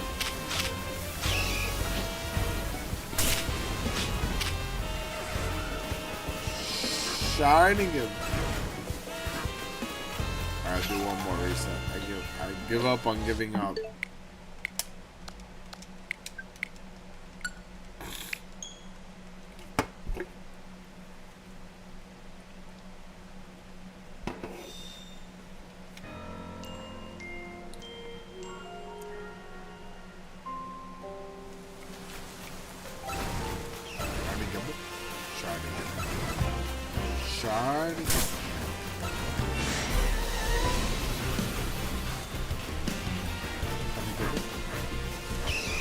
Shibble. Shibble wibble. Shibabble. Alright, one more reset. I said one more reset. Shooby booble.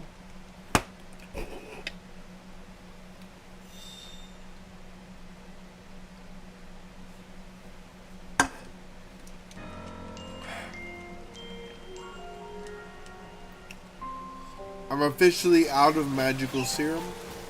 This will be my last check or two.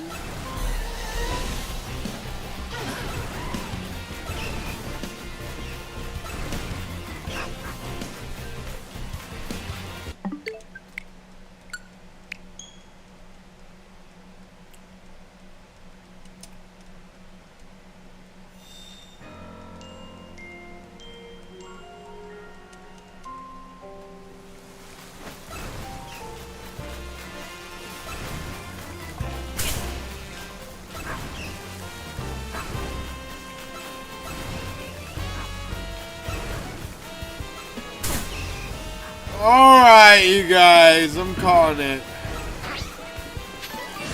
I'm calling it.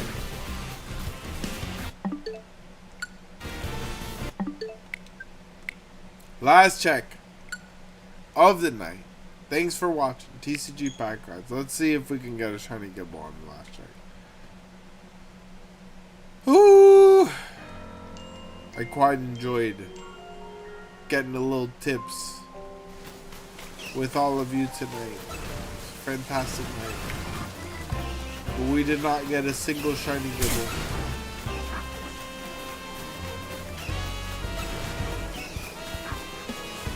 But that's okay, you guys. It's all about the experience and the journey together. Tomorrow we will get our first shiny Gibble, and I swear we will be okay. By the time the DLC comes out, we may even complete the shiny decks. I promise you I will do my best. For tonight, I beg of you, take care of yourselves, people. Until next time, TCG Pack Rats. Out. Peace.